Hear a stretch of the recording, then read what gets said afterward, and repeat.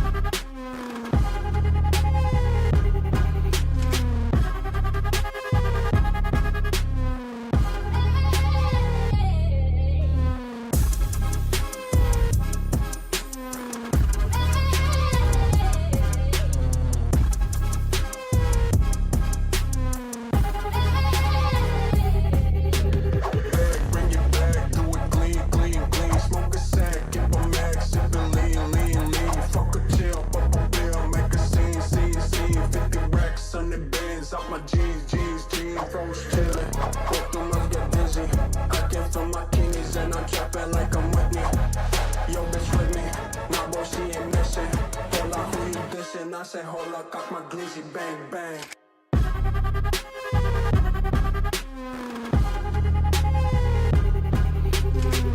I said, hold up, got my glizzy, bang, bang.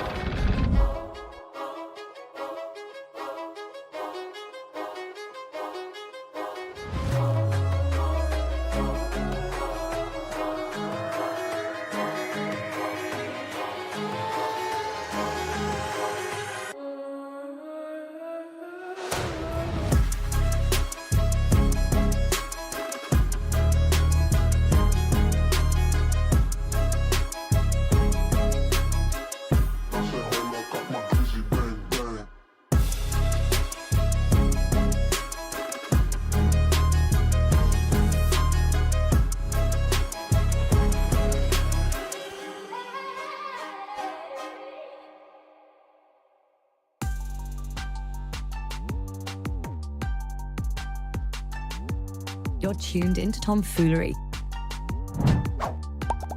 Make sure to hit the thumbs up button and subscribe. And consider donating with super chats, stickers, memberships, or you can even gift memberships to other chatters. Or use the tips link in the description to write a message for TTS that will be read on stream. Hit the like button, or you ain't black. And that's a fact. Jack. Enjoy the show.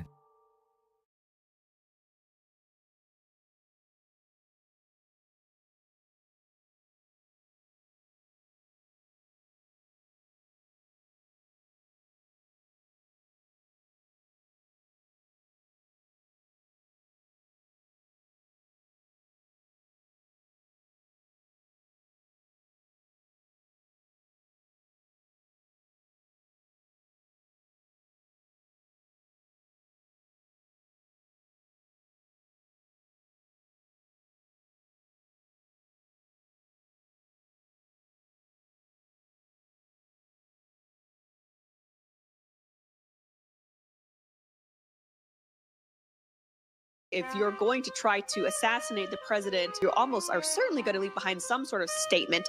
Instead, we have not been given any more news about. He almost definitely wrote a manifesto, but it's a bunch of like far left communist manifestos.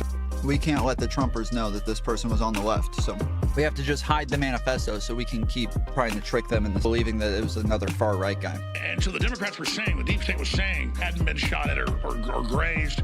I keep hearing all the right-wingers say this, like, yeah, we saw the mainstream media saying that it wasn't even a real gun, it was actually a toy gun, but now we know that it was actually a real gun the whole time. It was real danger. I almost believed it. I was one of the people who almost believed that it was a Nerf gun, but it turned out that it wasn't. They tricked me again.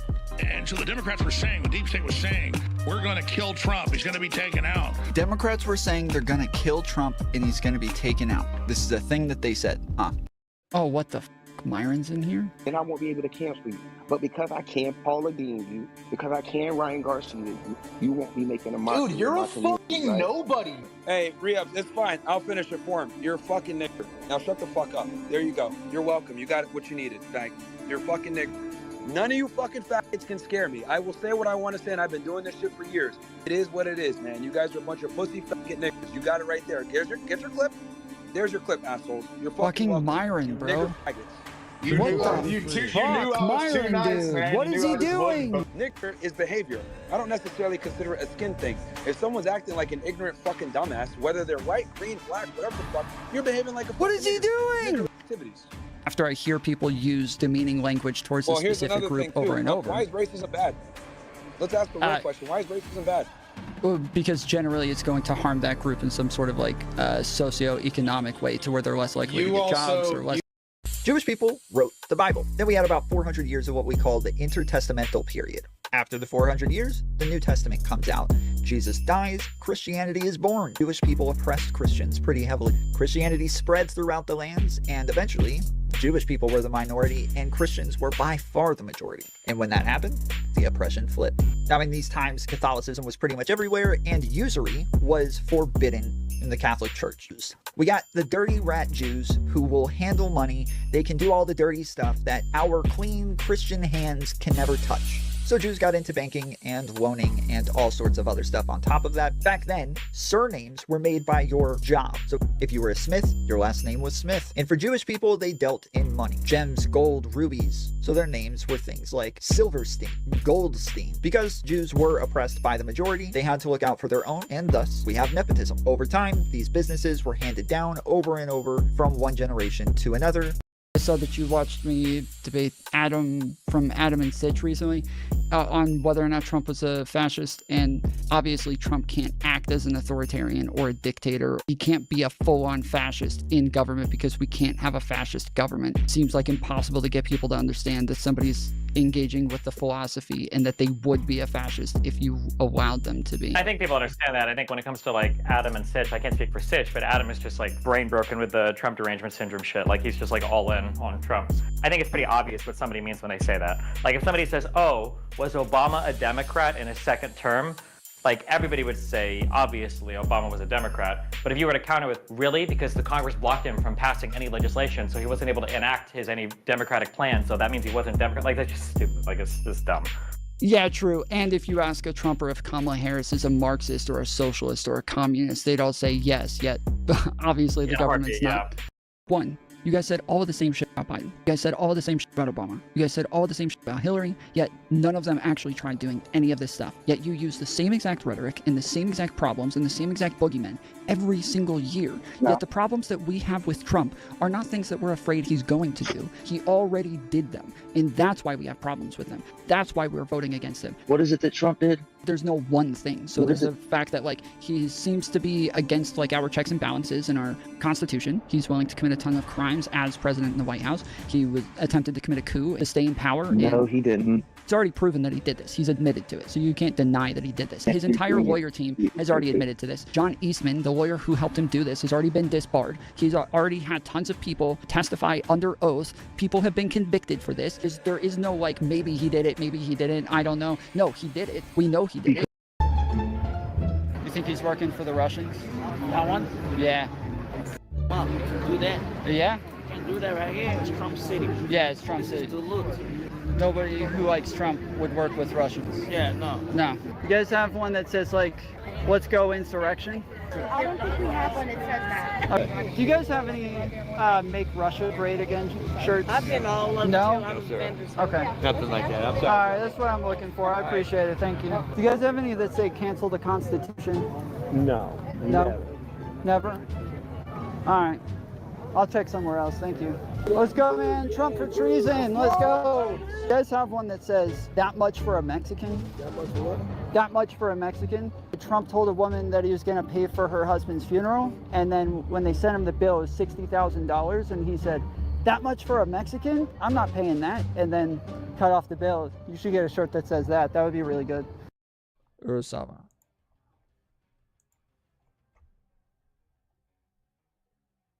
I let people poke the whites of my eyes because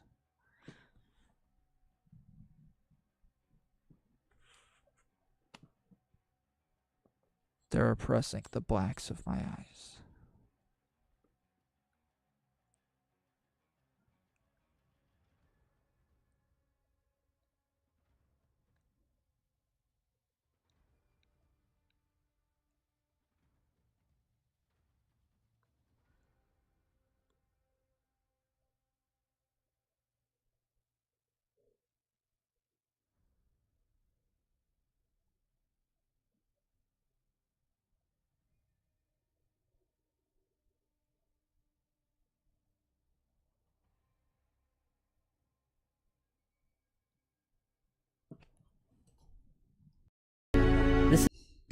Okay.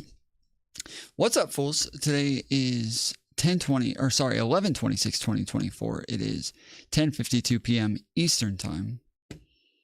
We're just getting started here. If you haven't yet, take a second, hit the thumbs up button, or subscribe if you haven't done that either.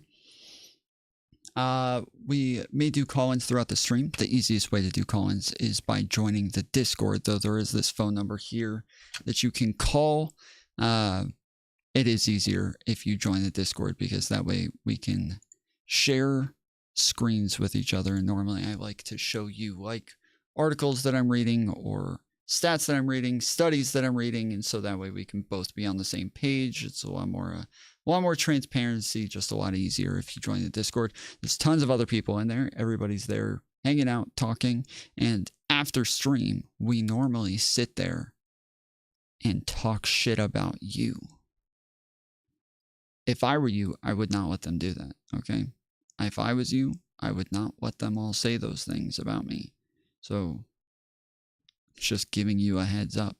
You should probably get in there and say something to all of these people. It is not looking good for you going forward. But you can still save yourself by joining the Discord today and stopping them from spreading this information about you. So yeah, I got a lot of stuff to get into today. I did, oh, that's right. I did want to go over. So there is one other thing. So there's something that I wanted to touch on the other day and I totally forgot about it. Okay, so there's this short that I posted the other day.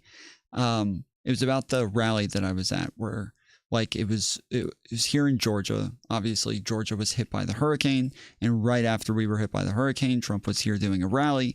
And so this is just like a short that I made just real quick, but I'll show you the short and then I'll show you like what it is that I'm trying to tell you about. During our 4 years, we had the cleanest air and the cleanest water. The cleanest air and the cleanest water? So I was at the Trump rally the other day.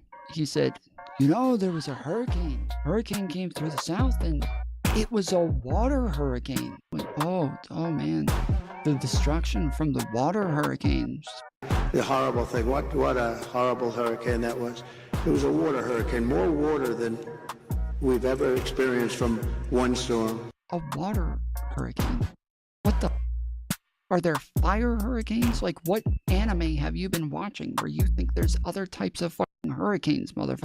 Wait, Tom, before I leave, can you defend my... Okay. So... During our 4 years, we had... It's kind of frustrating, and this is one of like the most annoying things about the MAGA movement to me. And obviously this isn't particular to the MAGA movement. Everybody does this, but I feel like it is more common with the MAGA movement where they all kind of become Patterson Harks. What the fuck? Yeah, we're just gonna go with that. Yeah, we'll just, LL, you weren't hit by a hurricane?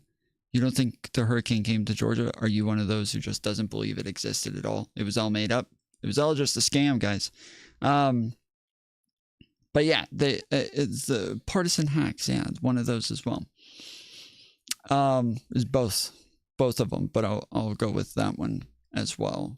So yeah, so like I feel like there is like a lot of partisan hackery that exists where they feel like they have to defend every little thing that Trump does. And obviously that's what I was talking to Rob Noor about the other day, when Leader brings up the way that Trump talks, the things that he says, the way that he engages with people, and the fact that he just really cannot engage with norms. Let's see. I think you're in Woodstock and Augusta got hit by tornadoes and Trump did a rally in Duluth, but play your role, clown boy. Hold on. I didn't say Woodstock got hit. I don't live in Woodstock, but I didn't say Woodstock got hit. I said I live in Georgia. We got hit by the hurricane, and I went to the rally that Trump was at in Georgia. Nothing you said. You just named different cities. That's all still fucking in Georgia. That didn't change anything that I said. That didn't change anything that I said. I don't know why. I don't know what the fuck. This is what I'm talking about. You guys have to try to find a way to fucking disagree, and you have to split your brain into a bunch of different directions to try to find a way to fucking get upset or get triggered or to argue with shit or get offended. Like, it's just you can just be normal. Just try it for a little bit. But anyways, so shit like this, where they just feel the need to defend Trump in times when they don't need to. So like, I remember in 2016, that wasn't the case. When Trump first came around, people were much more willing to say, yeah, Trump, yeah, he was wrong there. Yeah, he shouldn't have said that. Yeah, that was bad. Yeah, I don't stand by that. And I feel like conservatism was like a much more like a Christian movement at the time. So obviously people were much more willing to like stand by their morals and say like, yeah, no, we don't condone that sort of behavior. We don't condone that sort of talk. Like, we don't like that. That's not our thing. And that didn't mean that they weren't going to vote for him. That just meant that, like, yeah, they were willing to be like more pragmatic with Trump. And as I said, obviously people do that with like Hillary. They do it with Biden. Everybody does this where like they have an identity that they align with, and that identity means a lot to them. And so now anything that like hurts that identity whatsoever, even if it's not hurting them, if it hurts their identity, they get upset and they get defensive. So like, everybody knows that there's a long time where I went off about how like progressives annoy me in a bunch of different ways, right? And one of the things that I would say is that progressives are people who just complained about Trump being a fascist, complained about him being a Nazi, complained about him being a danger to democracy and all this shit. And then they told people not to vote. It was insane. It's like, how can you believe these things? How can you believe that he is that bad and he's that horrible? And then you just tell people not to vote. How does that work? Like, if he is that bad, you should want everybody to vote and vote for the other person. But when you tell people not to vote, I don't believe you actually believe any of those things. I don't think you actually believe any of that if you tell people not to vote. And when I say this, progressives in general get offended. Progressives across the board get offended and start disagreeing with me and start getting mad at me and start getting like upset and start defending progressivism. And I'm like, whoa, I'm not attacking progressivism. I'm attacking progressives who told people not to vote. I'm attacking progressives who said that Trump was like the end of democracy and then told people not to vote. Like, that is so hypocritical. That is so retarded. But just bringing up the word progressive, that's the part that like they identify with. And so they feel like you're attacking them now because you're talking about people under that label. So just as if I say something about Trump, people who voted for Trump now feel personally attacked. They feel like I'm attacking them personally. It's because people had real issues with the Israel-Palestine war, but I agree it is annoying. I understand sticking to your values, but man, does doing that set them even further back. Right. Because yeah, it doesn't, if that's how they felt, their issues are that like the United States is too pro-Israel, right? They don't like how much the United States is willing to defend Israel. Donald Trump says he advertises himself as the most pro-Israel president. And he probably is. Like, it's true. Like, he did a lot for Israel, and he like literally moved the fucking U.S. embassy into Jerusalem, kind of like solidifying, like, oh no, oh, you guys called this Palestine? No, we call this fucking Jerusalem, bitch. And it was like huge for Israel, super helpful for them, but also like something that definitely was part of the impetus to the war starting. And so yeah, to then be against like whatever positions that Kamala has towards Israel and Palestine, like, okay, fair enough, but Trump again is the most pro-Israel president. Like, like, you're not getting better with him. Like, even if you want to say that, like, you think you think that that Kamala is like pro-war or something, fine, fair enough. Like, you're just not gonna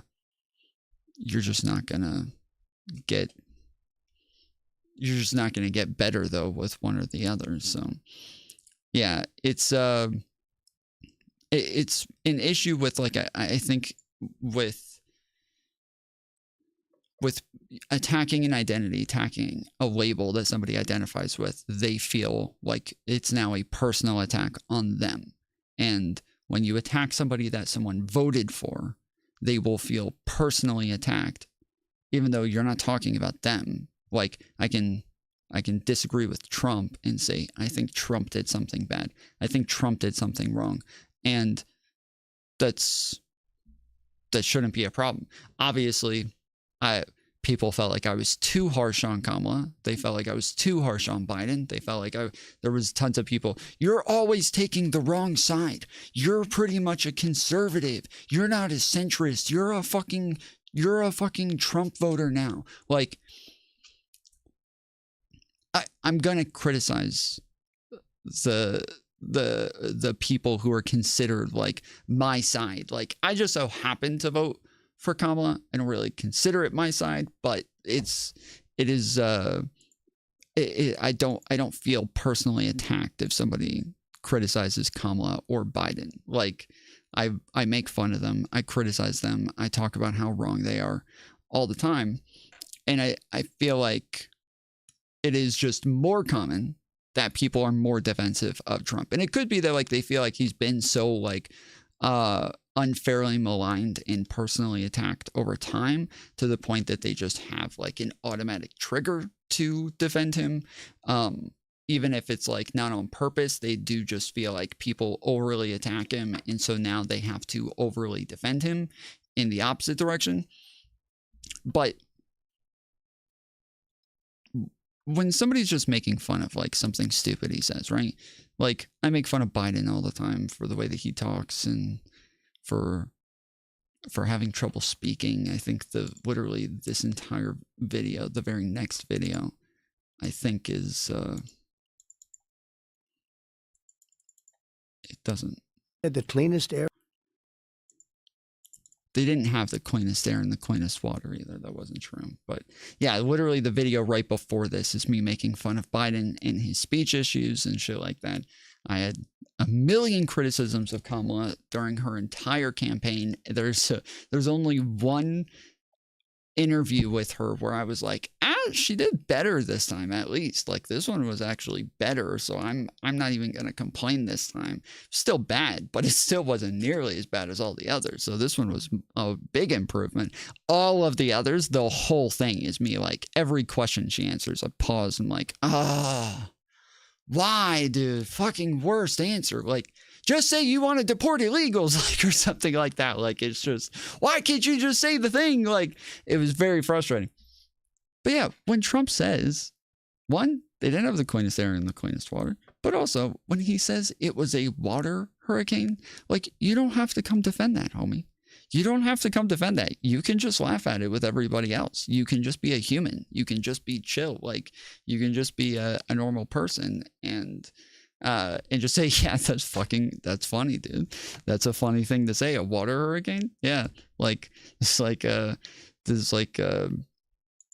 don't know. It's like saying a water ocean. Like, what oceans are there that aren't made of water? Like, it's not but yeah, there's a bunch of people in the comments who immediately get defensive and start, this guy says EPA records water quality. It's not about your liberal emotions, which personally I would say that the Trump voters are much more about their emotions than anybody else. But yeah, I replied to this. I said, true, I'm glad someone will listen. So according to the EPA, then, Trump's administration wasn't anywhere close to the cleanest air or water. We went up in smog in 2014 to 2015, and that didn't subside under Trump. He also removed us from the Paris Agreement, and the UN said that his administration was way behind the goal that we agreed to. He also rolled back tons of regulations allowing companies to unload coal debris, uranium, and other chemicals into rivers and streams, making stuff way worse. Maybe you should have read the EPA findings, which I always find surprising if somebody's going to comment and say, like, it's about the EPA findings, homie, not your feelings. But they didn't even take the time to read the EPA findings. Like, why didn't you do that before you said that? Like, why would you quote that? Because he's right. It is about the EPA findings. He's totally correct. He knows where to get it. He just doesn't, he just didn't do it. So yeah, I guess I didn't even see he responded, but he said, Obama was in office 2014 to 2015. You should read the EPA numbers. It's not hard to find. We had the cleanest air and water in recorded history Trump's last 2 years. That's just not true. That is factually untrue. I literally just explained how that's untrue, but he didn't engage with any of that. He just said, you should read the numbers. What numbers? There's numbers on a ton of different things. I just gave you a bunch of different ways to where that was different. What numbers do you want me to look at? Which ones? There's not like, this is the water number, this is the air number. Like, no, there's a bunch of different things like smog, like, the rate of certain chemicals in water, like shit like that. I don't know why he just didn't respond to any of that, but this one's fine. This wasn't nearly as bad. Okay. This one's all right. The best one.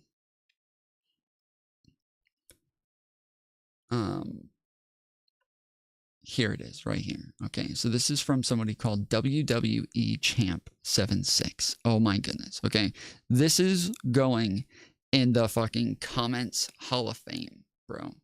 This is going in the comments Hall of Fame. We don't.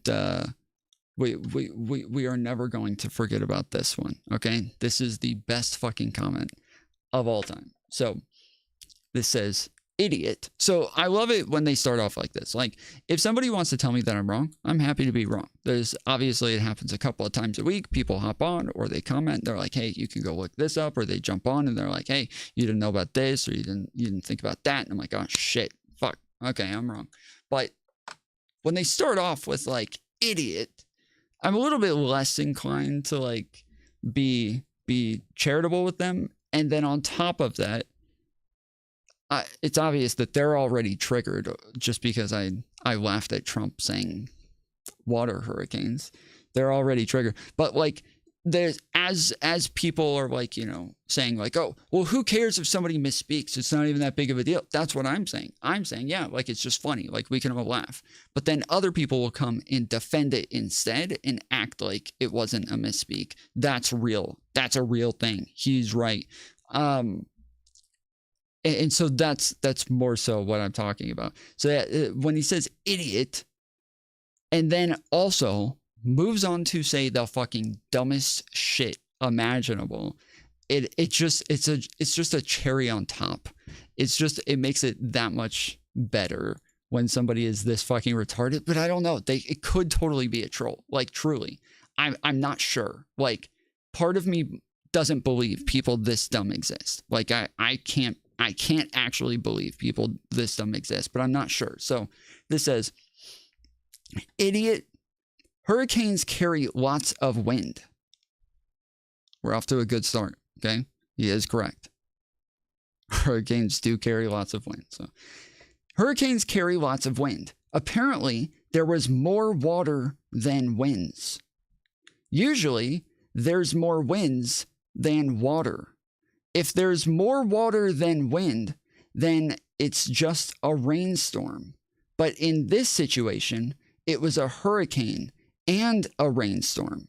At the same time, you don't always have rain with a hurricane. A hurricane is high winds accompanied with rain.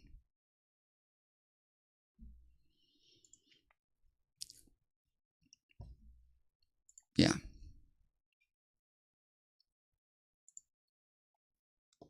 Yeah.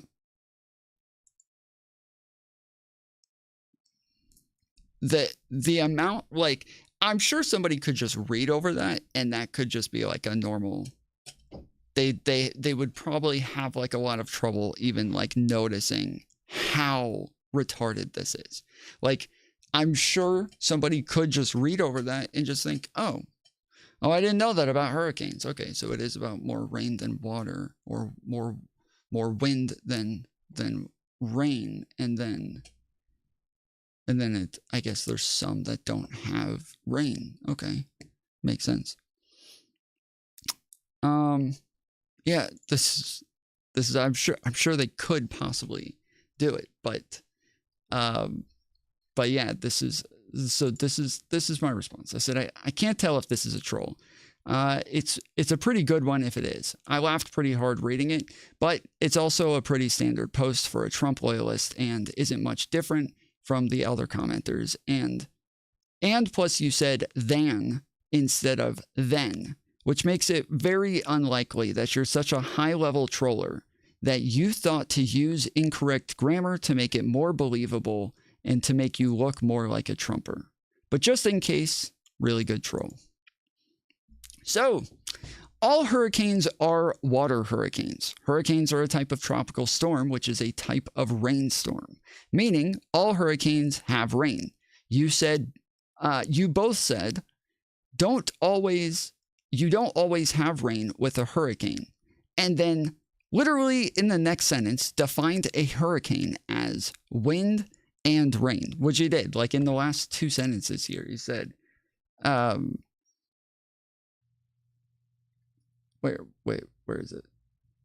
He said, at the same time, you don't always have rain with a hurricane. You don't always have rain with a hurricane. A hurricane is high winds accompanied with rain.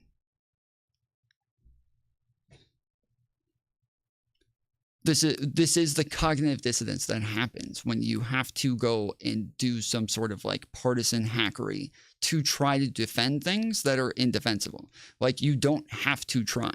You don't. You can just not be a partisan hack. You can just not defend Kamala. You can just not defend Joe Biden.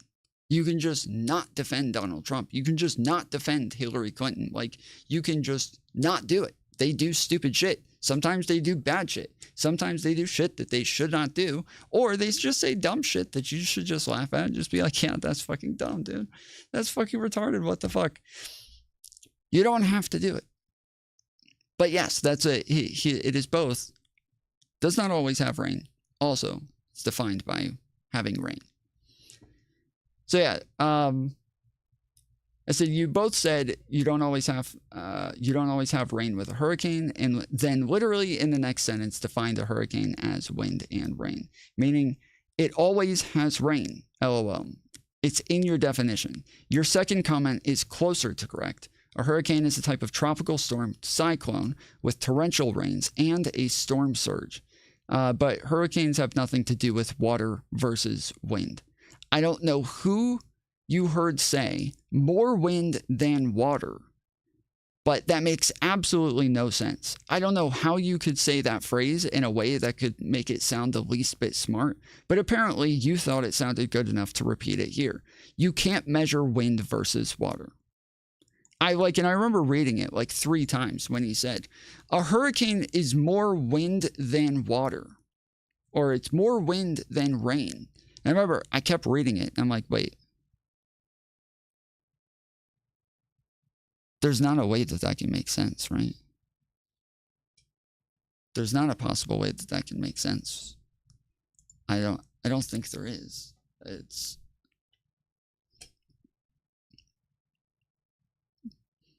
how can you measure rain versus water? They're totally different measurements. So I said, yeah, you can't measure wind versus water. Water is measured in weight, or it can be measured in weight or volume. Obviously, we have ounces for like bottles and shit, but I think generally that's volume.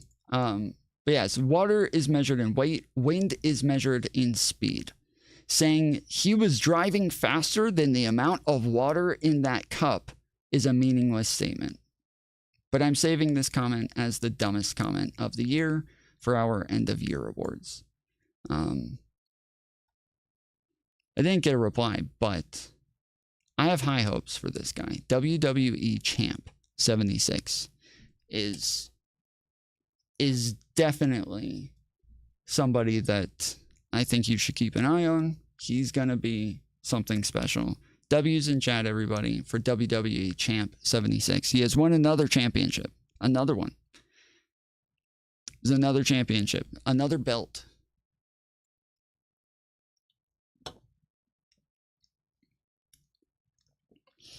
Another one.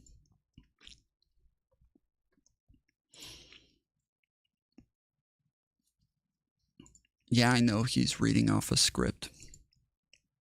I don't think he was reading off a script. I think that he is just incorrect. But I think that that's what people do when they get overly defensive about things. So,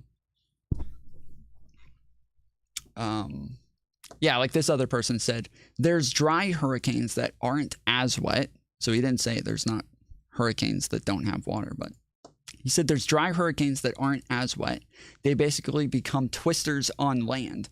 That's called a twister. It's not a hurricane. It's just a twister. But they basically become twisters on land, and there isn't much flooding because they detach from a weak water spout. Yeah, there's fire devils and dust devils. Those are fire devils and dust devils, not hurricanes. They're just they're just not hurricanes. They're a totally different thing. I bet you don't know what a water spout is, which is a weather phenomenon. It's where a hurricane pulls water from a body of water up into the sky to make it bigger or keep it going. Fucking city people, I swear. Trump is city people. Trump is city people. Like, what the fuck? I'm not really city people, but Trump is city people. So that is probably the problem, is that Trump is city people. So he maybe we have a reason for why he doesn't know what a hurricane is, or that all hurricanes have water, but yeah.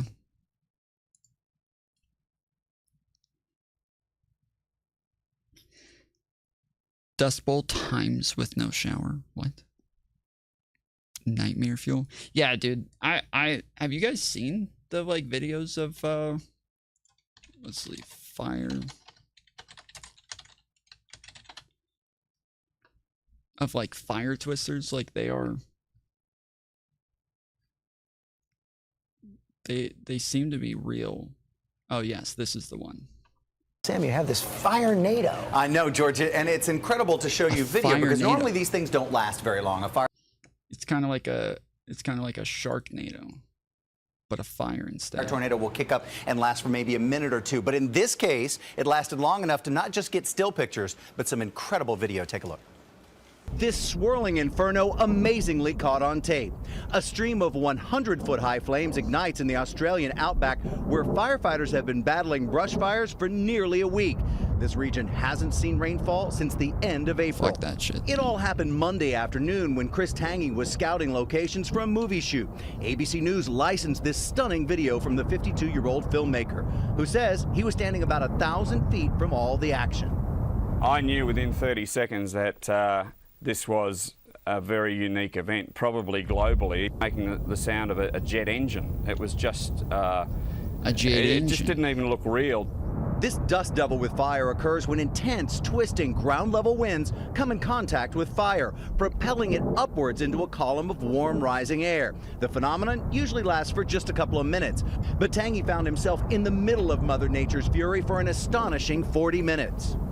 I've never seen anything so big move so quickly in my life. It was awe-inspiring, absolutely, and it's something I never expected. Or inspiring. So apparently Hassan was on CNN. Now, I didn't click on it yet. I plan on clicking on it. Okay, we'll see what's in this. But I did find it kind of funny when I searched this, because somebody told me, yeah, Hassan was on CNN. You should go watch that on stream. So I was like, okay, we'll check it out. I look it up. I search Hassan CNN. And a bunch of pretty much everything that comes up is not about HASANABI. It's not about Hassan Piker. It's about CNN banning a conservative journalist who was on a panel with Mehdi Hassan and said, I hope your pager doesn't beep. Or I hope your pager doesn't go off.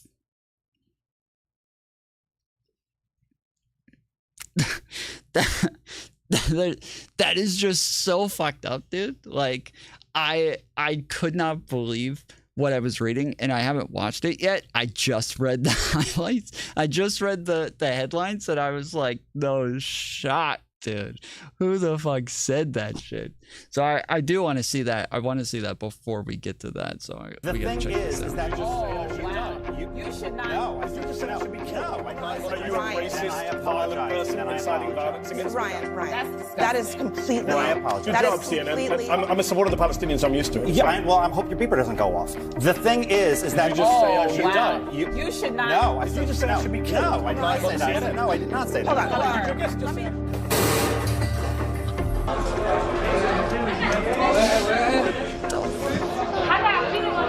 Hold on.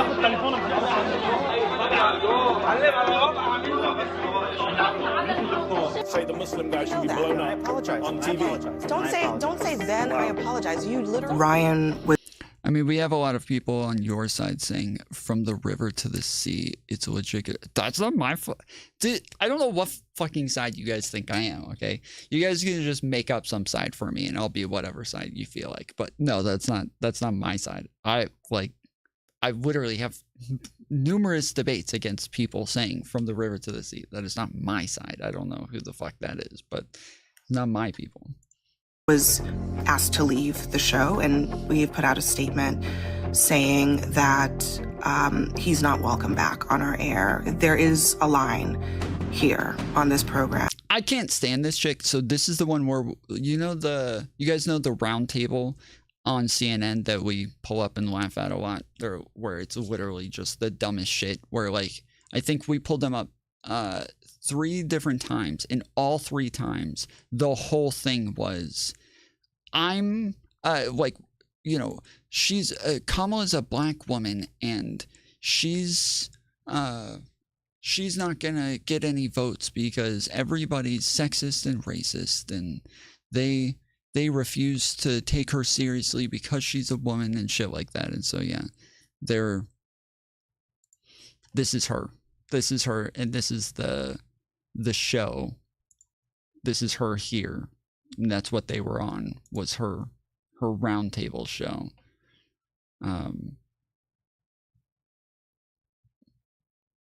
So yeah, that's to leave the show, and we have put out a statement saying that he's not welcome back on our air. There is a line here on this program, and it was crossed. But I want to be clear. Yeah, on your program. I was about to say, people say shit like that on our panels all the time.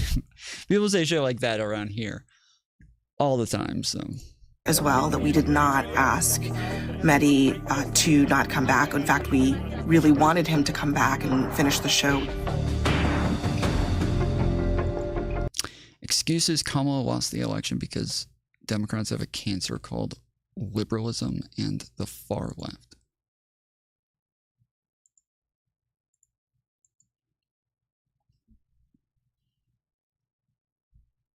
Okay.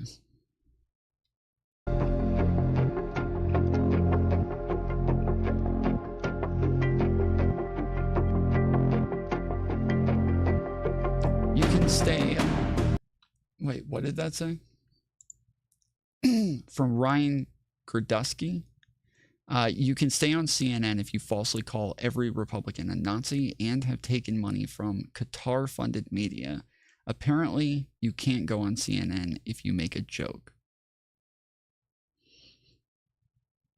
It's obviously like a hyperbolic statement. I don't know if I would call it a joke, though. He seemed pretty mad when he said it. He seemed pretty upset when he said it. Like, it seemed to... I think it was meant to be... you would normally call that an insult. Maybe not as much a joke, but yeah. I don't know. Maybe that's the same.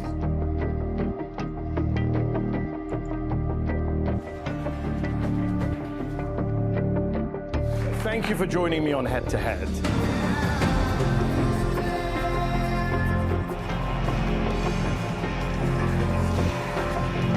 There's a lot going on. Like, I don't know if you guys know this, but there's literally a floating island of garbage in the middle of the ocean right now.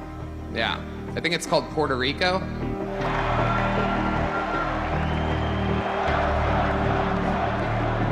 You don't want to be called Nazis. Stop doing it. Yeah, I was gonna say, Primus, that I was gonna say, like, did Trump lose in 2020 because that side has the far right and conservatism, and those are their cancers? Like, it's just that, like, losing a fucking election is not this, like, oh yeah, you guys have to abandon the entire ideology. It's all over. It's like, no, that's not the sky is not falling, homie. So yeah, apparently, I guess that's what happened. Called Nazis. Stop doing it. You've been called an anti-Semite more than anyone else's table. Yeah. And people would sit there and... No, by me. I never called you an anti-Semite. Okay. I mean, I'm not sitting here saying I'm a supporter of the Palestinians, so I'm used to it. Yeah, I hope your beeper doesn't go off. The thing is that... Did you just say I should die? You should not... No, Did you just say I should be killed? No, I did not say that. No, I did not say that. Hold on. Did your guest just say I should be killed? Hold on. On live TV. I said I hope you don't... Let me just stop. You said you hope my beeper doesn't go off. Okay, no, I did... Yeah, no. I don't think it was an insult. Yeah, I don't think it was an insult. I think it was a joke. It's obviously a very edgy joke. It obviously is a very edgy joke. But no, actually, I think it is a joke. All he said is, I'm Palestinian. And then he just said, okay, well, I hope your beeper doesn't go off. Like, he was kind of just giving like okay, so what? I don't give a fuck if you're Palestinian. Like, whatever, dude. Moving on. Can we get back to a conversation? Can we actually engage here? Like, why do I have to know that you're Palestinian? Like, get over it. Like, that's all he was saying. But it's obviously a very edgy joke. An anti-Semite more than anyone else's table. Yeah. And people would sit there and... No, by me. I never called you an anti-Semite. I mean, I'm not sitting here saying I'm a supporter of the Palestinians, so I'm used to it. Yeah, I hope your beeper... Okay, he says I'm a supporter of the Palestinians, so I'm used to it. I never called you an anti-Semite. I mean, I'm not sitting here saying I'm a supporter of the Palestinians, so I'm used to it. Yeah, I hope your beeper doesn't go off. The thing is that... Did you just say I should die? You should not... No, Did you just say I should be killed? No, I did not say that.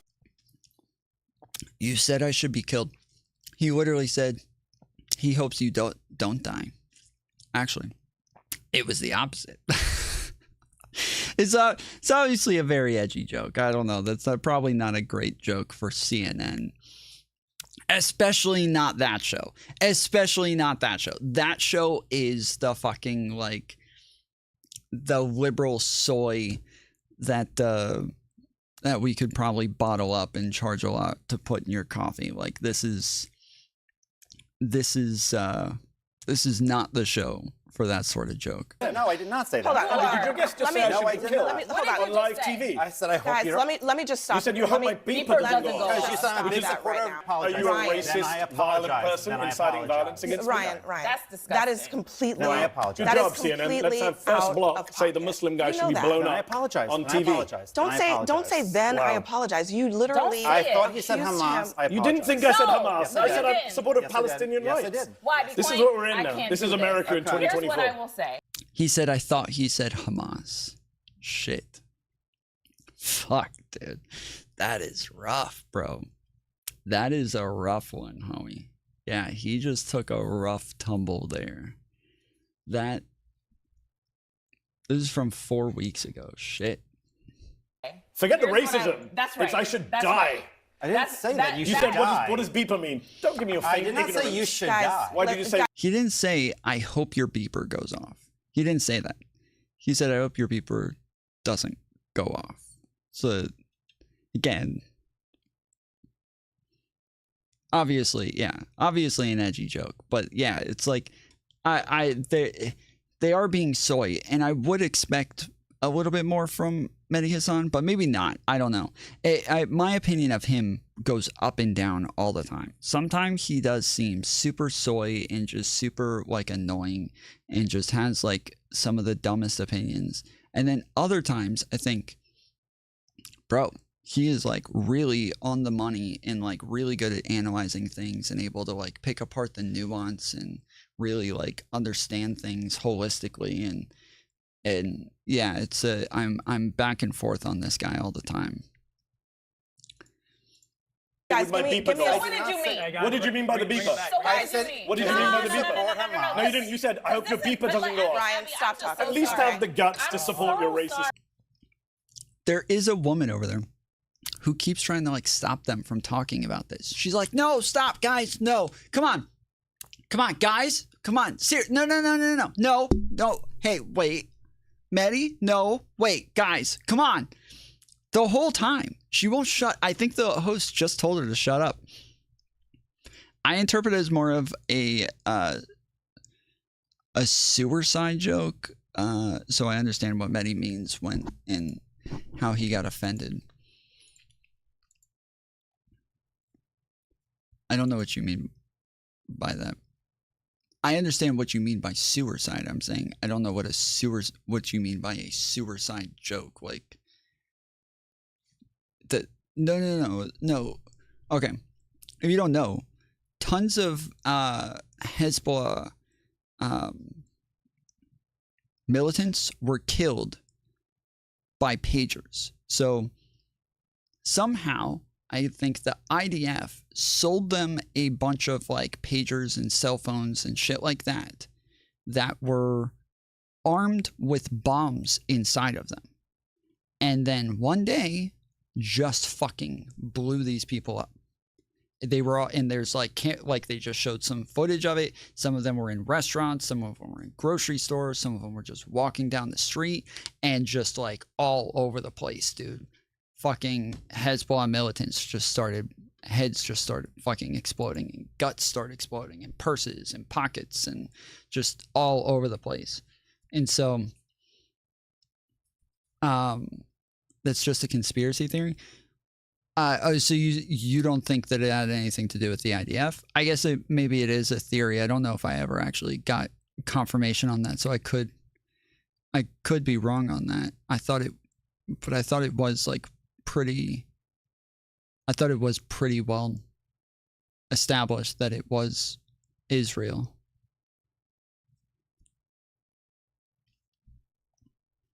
But yeah, anyways, the Hezbollah militants were killed by their own pagers. And so yeah, that's what he's saying when he says like, well, I hope your pager doesn't go off. He's saying, well, I hope Israel doesn't fucking get you.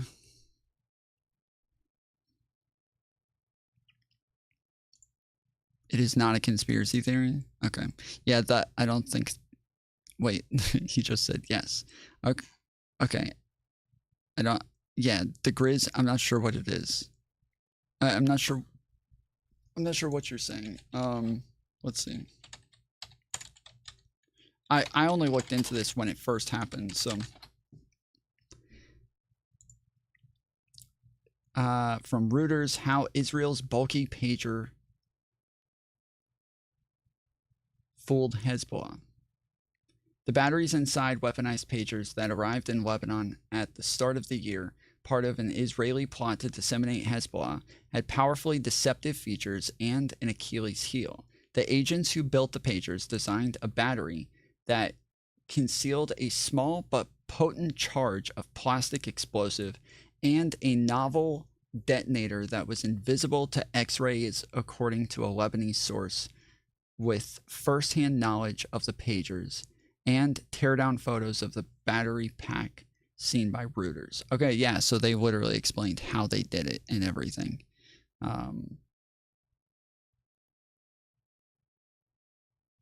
So yeah, it's all...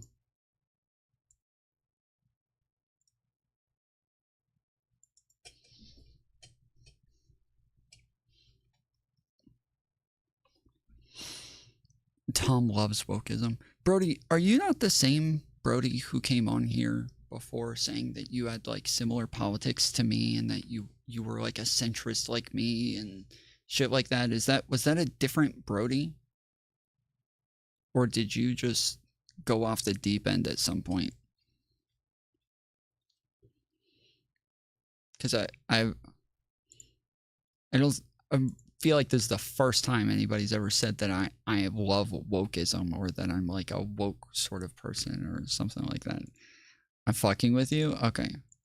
Well, but you have been like, I feel like you have turned out to have like very different opinions than what I would expect from somebody who calls themselves centrist and like much more partisan than what I would expect. So I'm asking because, yeah, it's not just that comment, but yeah, in general, I feel like it's kind of been very, very partisan overall. Tom is clearly far left, yeah. Obviously very far left. It's how can you not tell? Yeah, doesn't look like it's much of a conspiracy theory, but it is what it is. So all right. I said that I would go over oh wait, I never even got to the fucking Hassan video. I need to find my glasses too.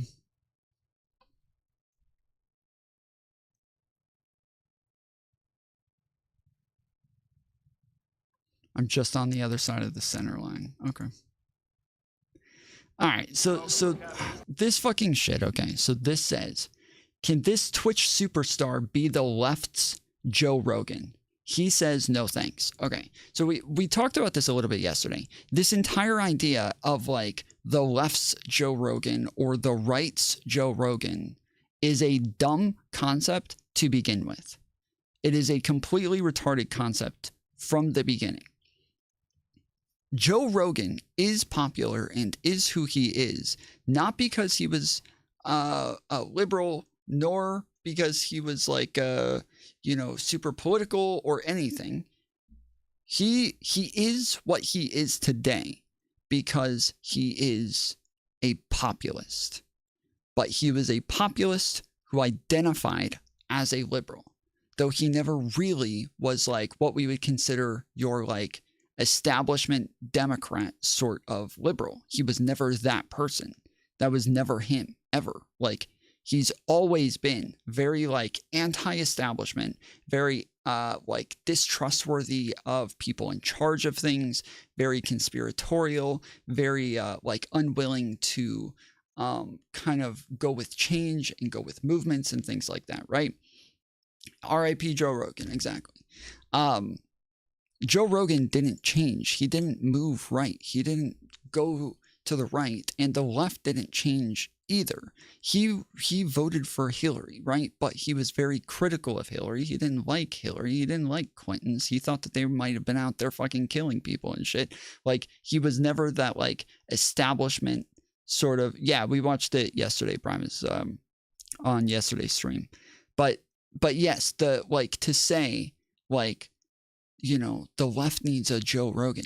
No, the Joe Rogan just is a populist, right? So just a shoe on head is a populist, and people think, oh, she's not really left wing, she's right wing because she agrees with Donald Trump on a bunch of stuff. No, that's just populism. They just agree on a lot of things. They just have a lot in common. Whether you're a populist lefty or a populist righty, you are going to agree on a lot of shit because you're populist. Joe Rogan has always been populist. The reason Joe Rogan is who he is because when the anti-SJW movement was happening, when you got the blue-haired SJWs coming out, you got the 62 genders, you got all of this fucking like crazy shit happening that everybody's like, is this real? Like, is this real life? What is going on right now? The biggest names engaging in this shit were going on Joe Rogan. And all of these people were becoming insanely famous together. So we eventually started calling them the IDW, which stood for the intellectual dark web. But really, it was just a group of populists.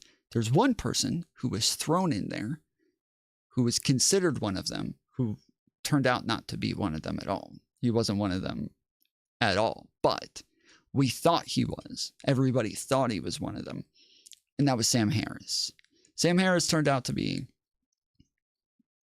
nowhere close to populist, nowhere close to like the rest of them. But the rest of them were people like Dave Rubin, Ben Shapiro, Joe Rogan, the Weinstein brothers, and then Sam Harris, Jordan Peterson. Those were the people. That was what we called the intellectual dark web at the time. But all it was just this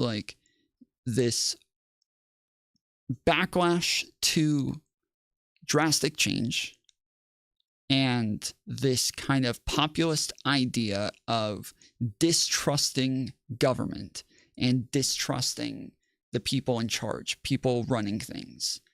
That's what it was.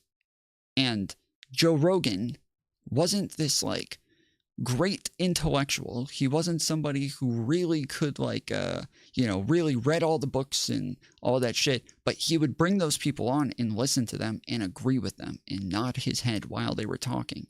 And yes, it was just it was all populism. It was all about their pushback to this conformity movement that was happening on the left.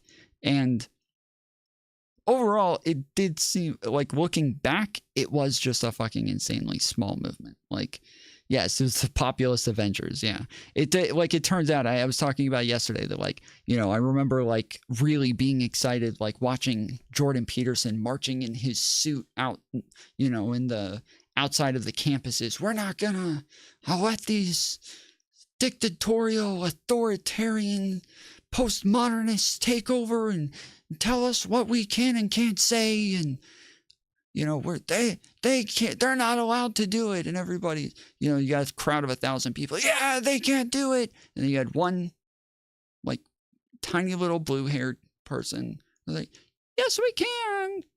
We're gonna do it. And whoa! Oh my goodness! This looking back, that's how I see it, is okay, we did all kind of freak out about this thing that wasn't really a big thing. But it seemed like it at the time. It was just so ridiculous and so loud online, to where the clips were all over the place. They were all over, Twitter. They were all over TikTok. They were all over YouTube, to where these people were just so fucking loud and so they just seemed so big at the time that movement seemed very necessary. But yeah, looking back, we were kind of just fighting ghosts, and they were ghosts that were pretty much already just like they were already just kind of laying down, like, I give up, like. So yeah, it was that this is not a thing that somebody else can become. They can't be that thing. Joe Rogan he didn't become the right-wing Joe Rogan. He's still just the populist Joe Rogan. That's it. He's just still the populist Joe Rogan.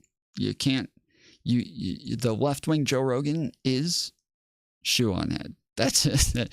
That's who it is. We've got a left-wing Joe Rogan. It's fucking shoe on head. She is the fucking brain dead populist that's over here saying the fucking crazy conspiracy theories and always like fighting against ghosts and like fighting against shit that's not really going on. That's shoe on head. We already got one, okay? But this says, yeah, can Twitch superstar be the left's Joe Rogan? He says no thanks. This is Hasan. Hasan, he's got to pave it on his own. He's not going to be Joe Rogan. He's not going to follow in Joe Rogan's footsteps. He's got to pave it on his own, dude. Everybody knows that.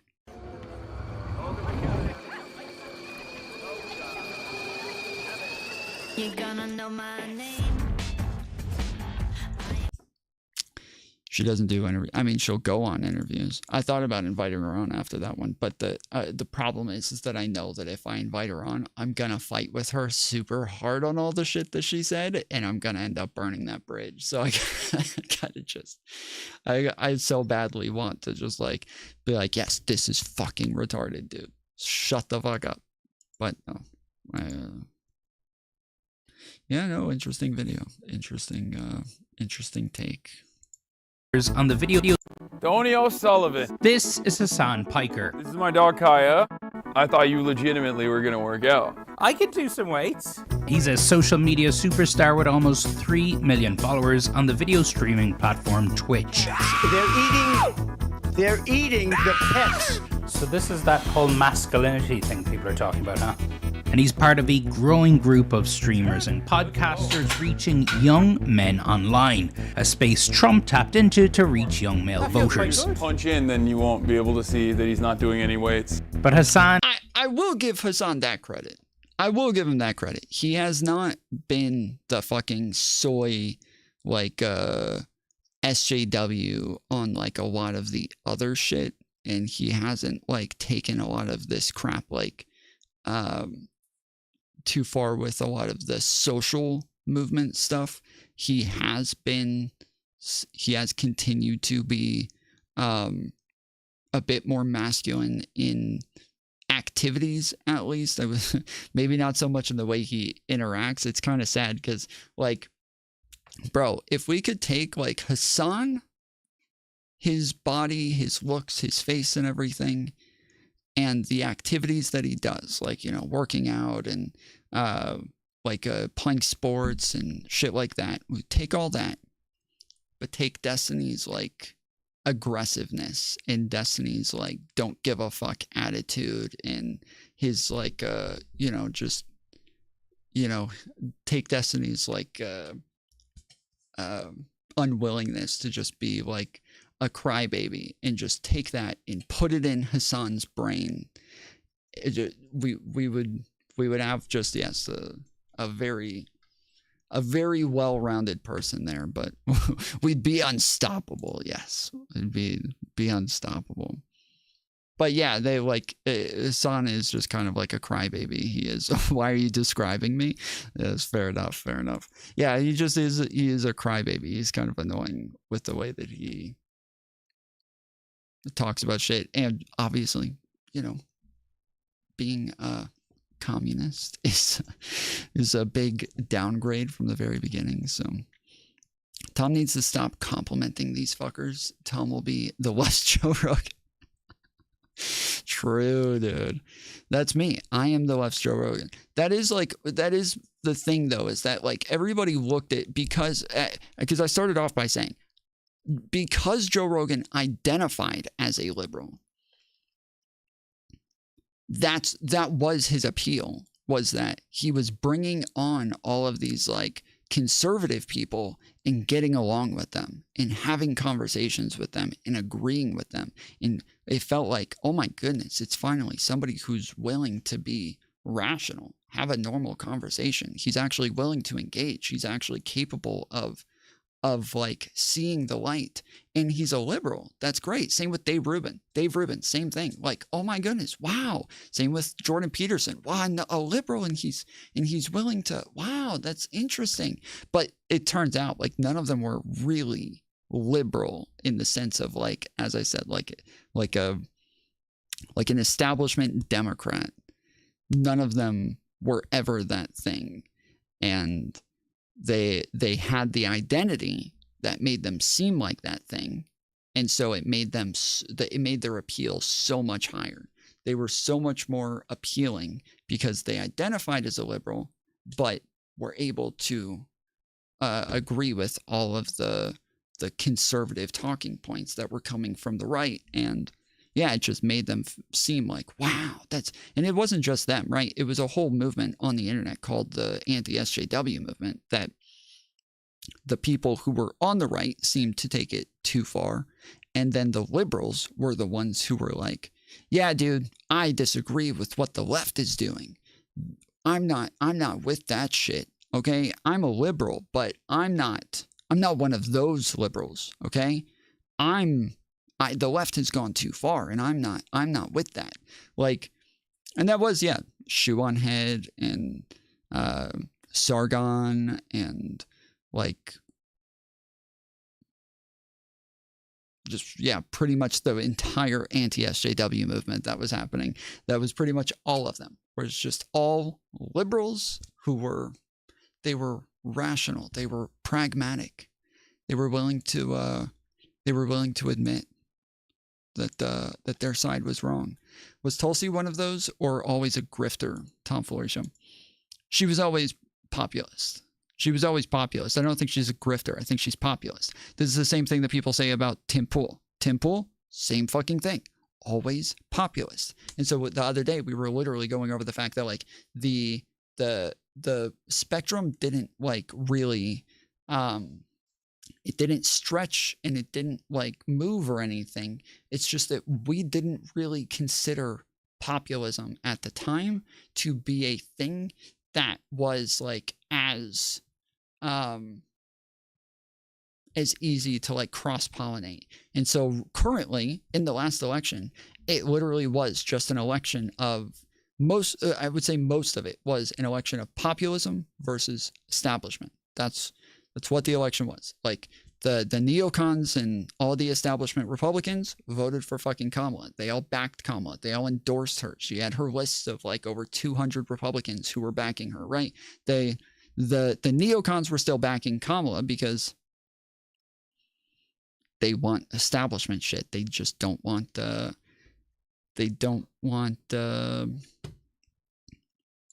populism. Whereas I'm also anti-populism. And so my main thing is, yeah, just I don't really like populism, but yeah, Tim Pool, same thing. He's a populist. Shoe on Head, same thing. She's a populist. Joe Rogan, same thing. Populist. What's his name? David. Fuck, I just said his name.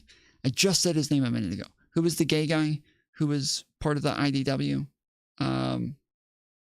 Dave Rubin. Dave Rubin, also populist. Like it was just, yeah, it's the same thing for all of the people who like called themselves is like, oh, I'm the rational liberal. I'm the one who's rational on the left. Like they were all just populists, and they didn't move right. They just had populist beliefs the whole time. So yeah, same with Tulsi, same with all these people. Is not a Trump supporter. He's a progressive, a fan of Bernie and AOC. The Democratic Party even invited him to the DNC in August. One thing we've been hearing for weeks now is that the left needs a Joe Rogan. Yeah. I don't think that the Democratic Party can podcast itself out. Yeah, this is so cringe, dude. This is so fucking cringe. the right and the left truly engage in totally different types of content too. Like the left has like this more like academic and aggressive sort of like engagement that's more like head on, and this is what the right used to be. This is why I started watching people like Ben Shapiro and Sargon of Akkad and you know, all these people on the right. I watched them because they were willing to go engage with the other side. They were willing to go argue their points. They were willing to go fight. They were willing to go and actually like have the fucking battle. And it was a fucking amazing time. But the problem is that everybody always said nobody on the left's willing to talk. They're not willing to talk. They're not willing to debate. It's just us. We're the only ones who are willing to do it. And it's sad that we all just sit around talking to each other now because the left won't debate and they won't talk. It was just all the time. They won't talk. But now it's the other way around where the left, they're the ones who are all debating each other now. They're all just fucking debating each other because the right, they got like in this space, in this debate space, we have two people who call themselves the premier right-wing debaters. And it's like, okay, you're not wrong. You are the premier right-wing debaters, but you're also the only right-wing debaters. So it's not really like a big, it's not really like a huge achievement when Charlie Kirk does this. Kind of, not really though. No, like kind of, but yeah, no, not really. His is, we can get into that, but his is very, very different. But yeah, even Steven Crowder used to do tons of debates. He used to do it all the time. He was always debating people online and on his show all the time. But yeah, it is like when we look at like kind of the internet politics sphere, people like Cenk Uygur, people like Destiny, people like Vosh, people like Hassan, people like like all of the others, like Pondering Politics, Pisco, me, what's the Brian Tyler Cohen, like this, it's very much like this culture of challenging your thoughts, like challenging your ideas, challenging the things that you believe. If you think you're right, cool, go fucking fight it. Go fight it. And that's, I mean, I've talked about this a million times. This is the way I've always been. When I was on the right, when I was a conservative, I never really felt like I knew something until I could like talk it out with somebody else, get them to challenge me, get them to like argue with me. I need somebody who disagrees with this to fight me on it. And if I feel like I can hold my ground on this intellectually through like a logical formula, then now I feel like I'm right. Now I feel like I know this thing. But in the meantime, I'll say things like, you guys will hear me say all the time, like, yeah, I'm not really sure. Like, I haven't like thought this out completely, but like currently my opinion is this, or my thought process is this. And like, yeah, it's just, I haven't debated it yet. I haven't really been able to fight it. Haven't been able to work out the kinks just yet. And so I don't know. And I think there is this culture of that on the liberal side, which is kind of like what has attracted me to them and gotten me to drift in that direction, is that, yeah, they just seem to want that challenge and want somebody to come and try them on their ideas. And I think there's a lot less uniformity on the left, where there's a lot more diversity, a lot more disagreement, a lot more different types of ideas. Everybody calls it leftist infighting, or they, but I think that's dope. I think like, God, that's cool. Like there's so many different groups. I used to think that about the right. I used to think, yeah, the right, we've got the libertarians, we've got the neocons, we've got the paleocons, we've got the Christian nationalists, we've got the, we've got the Orthodox, we've got the, like, there was just a ton of different groups that were all like challenging each other and disagreeing with each other and bringing the fight to each other. That made it a lot more interesting. When are you taking call-ins? Maybe a little bit later. I got some stuff that we're going to roll over for a bit, and then I might take some call-ins in a bit. But yeah. Charlie Kirk challenges college students to step up and debate him. Yeah, but that's kind of the difference, is that like, I would expect, who's like a pretty like shitty debater online that's like but still around, like Food Shops, if you know who that is. The Food Shops, I would expect Food Shops to do well against college kids, right? Not because they're like not because Food Shops is this like intellectual heavyweight, but just because they have engaged in a culture of debating a lot more, to where you have this big leg up on people who don't do it. So if you're like I know that if I go in to talk to somebody who doesn't really debate, you can just give me any fucking position. Just give it to me. I don't even have to know much about it. And if you have me put up against somebody who doesn't really debate a whole lot, I can still fucking wipe the floor with that person. And this is something that Andrew Wilson does, is that like when you get to a point where like you're not sure about defending your position, you can just attack theirs. Ask them a million fucking questions. Get them to justify every little thing that's part of their argumentation, and really just break it down into a million pieces to make them less and less confident of what it is that they're saying. And instead of you ever justifying something else, you just keep attacking theirs and don't let them justify their idea. That is something that Andrew Wilson, that's like his whole shtick. That's like his whole thing, is like, I am just going to keep fucking needling at whatever it is you believe. Not really ever going to defend anything that I believe. And if you ask me to defend something I believe, I'm gonna pivot real quick to something totally different, and then say, you did say this earlier though, and I want to make sure we can come back to that, but I forgot to mention this, like, now fucking needle him at that now. And so yes, it's something that, like, yes, if you've been in debate for a long time, you're just able to do it. And so saying, yeah, Charlie Kirk or other people, like, they debate college students, it's like, yeah, sure, like, whatever, like, yeah, I think just about anybody could just, anybody who debates in, like, is part of, like, a culture of debating could just go onto a college campus and do fairly well with those kids, even though most of them are more academic and have probably more knowledge than a lot of other people. They don't have the skill at needling people. Out of this issue. Joe Rogan, he endorsed Bernie Sanders in 2020. Maybe they should do an autopsy on why he left the party. I like to work out. I'm very bro-y. A lot of people look at the optics of that and they don't like it. This is precisely why I don't respect debate. It's like, it's fun and it's enjoyable.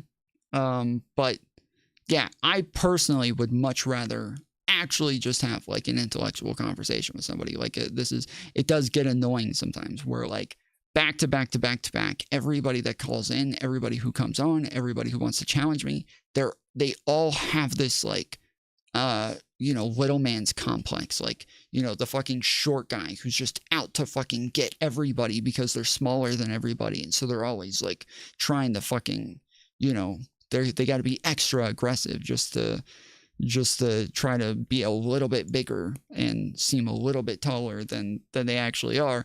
And that's, like, it's really annoying when, like, yes, everybody who calls in every fucking day is just somebody who's, like, trying to fuck with you and trying to get a W and trying to get the win. And I'm like, bro, I don't give a fuck about the W. Like, you have it. You already won. Okay. You got the W. You win. Now, can we have a conversation now? Can we proceed, please? This is getting obnoxious. Like, you already won. You can have it. I don't care. I don't care about the W. Can we talk about the fucking idea that we came here to talk about now? They think, like, oh, well, he's a little toxic, isn't he? And they don't really listen to what I have to say because I'm significantly more progressive than the average Democratic campaign. Yeah, I've heard you say when it comes to stuff that guys like, you seek that. This is the guy who did the This is the guy who did the show, the reporter, the CNN reporter. He's the one who did the episode on Hassan and communists for Trump. That's him. We watched this like super early one morning. And yes, he did the whole communists for Trump piece. That stuff out online, whether it's watching a streamer, whether it's watching guys talking about working out and fitness, you say that the right wing just dominates that space. Yeah. Why? Well, I think that's why I started on Twitch, right? I know for a fact that the video game space is like people who consume this culture, people who are a part of this culture are not all right wing. I wanted to showcase to people that like, no, you can be a progressive person, you can be a leftist and like have fun at the same time. How many people were watching your live stream on election night? The total unique number was 7.5 million. There's a general sense that when it comes to the world of podcasts, alternative media, I don't even know what you want to call it, that Trump did a much better job at that. Wait, did he say the general unique number? Did I hear that correctly? The right wing just dominates that space. Yeah. Why? This culture, people who are a part of this culture are not all right wing. I wanted to showcase to people that like, no, you can be a progressive person, you can be a leftist and like have fun at the same time. How many people were watching your live stream on election night? The total unique number was 7.5 million. There's a general... The total unique number? I know of unique viewers, which means that it's somebody that's like not normally going to be in your algorithm, I think. But there's no shot that that was the unique viewers. That's got to be just the total number of viewers. There's no fucking way that that was the unique number. Not a shot in hell, dude. Yeah, from what I understand, that is like that is just a number that's just talking about I'm not positive. Let's see.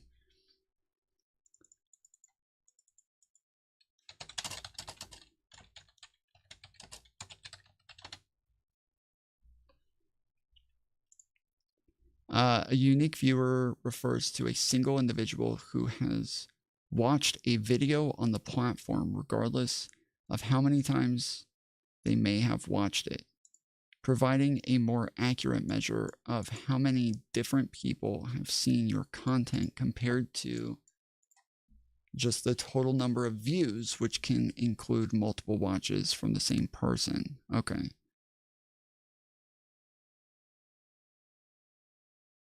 Oh, okay. That makes sense. Huh.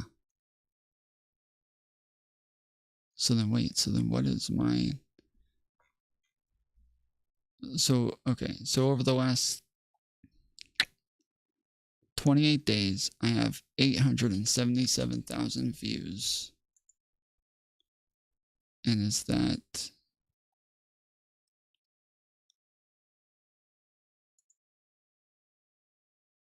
And then, okay.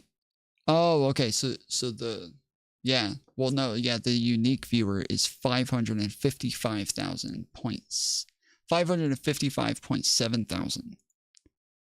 Okay. Yeah. For some reason, I thought it was people who weren't like in your algorithm feed that still ended up seeing you because of something, some other reason. Okay. Weird.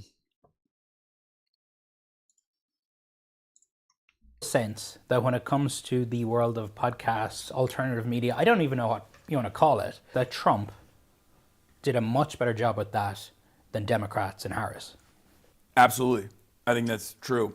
I was a naysayer early. When I saw the Aiden Ross collab, I thought this doesn't have motion. So this is Trump with Aiden Ross. When yeah. Trump went on Aiden Ross's stream, I was like, it was awkward. It was weird. But then I saw Trump. Yeah, I remember we watched Hassan talk shit about this, and I remember saying, this is like a brilliant idea. Like, this is It doesn't matter how boring the show was. What matters is that as an influencer, you have like the parasocial power to like say you endorse something, you like something, I'm in favor of that thing, and your viewers will think, oh, I like him and he likes that, so I should probably like that too.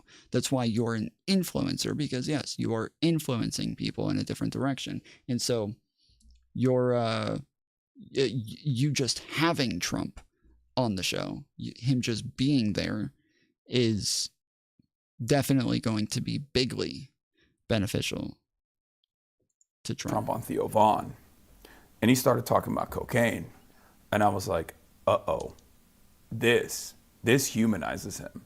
Cocaine a stronger oh yeah up? Yeah. Cocaine So you're way up with cocaine more than anything else you can think of. Cocaine will turn you into a damn owl, homie. You know what I'm saying? Yeah. It'll. Harris did consider going on Joe Rogan. Yeah. But she didn't. That's like my dad when he's asking me about drugs. That's exactly what it looks like. Okay, so heroin is a downer.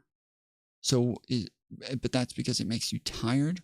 So does that mean that weed is also a downer then? No, Dad. Weed's not a downer. It's not an upper or a downer. It's its own thing. Like, okay, well then what about Xanax? Is Xanax a downer? No, Xanax is a barbiturate.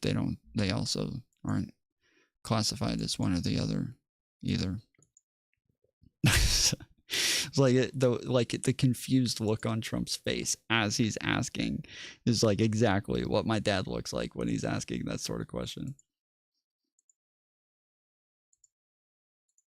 Yeah. But she didn't. So that was a mistake as well, I think, because Joe Rogan can't deliver adversarial interviews if his life depended on it. What? Couldn't you say he could effectively do the same by just having a MAGA hat or just vocally endorsing Trump? Yes, he could, but there is a massive difference when you actually see somebody engage with the other person, right? So, this has always been a thing, is like, what if I have a large audience here and I'm telling everybody, yo, there's this new creator, you guys should all go watch them, they're fucking awesome, go check them out. Mods, post the link in chat, everybody go give them a sub. Nobody fucking goes and subs to them. I can have like 500 people watching, 3 might go subscribe to that person. Whereas if I have the person on and we sit and hang out and we talk to each other for a while, then at the end we say, yeah, mods, post the link in chat, way more people are going to go and subscribe to that person now, because they kind of like, they know what it is that they're subscribing to. Whereas just in general, hey, that's a cool guy, yeah, go do that thing. Like, it's not really the same. So on top of that, when we're talking about like the parasocial interaction, when the reason that like streaming is something different from everything else is because you have like a much more like clear interaction with the streamer. Whereas like somebody like Ben Shapiro, there's not really like parasociality there as much, because you don't get that like personal part of him. Whereas like for streamers, not only are we talking to our chat, are we engaging with our chat, but you watch us for 8 hours a day. We'll have other people on. We got our friends on. We got our family on. We'll have other people jumping onto the show through Discord. We have conversations with people. We're talking about our day. We're talking about who we're talking to, talking about who we're dating, talking about like all of these different things. And you know that person. It's kind of like watching a reality TV show, but they're also like entertaining at the same time. And so yes, it's very different when you put Trump in that atmosphere where now all of the viewers who feel close to this person that they're watching, they feel like there's this very like direct line of communication between them and Aiden Ross. Now Trump is right there too, and now they have that direct line to him, in the same way. And so yes, it's a totally different thing. The way that we think of things like endorsements or YouTube videos or television shows are nowhere close to the way that we consider streams. Streams are just a whole other thing altogether, which is why vertical streams are doing well, is because most people who are vertical streaming are just on their phone. They're just standing there with their phone, just holding it. And they'll go do TikTok, they'll do Instagram, they'll do YouTube, they'll do all these different IRL streams out in the real world, because yes, it's just a very different thing where now it's even more personable when you're just seeing through the lens of their phone. What is it that the Democrat Party has to do differently? Well, I think that they need to change their policies. It's a policy thing. Yes, it's 100% a policy thing.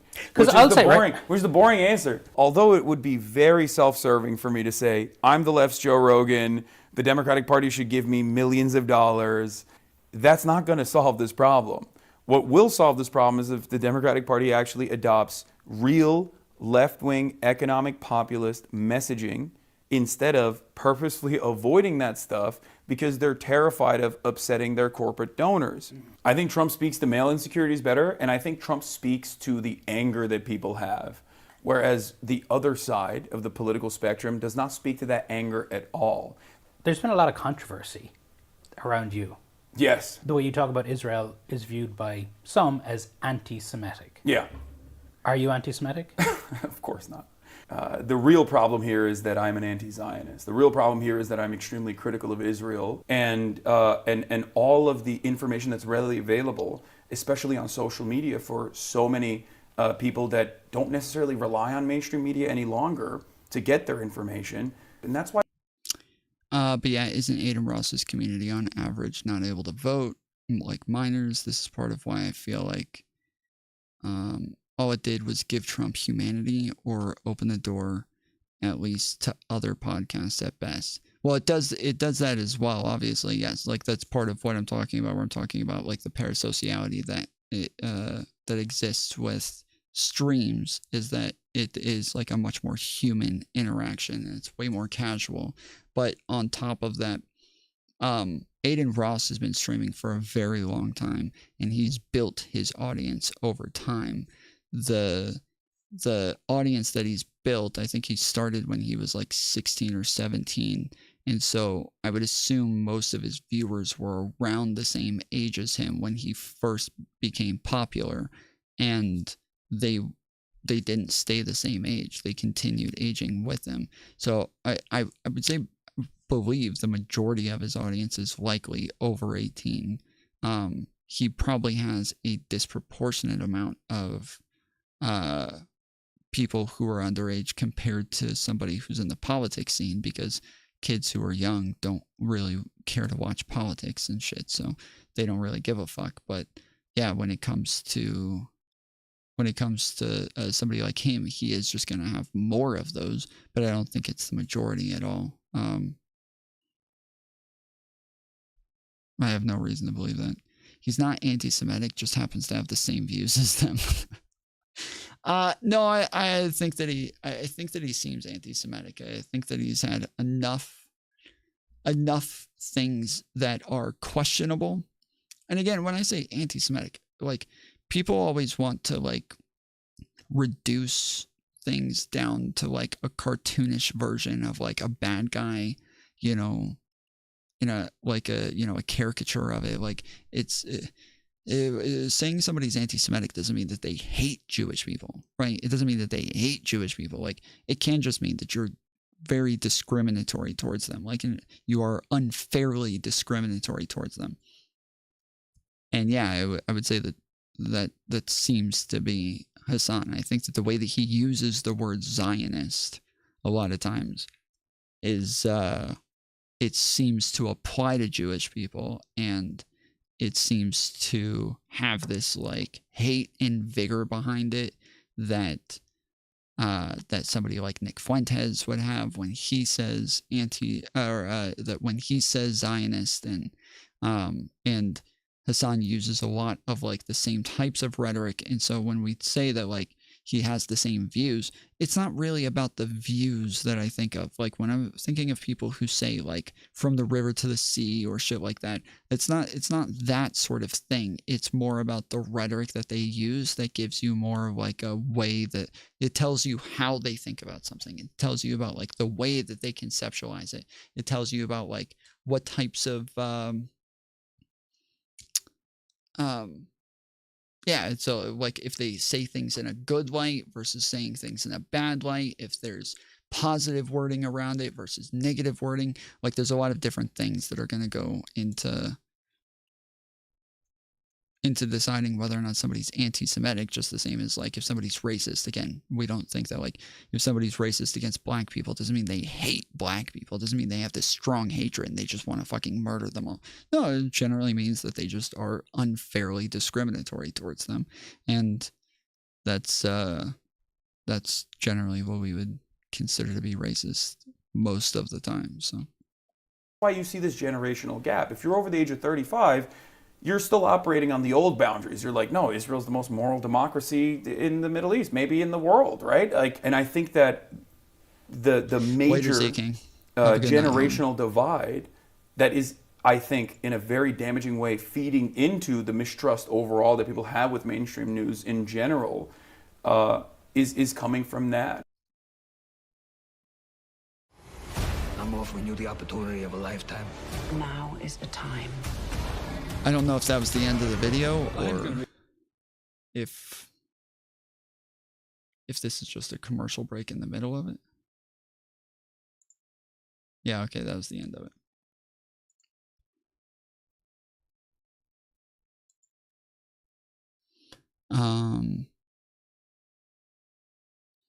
Netanyahu addresses why the security cabinet is agreeing to a Lebanon ceasefire.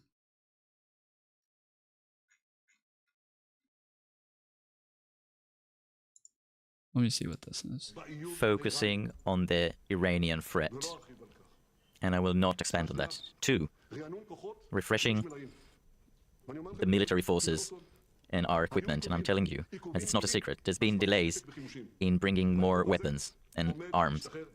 And this delay will finish soon. We will have advanced weaponry that will give us more power to finish our goals. And the third reason for ceasefire, detaching the front of the war from Hamas. From the second war that Hamas pressured Hezbollah to act with him. And now Hezbollah is no longer, and it will help us with the task of bringing our hostages back. We were attacked in 7 fronts, and we... Where's that guy who thought this was a conspiracy theory? Where did that guy go? Is he gone? Okay. I'll take a couple calls real quick if you guys, we'll try to keep them each to like 5 minutes. So if you guys want to jump in the waiting room, we'll pull people in the order that you all are jumping in. And Von Bono, how's it going, homie?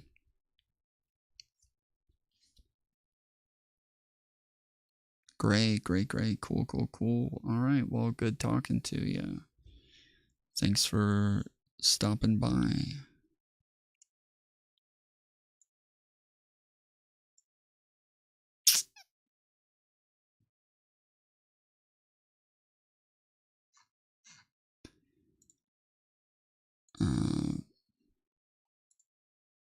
If you wanted to be successful as a president, would do what it took to show most gains for the most stockholders. You can't hear it. That he didn't say anything. They were waiting ages too. Yeah, they probably fell asleep while waiting.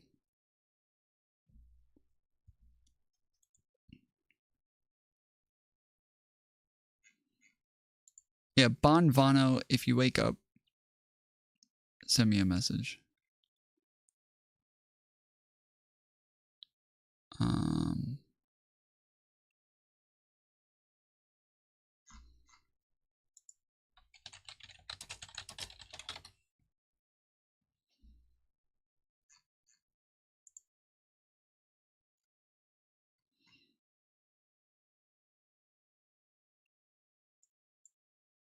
Hello?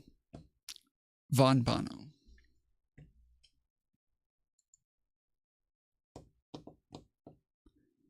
He just moved to a different VC. So when he moved to, did somebody else move him to a different, did one of the mods move him? I saw him move to a different VC, so I thought, oh, he's got to be there.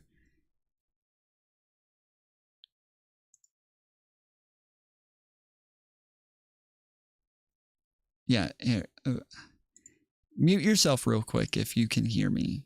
Maybe you can hear me and your mic's just not working. Just hit mute real quick. Just mute your mic and I'll be able to see the mute button and then oh, okay, he is there. No mute. Okay, this is strange. All right, well, I'm putting him back in the waiting room again. I don't know what's going on there. And then yeah, there's everybody else who was waiting left as well. So, Ali, I saw you send me a bunch of messages. I don't know what those were for, so I sent you a DM. If you want to respond to that. So, this guy posted today on Twitch and said, "Massive news. Walmart is ending their woke policies. I can now exclusively tell you what's changing and how it happened. Last week, I told execs at Walmart that I was doing a story on wokeness there. Instead, we had a productive conversation to find solutions. Below are the changes Walmart committed to. I have to give their executives major credit because this will send shockwaves throughout corporate America. This is the biggest win yet for our movement to end wokeness in corporate America. Here are the changes Walmart committed to. Surveys. Walmart will no longer participate in the HRC's Woke Corporate Equality Index." Okay, so I was talking about this like when I first saw this, and I said, I feel like whatever it is that they're calling woke probably isn't actually woke, or what they think is like a bad thing probably didn't really exist in the way that they think it did, or just didn't exist at all. And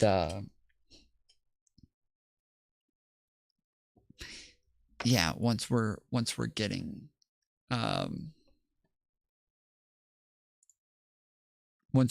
into like the HRC shit.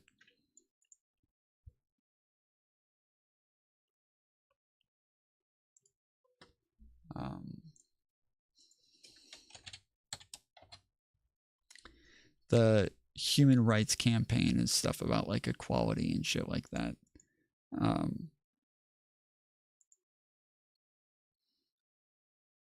But yeah, like I've been over this a couple of times with other people where they're talking about like DEI, and we're going over like the actual fucking like standards for DEI, and they're like, no, that's not how they're doing it. Like it's literally written here, bro. Like this is literally like a governmental page on like what it is that they described as DEI. We went over like actual programs on what it is that they called DEI, what it is that they were doing in their programs. No, that's not it. No, that's not it. That's not what it is. No, I'm telling you, it's not what it is. We're literally reading it, bro. We're literally reading it right now. Like, this is it. I know that you've heard of the fucking woke boogeyman, that you've heard all throughout the fucking internet, but that's just not what exists anywhere. It just doesn't, that boogeyman isn't anywhere. It's just not it's not at all. It just does not exist. And yeah, it's hard to get people to like know how fucking like insane some of the things. This is what I was talking about earlier when I was talking about the fact that I used to watch all the IDW guys and think they're like, oh, this is such a big problem. Oh, they're coming after us. And now I look back and think like, oh shit, it was just like one person that was just kind of out there, and we all kind of freaked out and thought that we were like fighting boogeymen, and really we were just fighting ghosts the entire time. And yeah, it's not it was not what we thought it was. But yeah, every time I go over like what this shit actually is in reality, everyone's like, no, that's reasonable. No, I'm fine with that. No, That's not what it is, though. No, it is, dude. That is what it is. This is what it is. But the Human Rights Campaign was founded in 1980 by American gay rights activist Stephen Endine as the Human Rights Campaign Fund, a political action committee, PAC or PAC, that endorsed and funded political candidates sympathetic to ending discrimination against homosexuals in healthcare and employment.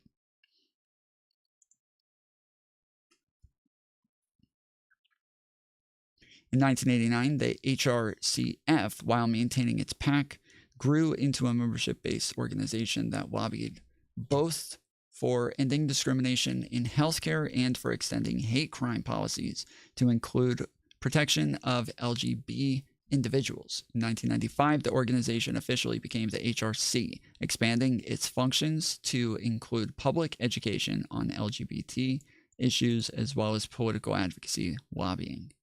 In the 1990s and early 2000s, HRC advocated the legalization of same-sex marriages and civil unions. It also advocated the passage of laws barring discrimination against the LGBTQ individuals. In the early 21st century, it claimed more than 1.5 million members.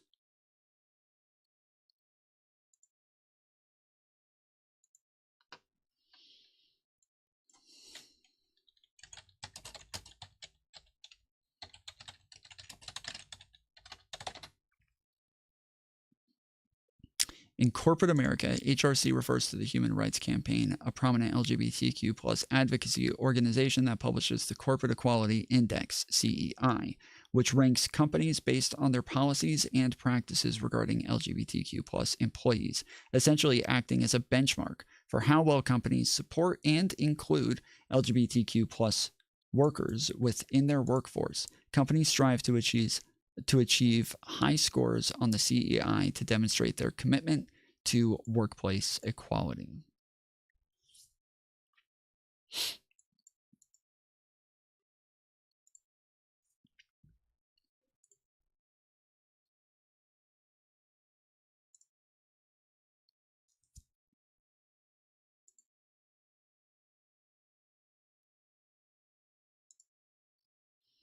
All right, let's see.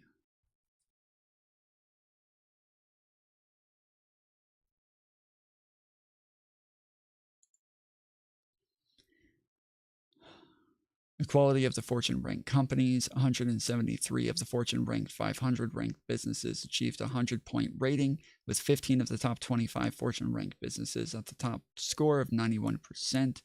Of the Fortune 500 include sexual orientation and gender identity in their non-discrimination policies. Over 77% of Fortune 500 companies offer transgender inclusion healthcare benefits. In this year's report, 378 of Fortune 500 businesses have official CEI ratings based on their submitted surveys, with an average rating of 86. The Fortune 1000, a list of the large publicly traded and privately held companies in the United States, was invited to take part in the Corporate Equality Index survey for the 13th year. Yeah, I was looking for the actual index to see how it's scored, but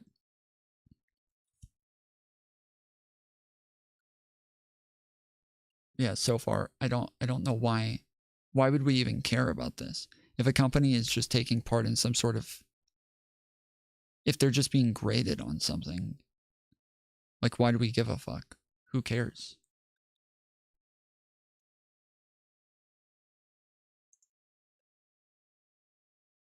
The following 5 companies have the distinction of earning top scores on all HRC's corporate equality measures. The Corporate Equality Index, Equated MX, Equated CL, Equidad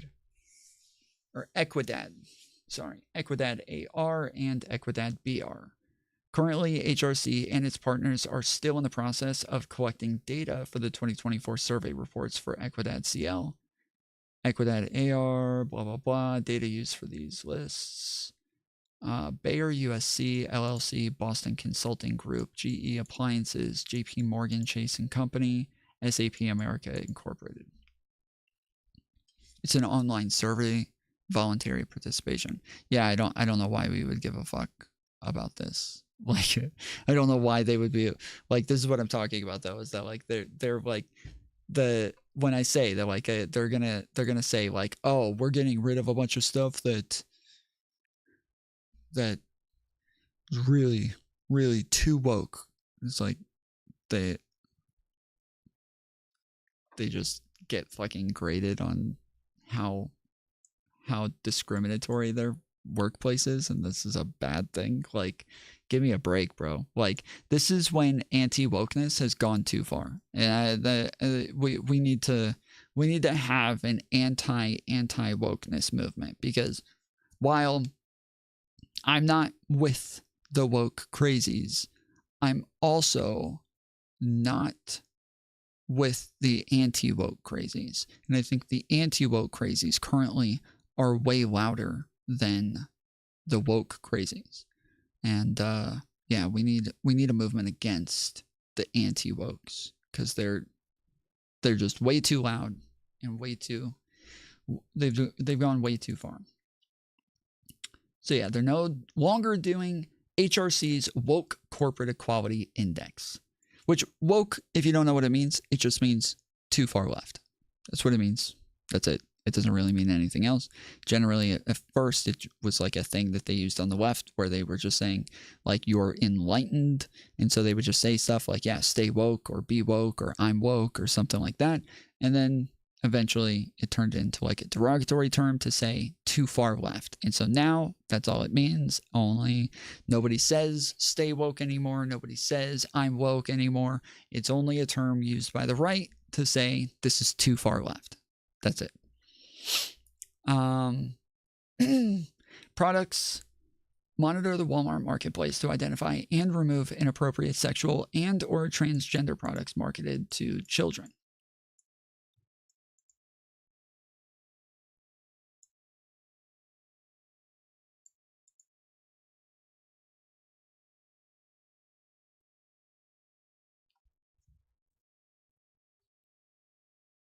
The fact that those two things were just on the same, those two things were in the same thing.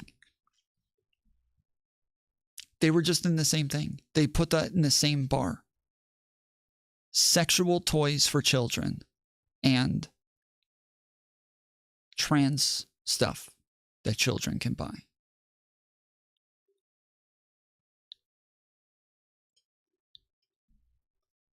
What? What the fuck? This is what I'm talking about. The anti-woke people, they've gone way too far, bro. When you're acting like children being like introduced to like sexually explicit material or something like that, that's on the same bar as trans stuff, bro. You have gone too anti-woke. You have gone too far. This is a problem. This is a real problem, homie. You need to fucking chill. Like, if you put those two things next to each other as though they're the same thing, like one is like a really like one, it's inappropriate for kids to like, you know, be learning about like sex and sexually explicit acts and stuff like that at young ages, and it should be like in controlled environments, not like places where things are advertised to them in that sort of way. But then when we're talking about just like something having some sort of like transness attached to it, or something having to do with like something like a Barbie that they call trans Barbie, but it doesn't have like a penis or a vagina or anything, just like all the other Barbies, just doesn't have anything on there. They just call it trans Barbie. And it just maybe has like a wider jaw or some shit. Like, the fact that you think that is on the same level as like sexually explicit stuff like for kids, this is insane. This is actually fucking insane. This is insanity. You cannot put these two things together. So yeah, it said monitor the Walmart marketplace to identify and remove inappropriate sexual and or transgender products marketed to children. Funding of grants. Review all funding of Pride and other events to avoid funding inappropriate sexualized content targeting kids.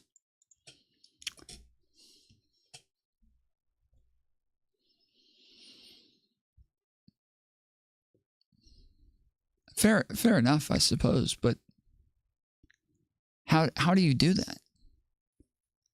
How the fuck do you do that? Do you just like I don't how do you do that? Like, do you just ask them, like, when it comes to like a pride parade, do you just say like, hey, do you guys have age limits on this, or do you have like adult only centers that you're not going to allow kids in? And if you don't have an age limit, then you aren't allowing like sexually explicit things. You're not allowing nudity. You're not allowing, a kink and shit like that, right? Like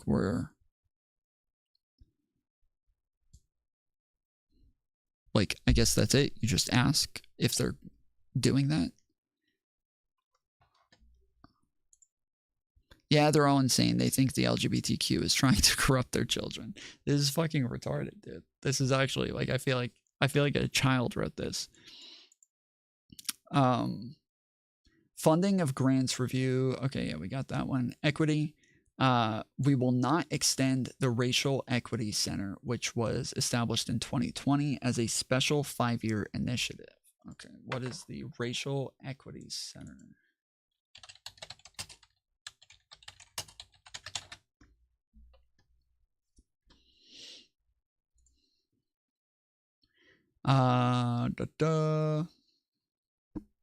Our services. The technical assistance team at Community Progress has expertise in comprehensive assessment and strategy development to support vacant property revitalization, property data.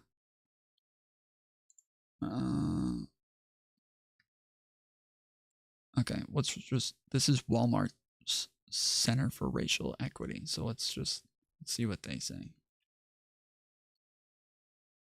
Yeah, this is on their own website. So the Walmart.org, the Center for Racial Equity, is committed to empowering communities by supporting research, advocacy, and innovative interventions that foster equitable outcomes for people. The center's philanthropic investments complement and extend the impact of Walmart's business efforts in creating a culture of belonging where all our associates feel seen, supported, and able to achieve their full potential. Wait, so they're literally just donating money to something that it's just like a black charity.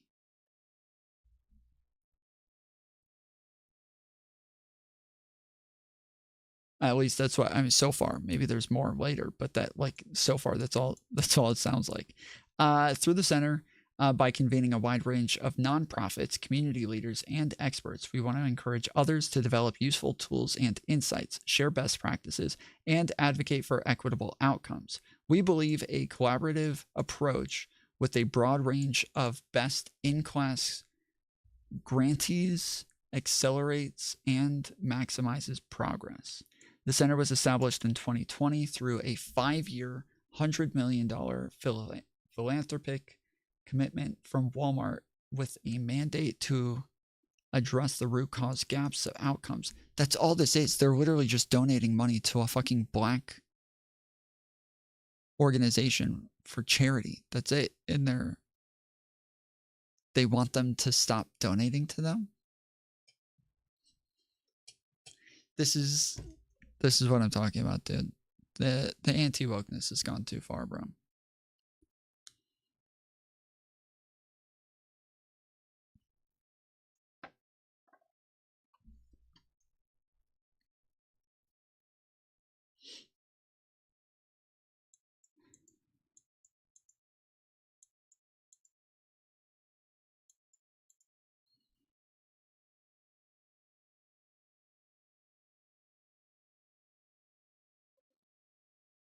Yeah, this is ridiculous.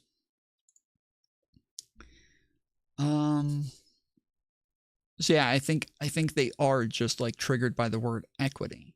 Like sure, like equity is something that our government should not be like pushing. Equity is not something that our government should have in laws or like should strive for or things like that. But if there's a charity that says the charity is looking for equity, meaning they're saying, hey, there's a lot more poor black people than there are white people, so we want to try to find the root causes of why black people are a lot poorer, and we want to work on like initiatives to fix the root causes. Like, okay, and then they just called it like the equity thing, and now you saw the word equity in it, and you got triggered by it. Like, that's it. You just saw the word equity and just got a little triggered. Like, this is kind of ridiculous, bro. Supplier diversity. We will evaluate supplier diversity programs and ensure they do not provide preferential treatment and benefits to suppliers based on diversity. Wait. Evaluate supplier diversity programs and ensure they do not provide preferential treatment and benefits to suppliers based on diversity. We don't have quotas and won't going forward. Financing eligibility will no longer be predicated on providing certain demographic data.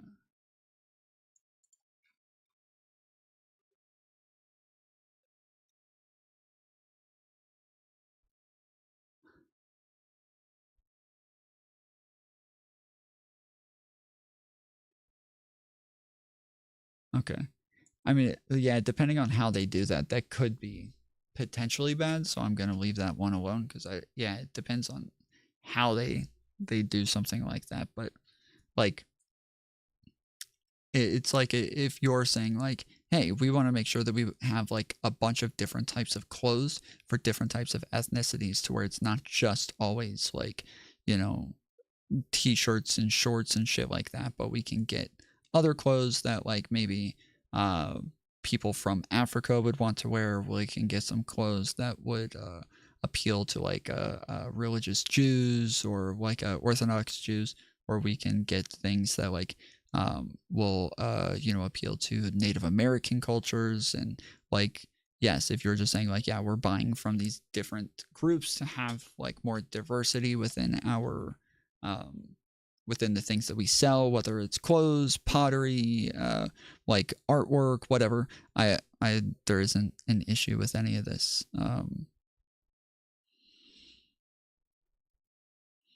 This has to be a store account. I don't know, dude. Wait, you mean me? Wait, hold on. Are you talking about me? Oh, that's Weenie Beanie. Never mind. That guy's fucking retarded. Latinx. Walmart will no longer use the term in official communications. Wait, does Walmart actually do that? Okay, yeah, if they do that, that's fucking retarded. That's fucking insane if they actually use Latinx in their shit. I worked for Walmart just a couple of years ago where I was doing auditing of some of their stores, and I never saw Latinx written anywhere, but Somos Walmart supports telling the story of the Latinx community with a donation to the new National Museum of the American Latino. Okay, yeah, that's cringe, bro. Shut the fuck up. Latinx owned beauty. Okay, well this is an actual supplier, it looks like, that just actually calls their shit Latinx. So I guess. Oh, okay, no, this is part of their diversity suppliers. That's what this is. Okay, so they're saying Latinx owned beauty. So if you want to buy stuff from a Latinx seller, you can buy this one. Okay, I got you.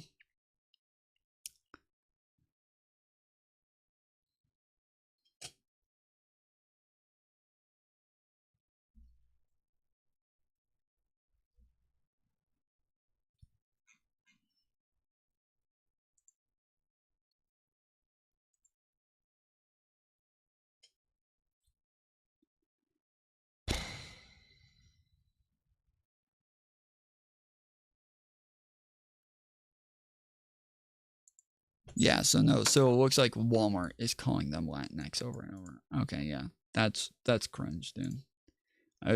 This isn't like,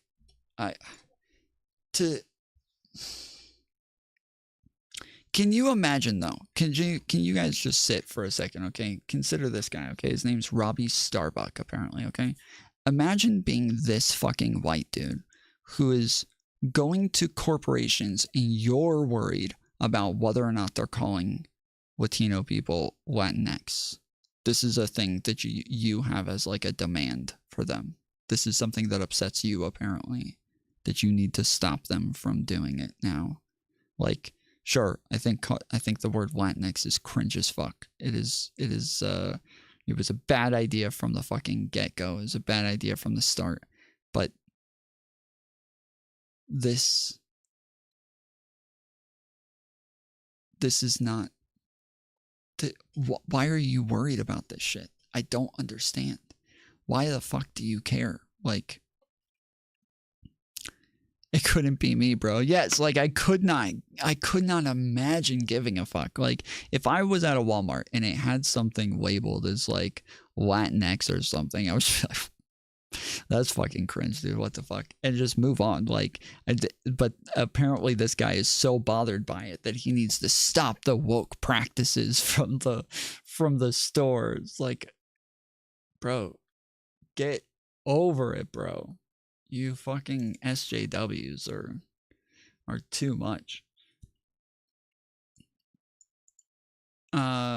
Trainings. Walmart will discontinue racial equity training through the Racial Equity Institute. Okay.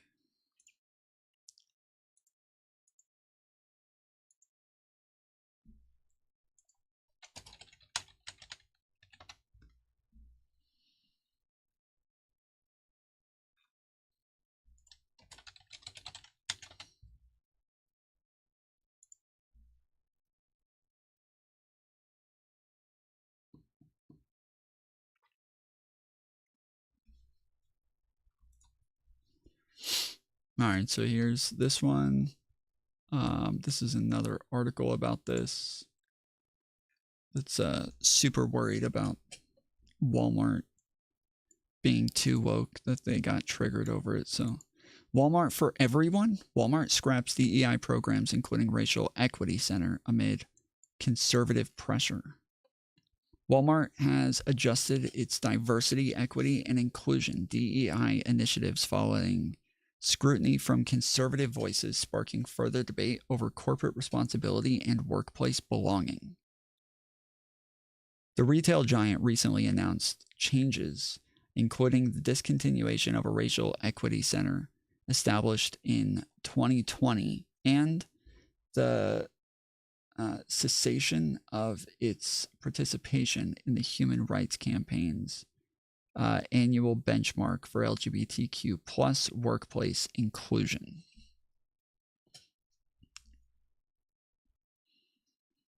It will undoubtedly be viewed in the context of a broader DEI backlash, while Walmart maintains the changes were part of a long-term plan unrelated to outside pressure. The adjustments align with an increasingly polarized political environment where opposition to DEI efforts has gained traction, particularly since... Okay, wait, hold on. Wait.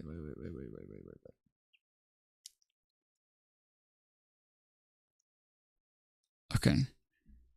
All right. This guy wrote this 2 days ago.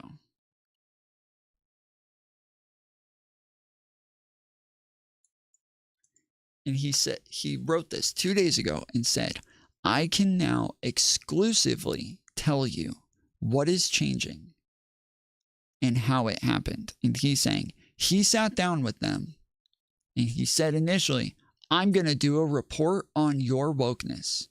And they were like, whoa, hold on. Can we talk about this? He's like, well, okay, but I'm letting you know that you guys have some DEI hiring. I don't know if you knew that, but you do. Okay? And you've used a racial slur towards white people called Latinx. All right. And you need to get rid of that. All right. That is not okay. Also, racial equality in general is genociding white people. And so you got to get rid of that, right? So he's telling you how he went in and he convinced them, right? He put his foot down and they were like, okay, all right, fine. If you say so, we'll change it all for you, buddy. Okay, sure. We fucked up big time. We're so sorry. Please do not write a report on us, Mr. I have less than 1 million followers on Twitter, but Walmart's super scared of you, okay?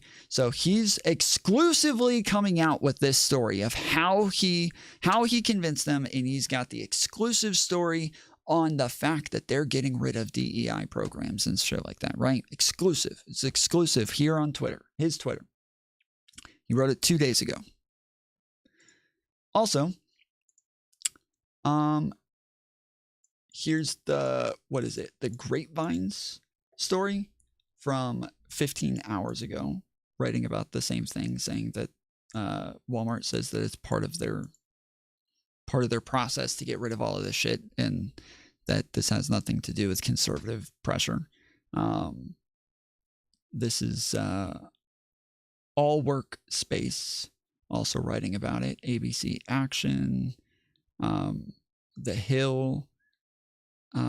This is Talk Business, who wrote this over a day ago. And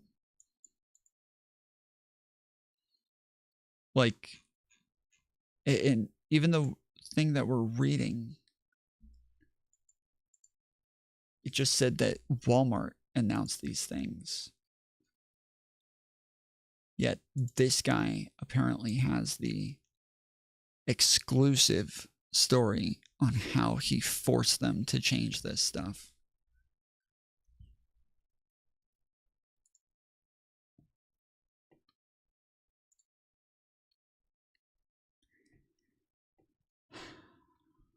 Oh, wait, no. Oh, okay, no. Actually, no. Here he is.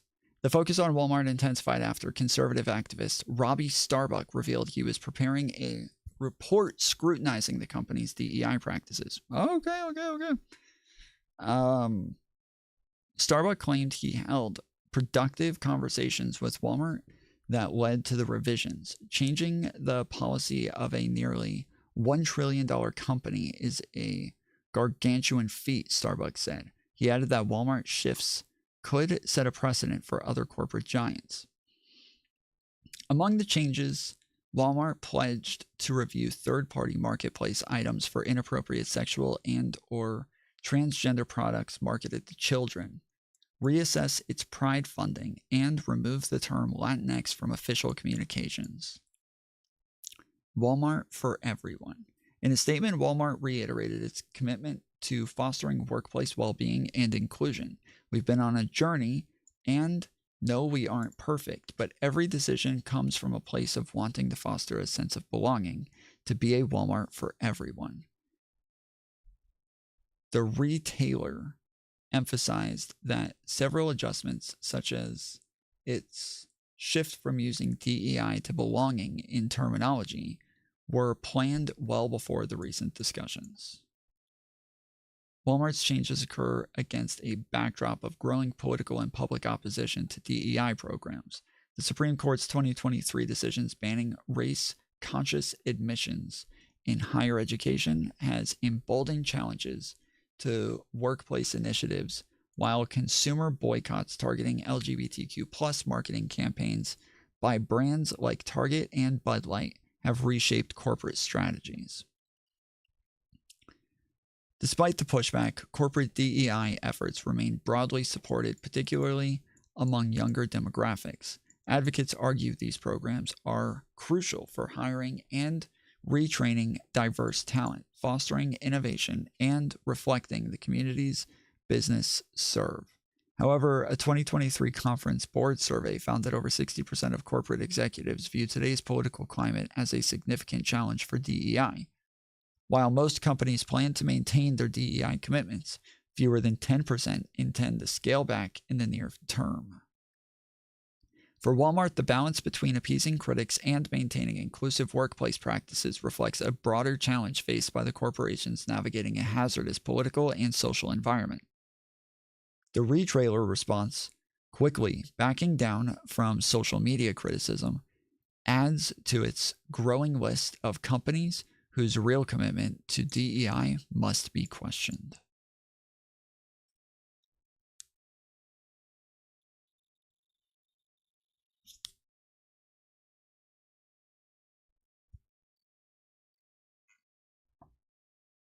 Okay. Where were we?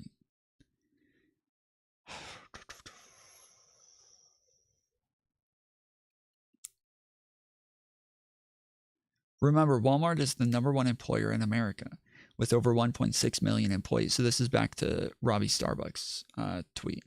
Over 1.6 employees, and they have a market cap of nearly 800 billion.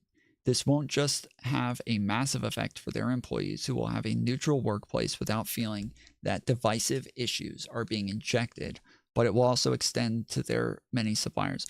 I was working for Walmart for I think 6 months, over 6 months, maybe I think it was 8 months. Nobody ever mentioned any of this, ever. I worked at Walmart in Georgia. Nobody ever gave a fuck about any of this. I was constantly moving back and forth between working with, talking to, auditing, and questioning employees to talking to middle and upper management as well. Nobody ever mentioned any of these things, ever. I've never heard anybody mention any of this shit, ever. Not once. This was just not a thing. This was just not, I've never heard of this shit. And we're in Georgia. Like, I have no idea what like where he's like, finally, they'll finally be able to feel safe while they're at work without words like Latinx threatening them.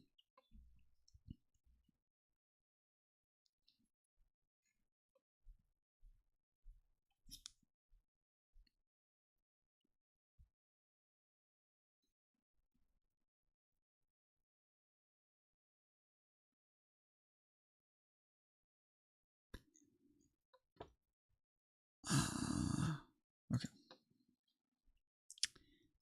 We've changed policy at companies worth over $2 trillion with many millions of employees who have better workplace environments as a result.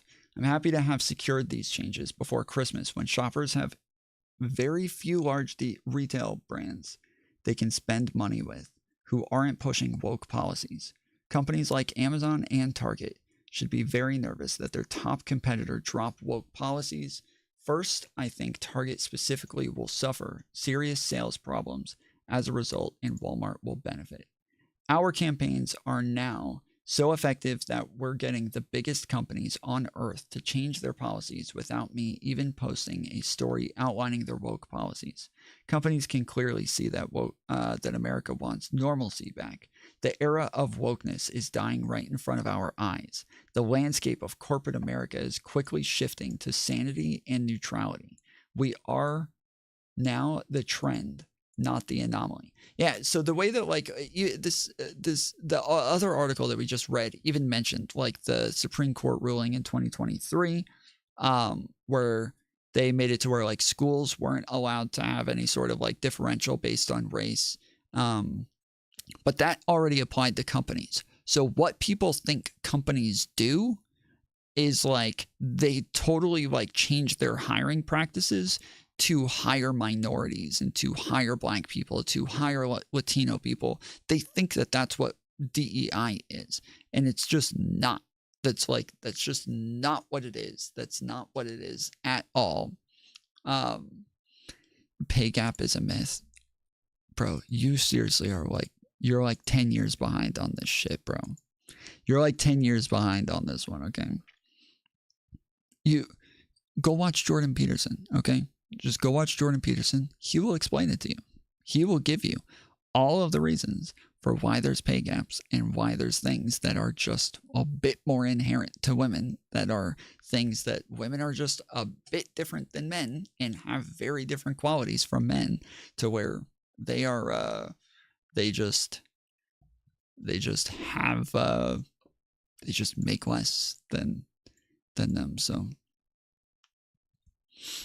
this is shit that, like, yes, like Ben Shapiro, Jordan Peterson, like Joe Rogan, like all of those people, they've all talked about it a billion times at this point. You can go watch them talk about it. They go over the fact that, yes, this is a very real thing. Don't see a lot of women on power lines. Yeah, people on power lines don't make a lot of money. We are winning, and one by one, we will bring sanity back to corporate America. If you love what we're doing, subscribe to my X page, blah, blah, blah. So far, we've helped me change corporate policies and Tractor Supply. Okay. All right, y'all. I don't even know how to start this video because honestly, this is different than everything else we've done because he looks like somebody who would be triggered by the word Latinx. He looks like somebody who would get fucking triggered over the word Latinx or DEI or some shit like that. Like, he just, like, you can look at him and think, yeah, that motherfucker's triggered over the fucking QWERTY on his keyboard. this is the single largest employer in the United States. We are talking about a company that is worth almost $1 trillion on its own. As many of you know, I have been investigating a massive company now for a while, and I have kept my lips sealed on who it was. Now I can reveal it was Walmart, but something incredible happened in the course of my investigation. Walmart became aware of our investigation and reached out to me. This was critical and honestly turned out pretty fantastic for everybody involved, in my opinion. We were able to have frank conversations with Walmart, and as I've said for a long time, I don't ask companies to take on my political views. I am simply advocating for corporate neutrality. I believe that that is the future because I understand there are people in this country who do not agree with my politics, so it would not be fair of me to force my politics on them the same way that I am not okay with left-wing policies being forced on me and people like me via things like DEI. After various... What is DEI doing to you, homie? What did it do to you? What did it do to you? What did DEI do to you? Did it touch you? Did DEI touch you? What did it do? Did DEI hurt you? Show me on the doll.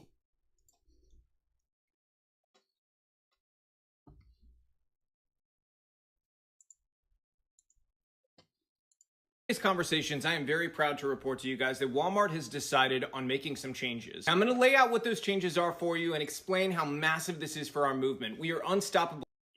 Aaron is correct. Is incorrect about literally everything. That's rough, Aaron.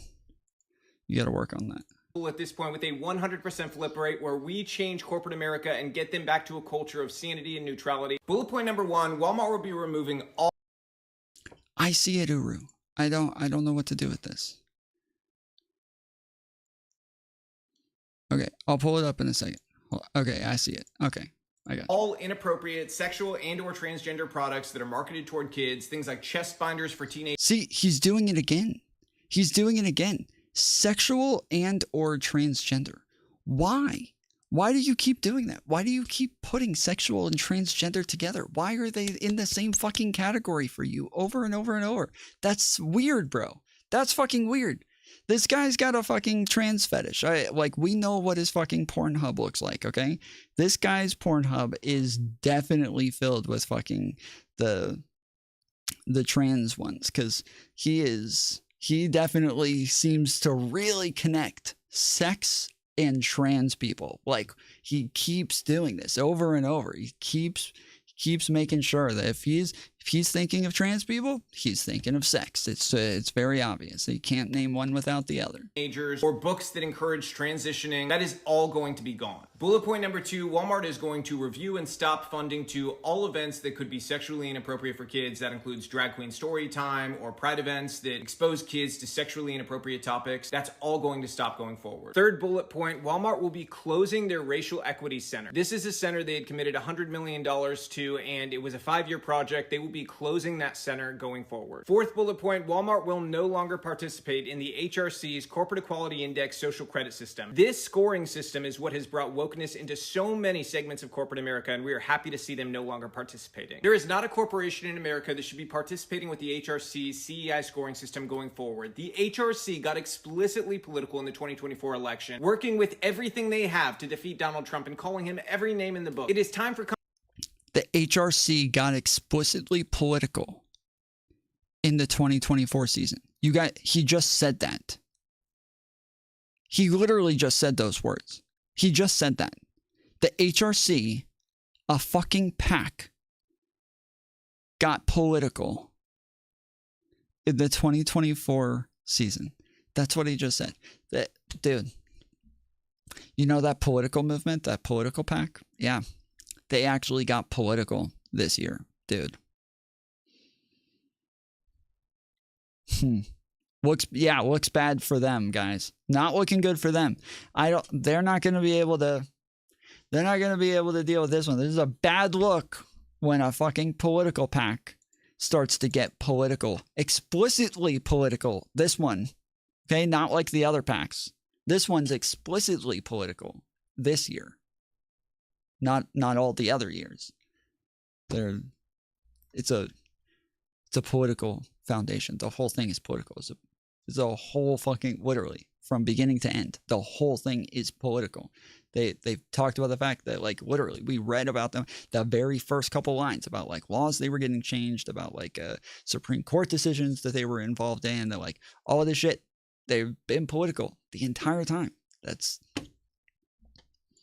companies to recognize that they need to move away from this system that is explicitly political and embrace corporate neutrality so that everybody is He said it again. I didn't rewind it. I will now, just so you can hear, but he did just say it again. I kind of pause-andied that one. Wokeness into so many segments of corporate America, and we are happy to see them no longer participating. There is not a corporation in America that should be participating with the HRC's CEI scoring system going forward. The HRC got explicitly political in the 2024 election, working with everything they have to defeat Donald Trump and calling him every name in the book. It is time for companies to recognize that they need to move away from this system that is explicitly political and embrace corporate neutrality so that everybody is welcome in their stores. Fifth bullet point, Walmart is going to be reviewing their supplier diversity programs to ensure that nobody's receiving preferential treatment on the basis of race, and they will also ensure that financing eligibility will no longer be predicated on... Tom, I'm curious, what do you consider yourself? Progressive, liberal, Democrat, conservative? On providing certain demographic information. Sixth bullet point, and this is a favorite for me, being Latino myself, Walmart will no longer be using the term Latinx in any of their official communications. That is going to be wiped away. I was very disappointed to see it was there, but again, this is across corporate America. So this is a company, Walmart, who is doing the right thing here, and I want to give them credit for that. Getting rid of this, big. We don't want to hear Latinx ever again. Bullet point number 7, Walmart will be discontinuing... Oh, okay. So he is part of the Latino community. Okay, he can be triggered by the Latinx term then. All right, fair enough. I'll take that one back. I'll take that one back. He's allowed to be fucking... He's allowed to be annoyed by the Latinx term. Fair enough. L Tom. Let's put L's in chat. L's for Tom. Continuing their racial equity training through the Racial Equity Institute. Again, getting rid of woke trainings. And last but not least, drumroll please for the big one, DEI. They will be discontinuing use of DEI both publicly and privately at Walmart. This is a massive win for our movement. The momentum just keeps growing. This is the largest employer in the United States, worth almost $1 trillion.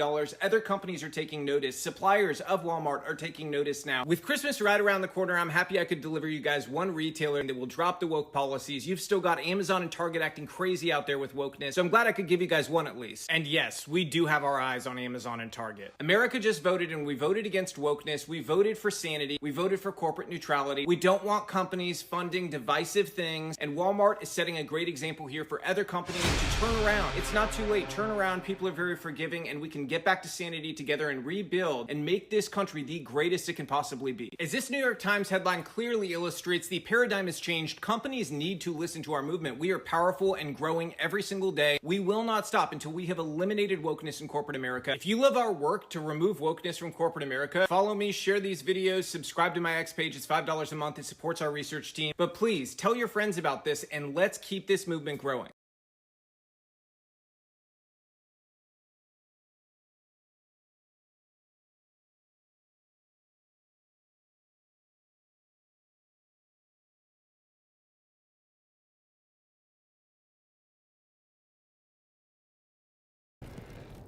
This is where we eat. I see. Shathan, it's good to see you again. My child wished to show me where she now lived. I made food.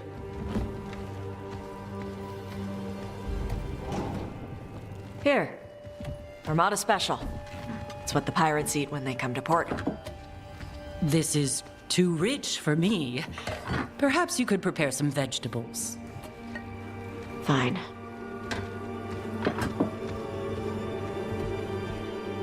A few weeks in your company, and my child has lost what little civility she had.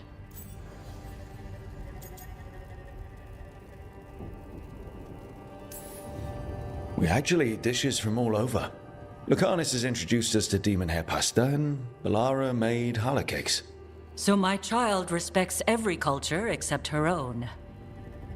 This is what I face for removing her from the Qun. Tash is making a life here with us and wanted to share that with you. So I can see how happy my child is to have abandoned the ways of our people? You're the one who brought Tash to Ravane, and to my team, for that matter. If that's not what you wanted...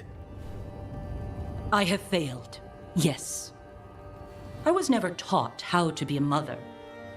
Under the Qun, children are raised by those suited to such pursuits. I trained as a scholar. I was taught to think critically, to analyze without passion, and correct mistakes. You need not tell me that I am an inadequate mother. I am aware. Then why did you leave? When I see my child in danger, I act. Here, vegetables. Thank you. So, I'm non-binary. What does that mean? It means I don't feel like a man or a woman. If you are neither a man nor a woman, then what are you? Non-binary. I just said, and I'm going to use they instead of she from now on. If this is because I have criticized your dress or your manners... It isn't!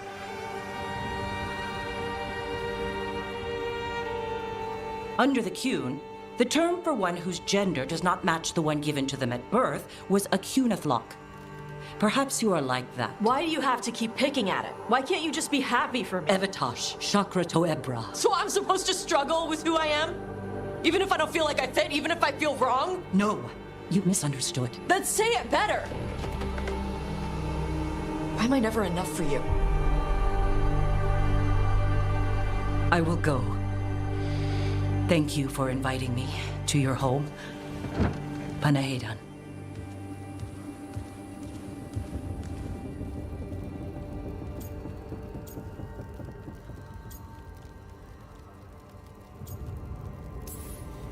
Tash, I'm so sorry. No. It's okay. Tash? I'm not hiding anymore. How she takes it is her problem. You sure? Yeah. Come on. Don't let food go to waste.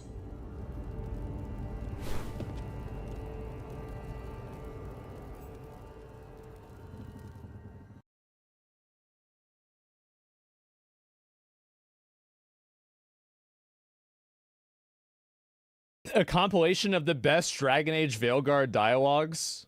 Oh no. Oh no. Okay, okay, okay. You know what the worst thing is? Pirates eat when they come to port. This is... Non-binary. Even if I don't feel like I fit, even if I... I don't know, like something else. So, does the fire feel like a part of you? Or I don't know, like something else inside you? No, it has to be me. Has to? What if it's not? How? Sometimes the stone magic feels like something else in me. It's me, but it's not me, you know? So, what's this about? I got you a thing. Oh, Tosh, it's gorgeous. Oh, the stitching. Yeah, because I appreciate your skills. At archery.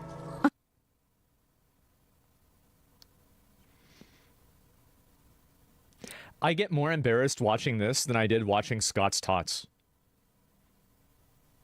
I could watch Ninja's New Year's.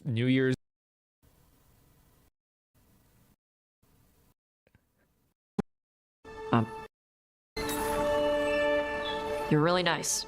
And, you smell good. Oh, thank you. Really good.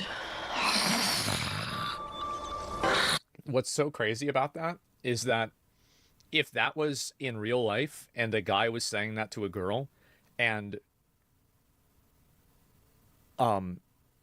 he had a fedora and a neckbeard, people would want him canceled. That's what's so, like, yeah, bro, like that's like the meme. Hello, H. I just realized I was going to say murdered. He's right, though. Probably canceled. That's probably the right one. I was going a little too far there with my thought process. Char? Like, what is this? It's just so... Oh my god.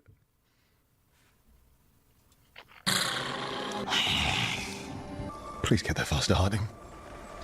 Oh. Hey, Tosh. Do you want to come Because of your friendship with both, Harding and Tosh have begun a relationship.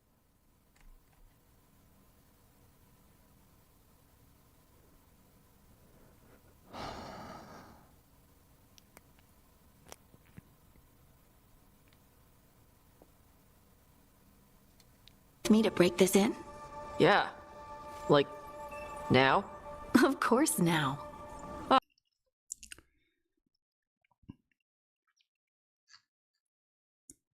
Why is it even adopting human gender anything, though, to be fair?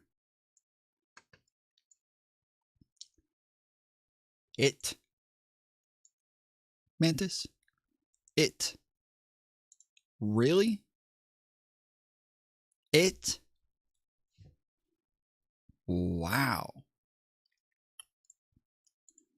Wow. Okay. Wow. Mantis. Sheesh.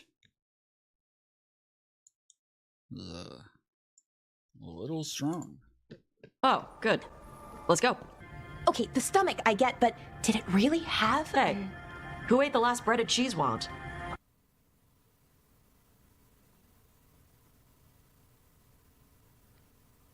I wonder if these people ever realize that this does more damage to the perception of non-binary people in media than my entire YouTube channel will ever do. Like, all of the things that people accuse me of, this is actually doing it 1,000 times worse. It's actually crazy.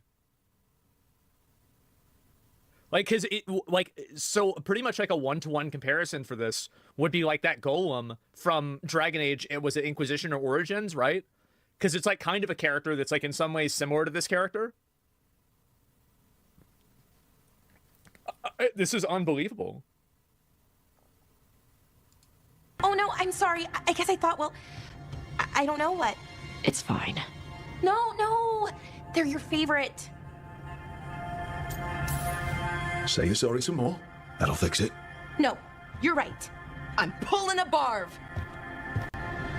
One. I don't. Wait, this happened. I don't understand what. They were mad that somebody ate the cheese wads, and he thinks that, like, non-binary people shouldn't eat cheese wads, and that does damage to non-binary people, or what? I don't. What was the problem here? Is that bad? Are you not? Yeah, they shouldn't. They shouldn't eat cheese wads. Okay, that's a bad thing. Happens twice.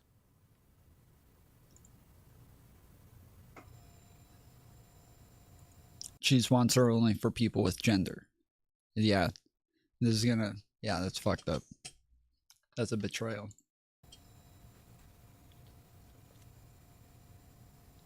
I don't know if I can finish this video, guys. Like, this is like self-harm. Oh my god. No, we can't stop. We have to keep going. But yeah, everybody knows that. Okay. Everybody knows that. I don't know what I was thinking. It's my fault. I'm pretty sure I knew that. Pretty sure I knew that. And I just forgot.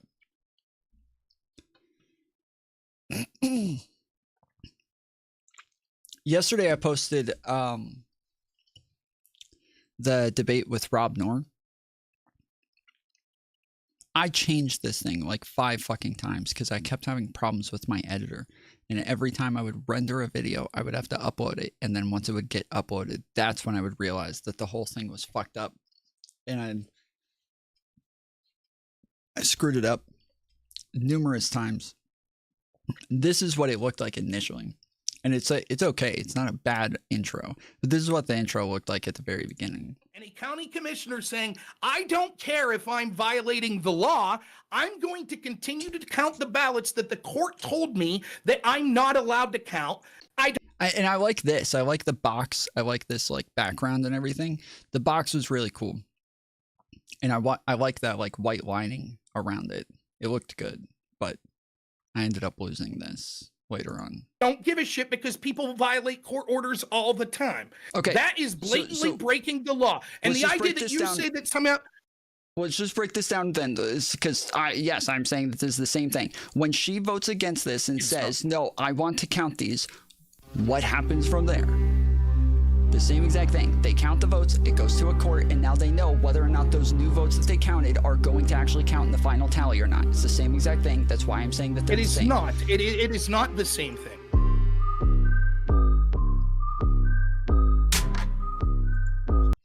This is the original one. That logo's changed. We changed this logo. It's different now. But now the box is around the outside. You can't really see it, but the box is on the outside of the whole fucking thing. And I don't like it like this. It was much better. It looked much prettier. Like this.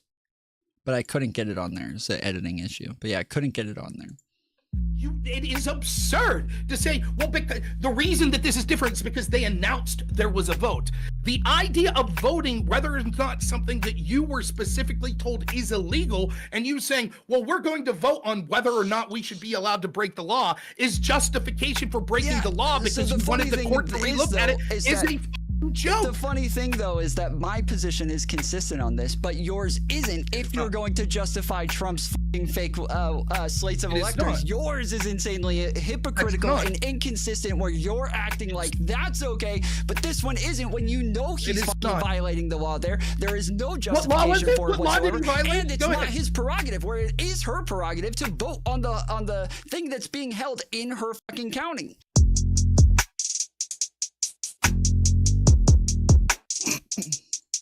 Yeah, that's the logo now. Changed it. Changed it on yo ass. Wait, where did it go? Oh, yeah, there it is. Yeah, slightly different. The main difference between these is that I got really annoyed.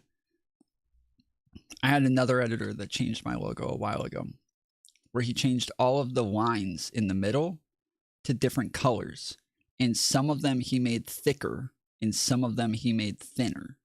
And that drove me a little nuts. So over time, I got more and more annoyed that the lines were blue, and that some were thinner, and some were thicker. So yeah, I just went back and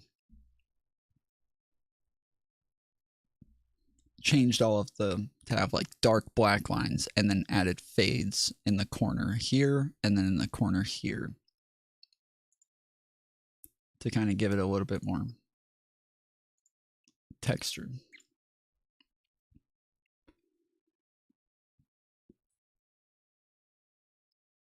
But yeah. These I use what somebody was asking a second ago what I use. I use Wondershare because it makes everything pretty snappy. And even for my like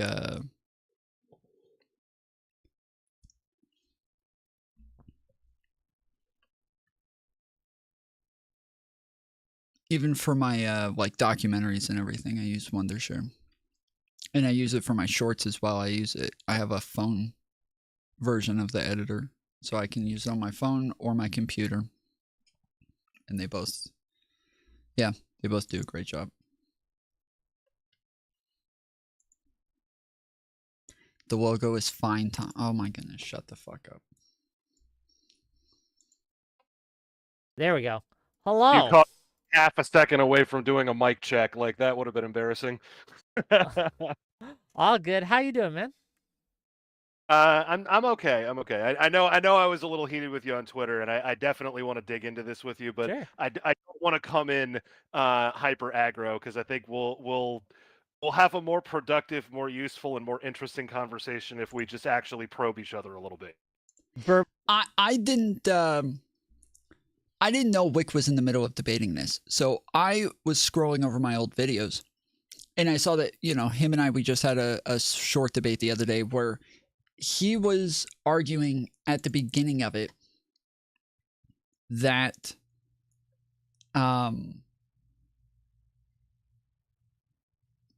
that Joe Biden would have won if he didn't drop out. He thinks if Joe Biden had stayed in, he would have won. He would have gotten more votes than Kamala. And it is just such a fucking insane premise. Even like there was no real, it was all like common sense shit where like it was one of his it says Pod Save America lost Democrats the election. That's what he believes. He believes Pod Save America is the reason that Democrats lost the election. Seriously. He thinks podcasts like disagreeing with things or talking shit about Joe Biden made Joe Biden drop out. And then yes, he thinks that if Joe Biden hadn't have dropped out, that he would have won. Important question. Are you afraid of spiders? Yeah, I guess to some extent, sure.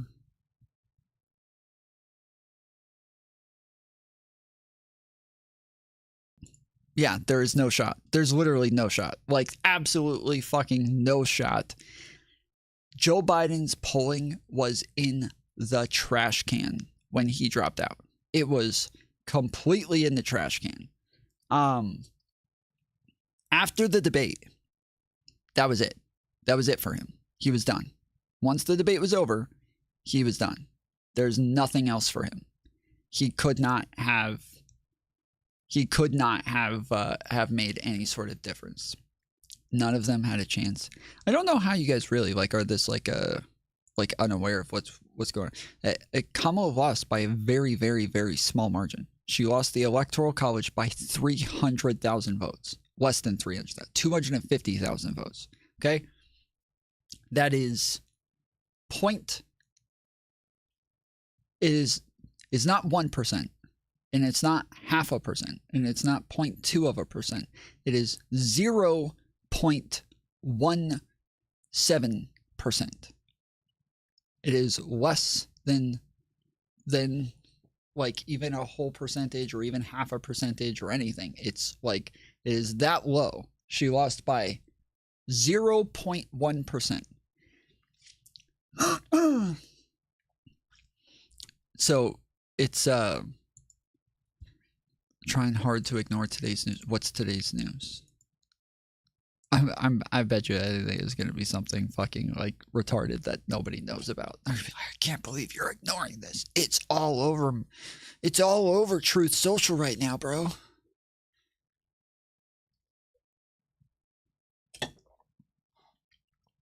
Kamala had too short of a campaign to have a chance. Again, dude, she barely lost. Guys, she barely lost. She lost the popular vote by 2 million votes, guys. 2 million. 2 million. She lost Electoral College by 200,000. These are tiny fucking differences here. For you to think that there was just no chance, there's no chance that 0.1% would have changed their minds. That's not even that's the undecided votes at the beginning of the month are way less than that. It's not It's just not. These are not big difference. Yeah, these are not big differences here. They're. Why does it matter? It's over. Well, because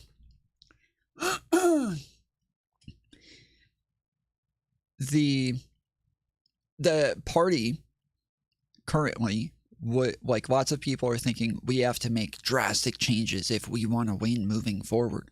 We did so poorly here that we really got to change if we want to win in the future. It's like MAGA didn't change shit.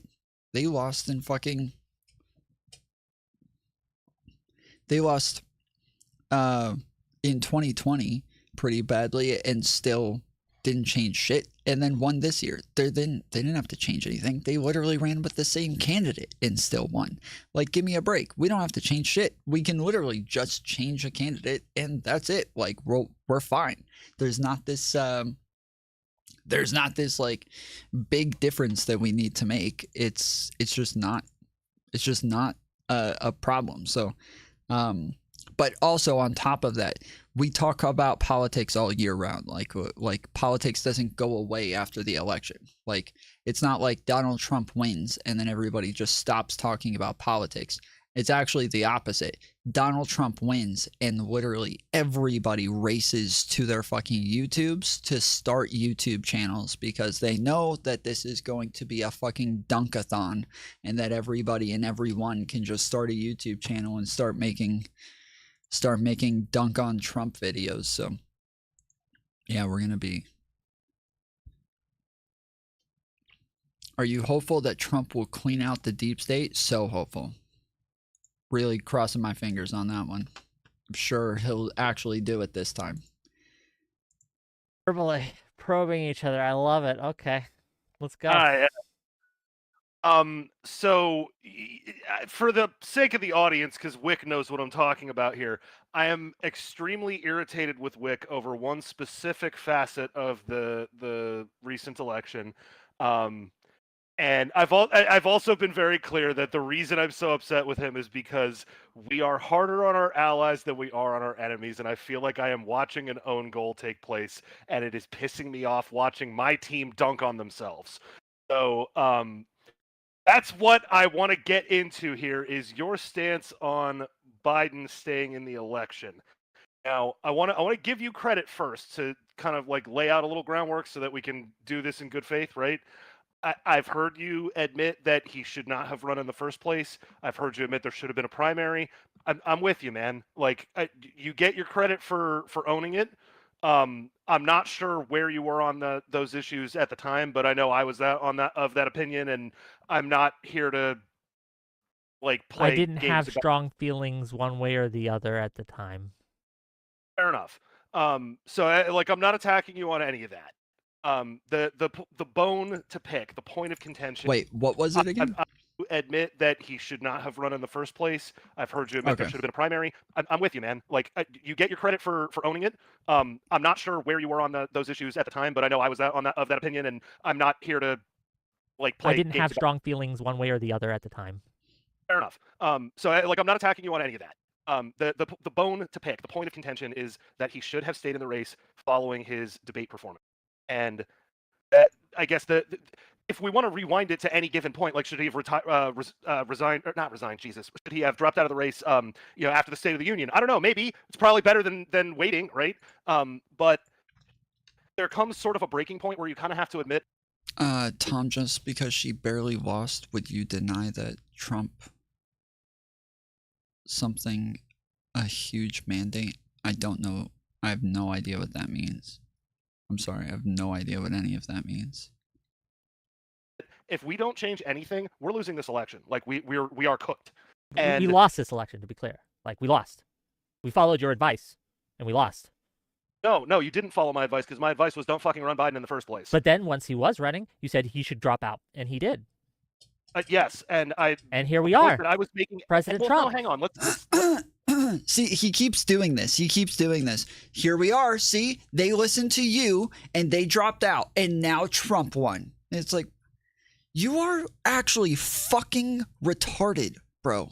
You can't just say like, oh, we did your thing and now Trump won. It's like, okay, so we're stuck on a mountain, and I'm saying, let's just stay up here at the peak. We can't move. We can't go anywhere. So let's just stay here, and let's just see if we can get help. Let's maybe wait for a plane or a helicopter or something, light a flare, because there's just there's nothing else that we can do. And Wick says, no, let's just jump off the cliff. Let's just jump off. I'm like, no, dude, no, we can't jump off. Let's just stay here. Let's just wait. Let's just wait it out. We'll wait. Maybe help will come, and we'll be able to get somebody to come save us. And he's like, no, we'll just jump off. We'll be fine. We'll make it to the bottom. We'll be okay. Wait, we don't have parachutes, bro. We cannot jump off. It's like, no, we'll be fine. We don't need parachutes. We'll just jump off. We'll land. We'll land on our feet. Cats land on their feet all the time. We're humans. We can land on our feet. We'll be all right. It's no problem. It's no big deal. We'll just jump, and we'll land on our feet. It's just Mount Everest, dude. It's not that big. Like I've jumped off bigger things 100 times. Okay, we'll just jump off. It's not that big of a deal. Like that's what he's doing. And then at the end, when I'm like, no, we can't jump off. Let's stay here and we'll wait. He's like, all right, fine, but I don't think we should. And then like as we're like dying and we're frozen like stiff, he's like, I listened to you, and now we're gonna die. It's like, yeah. We were gonna die with your fucking plan no matter what, bro. So I don't know. Shut the fuck up. Like, you were still gonna die if you jumped off. Like, stop acting like because we stayed on the cliff and waited for help that now it's my fault we're dying. No, we were gonna die with your plan as well. We just had a better chance of not dying with my plan. We just had a better chance of getting saved with my plan. There was zero chance of getting saved with your plan. That's what he's doing. It's like, oh, we listened to you guys. Joe Biden dropped out, and now Trump won. And it's like, okay, yeah, like, you're right. He did drop out. Kamala lost. Trump won. And that's what we wanted. True. But also, your plan was definitely going to have Trump win. Like, your plan would have for sure had Trump win. So you can't sit there like, well, we listened to you and now Trump's president. Thanks a lot. It's like, your plan was way fucking worse, homie, okay? Don't get all fucking cocky over here. Tom Foolery Show, not acting like it's your fault, saying that you should abandon the current iteration of the left and reinvent it. I don't know what that is. There is no iteration of the left. Like, as I've been talking about, the left has so many different groups and so much diversity and so many different ideologies and so many different like subcategories of subcategories that there just literally isn't an iteration of the left. Like, everybody has already started their own iterations and they're all doing their own versions of the left, and it's all just, that's what everybody has been doing for the past like 5 years. And so now it is just a big mix of tons of different groups all fighting each other and doing their own things.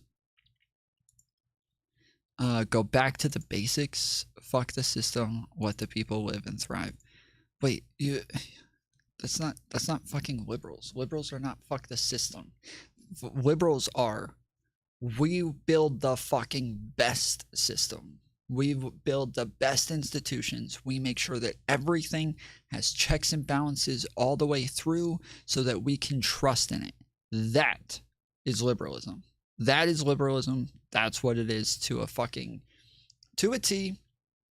It is, we are going to build systems and institutions that everyone can trust in. And that's what we have. Thank fucking God.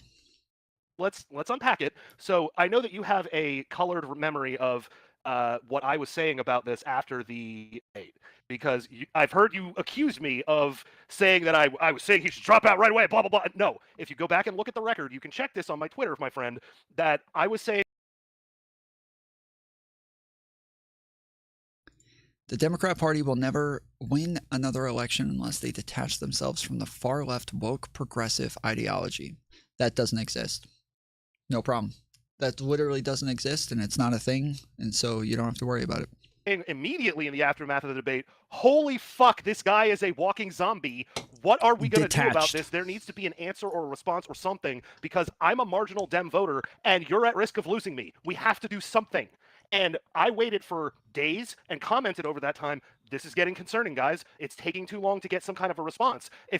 This was problem one that you had to be aware of, was that Biden looks old, that people will be concerned about his mental fitness, these are the questions that were forefront and center in people's minds. And that if you didn't have an answer in the back pocket for it, that is fucking alarming. That is a sign that you have absolutely no plan for how to win. Because again, that was problem one. What I'm trying to get you to own up to is that Biden staying in is rearranging deck chairs on the Titanic. And it does not matter at what point you admit that. I disagree. Like, look, again, in a perfect world, world, win? Hold on, let me explain. Make your best case for Biden winning. Biden is a known quantity. He has a relationship with the people in the Rust Belt area, Scranton and things. He's known for being a pro-union, pro-trade. Biden literally couldn't even run a fucking campaign after the debate. He literally couldn't. He did not. His donors dropped off a fucking cliff. Nobody was giving him money anymore. Nobody was going to fucking throw anything into that bottomless pit. It wasn't going to happen. He had nothing to run a campaign on. His polling dropped off a cliff. Nobody wanted to vote for him anymore. That was it. Like, it was over. His campaign was over. He knew it was over, but he was trying to find a way to fix it. In the meantime, the Democrats all turned around and said, you can't fix it, bro. You're too old. You can't fix it. You cannot fix this shit. Okay? It's not happening. You're not going to fix it. It will never happen. You got to fucking get out, dude. You got to go. We'll get somebody else. Don't worry about it. Just go. You're not going to fix this. Michelle absolutely would have beaten Trump. Well, so back when this was happening, I had numerous debates saying, I don't think Biden should drop out. There's only one thing I could imagine being worse than him staying in, and that's him dropping out. And I had numerous debates with people arguing about this, saying like, bro, I just don't think it's a good idea. I just don't think it's a good idea. And I think that he's probably going to lose right now, but I think that he's still probably the best shot we have, because if he drops out, it will be Kamala. Like, there's nobody else can run against Kamala. They can't. They have no ability to. It will be Kamala.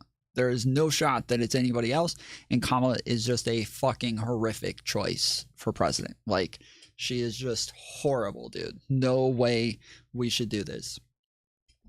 And and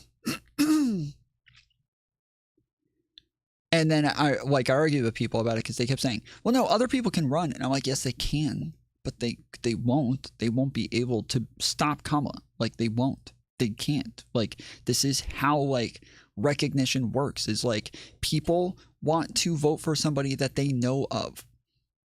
If you all of a sudden have like Josh Shapiro's and Waltz and all these different people coming out saying, no, I'm running against Kamala, I'm also running against Kamala, me too. Well, none of us know who the fuck those people are, okay? And now we have to go through this whole process of learning who they are, but there's only like 3 weeks until the DNC. We don't have time for this. Nobody's going to have time to learn who they are to feel comfortable enough voting for them. They're going to vote for the person that they know. They're going to vote for the person that they've seen for the last 4 years, all the time, talking and standing next to Biden and giving speeches and all that shit. That's who they're going to vote for. This is how humans work. This is how our brains work. This is how politics work. This is why Joe Biden won. This is why This is why people are able to feel comfortable with a candidate that hasn't even put out policies yet, is because they've seen that person for a very long time. And Kamala is just that person. That was her. Everybody else who would have run against her, they would have all lost.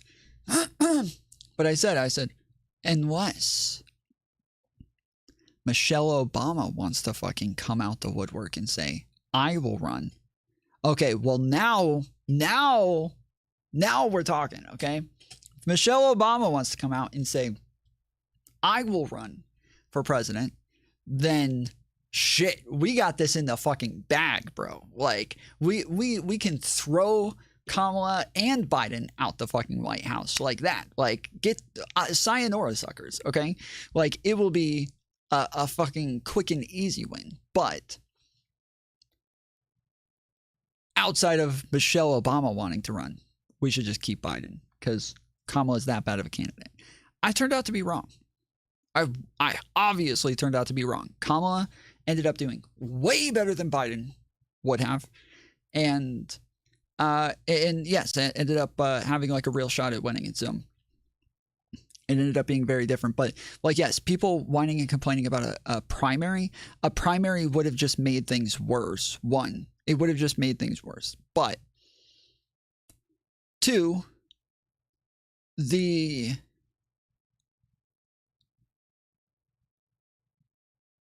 way things worked, where Kamala was able to get Biden's campaign money because she was on the ticket. So under FCC or FCC, I can never remember, but under the regulations, she's allowed to have the campaign money, right? So she was able to come out immediately with fucking commercials, campaign ads, and she came out and said, I'm the candidate. And Biden said that he was endorsing her. So once that happened, not only did Kamala already have a big leg up on everybody else, but now that she has the money and the current president's endorsement, literally, there was no point in anybody even trying. There was no point in anybody even trying to run a primary against her.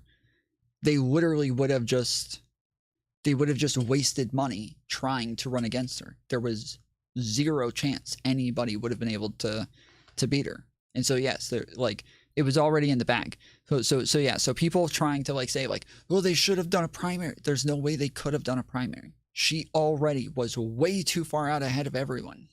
Just like she already had the advantage just by being the VP in the first place. Now she also has the money and the current president's endorsement. There was no shot. Nobody had a shot. No fucking shot. Tradesman guy, pro working class in a lot of ways. He has There was 4 months time. No, there wasn't. The DNC, when Biden dropped out, the DNC was in, I want to say 3 weeks, right?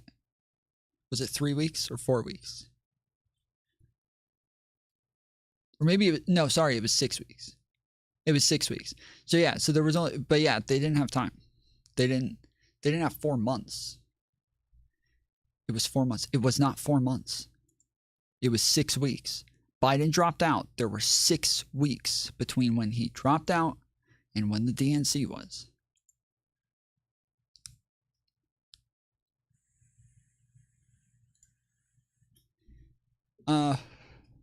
Tom, for clarity, I'm asking if you deny the American people clearly want to see his vision realized since they gave him the House, Senate, and presidency, even as the Supreme Court. Wait, are you talking about Trump? If I deny the American people, well, I don't even know what are you asking if if I'm an election denier? No, I'm not an election denier. I'm not that kind of conservative. I'm the real kind. Not the MAGA conservatives, whatever. Decades of political history with this, political ties with this, that Kamala simply didn't. And so while, yes, he was old, yes, that did not matter to the voter who would vote. Tom, what do you think would have happened if Bernie took another shot? He just would have gotten creamed again. He would have gotten fucked again. Just checked 4 months. All right, well, Trinity, stay there. Do not fucking run away. Don't run your fucking ass away, okay? Don't run away. All right?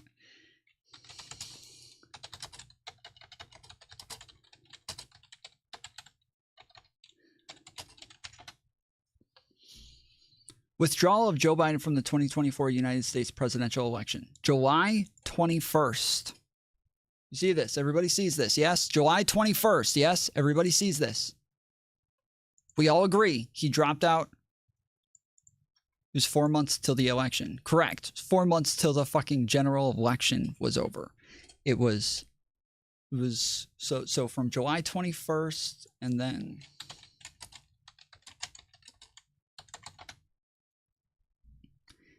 August 19th.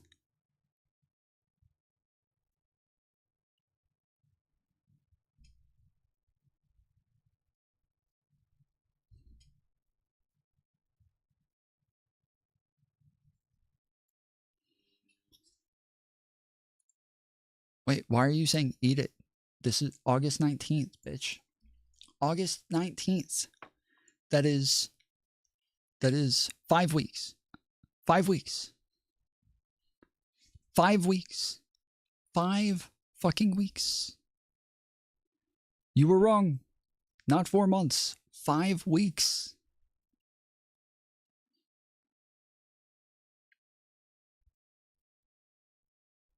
You have until general election. Okay, I didn't say anything about the fucking general election. I said until the DNC. You said I was wrong 4 months. So I don't give a fuck if you want to move the goalpost now after I've pulled this up, that you want to move it to the fucking general election. I said we have this much time till the DNC. I said it 3 or 4 different times. This much time till the DNC. This much time till the DNC. You kept saying 4 months. If you want to move the goalpost. Okay, yeah, no, that's even dumber to try to run a primary when we need to have one candidate running against Donald Trump. The RNC had already happened. They already picked their candidate like a month before this. So they already knew their one candidate was Donald Trump, and they had already known that for a long time even before that. They already knew it was Donald Trump. They had one person. Everybody was getting behind him. All the money was going to him. It was all the donations, all the sponsors, all of the fucking PACs, everything. One person. Please answer that. DNC doesn't matter. Get the candidate the people want. Okay, I'm telling you, there wasn't a chance that anybody else could have won against Kamala. So I'm telling you, they got who the people want. That's who would have won. Hands down. Hands down, that's who the people... Everybody had a chance to run against her in those 5 weeks. They were allowed to. They could have done it. They all were allowed to run against her and show up at the DNC saying, I am also the other candidate. I am also the other candidate. I am also the other candidate. They all were allowed to do it. They didn't do it. They didn't do it. They didn't do it because they didn't have a fucking shot in hell. They didn't have a shot, but they were allowed to. Everybody was allowed to announce their candidacy. They just didn't do it because they couldn't have. They couldn't have done anything. There's no shot. Vote Biden, who wouldn't vote Kamala, right? The voter who would vote Biden, who sat out. Let me finish. The person who, again, who would sit at home, right, instead of going out to vote, because Biden is no longer in the race, is that person who recognizes Joe, knows he's old, he's a grandpa, right, and recognizes he may not be entirely with. Tom thinks everyone wanted Kamala. I didn't say everyone wanted Kamala. Ha ha ha, she got like 10% last primary. She got way less than that. Yeah, it was I think 4%. No, sorry. No. She got less than that. I think it was 2%. Yeah, she got 2%. And she ended up dropping out at the same time as everybody else. You literally just said that. I said everyone. I said everyone. All right, I'm going to back this up. And when I didn't say that, you're getting fucking banned.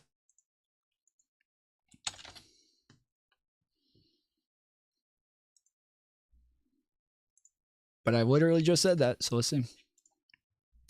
But I to run against her and show up at the DNC saying, I am also the other candidate. I am also the other candidate. I am also the other candidate. They all were allowed to do it. They didn't do it. They didn't do it. They didn't do it because they didn't have a fucking shot in hell. They didn't have a shot, but they were allowed to. Everybody was allowed to announce their candidacy. They just didn't do it because they couldn't have. They couldn't have done anything. There's no shot. Vote Biden, who wouldn't vote Kamala, right? The voter who would vote Biden, who sat out. Let me finish. 07's in chat, everybody. 07's in chat for Pfizer shots. 6 Pfizer shots. Have a good one, homie. Appreciate you. Don't ban him? Why? Why'd you stop it? Because okay, I'll keep playing. The person who, again, who would sit at home, right, instead of going out to vote, because Biden is no longer in the race, is that person who recognizes Joe, knows he's old, he's a grandpa, right, and recognizes he may not be entirely with. Tom thinks everyone wanted Kamala. I didn't say everyone wanted Kamala. Motherfucker, there's nothing else that happens except for you saying that I said it. Ban? Yeah, it seems like the people have spoken, homie. Here, we'll do this. We'll Freddie's he's always standing up for the stupid guy. So I almost said the little guy, but it's the stupid guy. So we'll do a 24-hour timeout.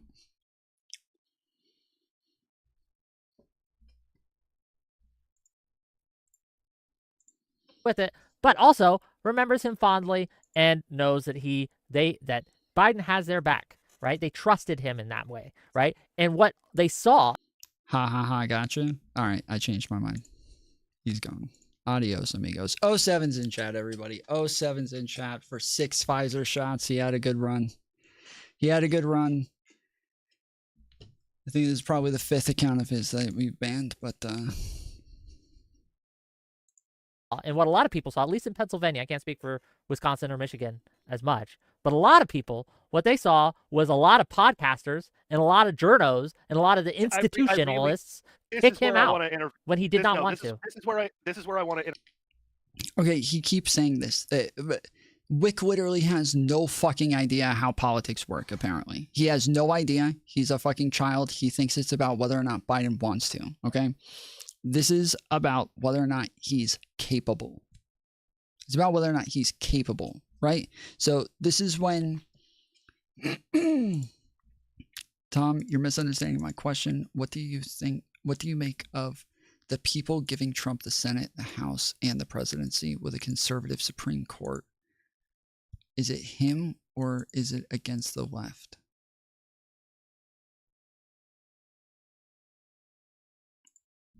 It's obviously a mixture of a lot of things. It's not one or the other.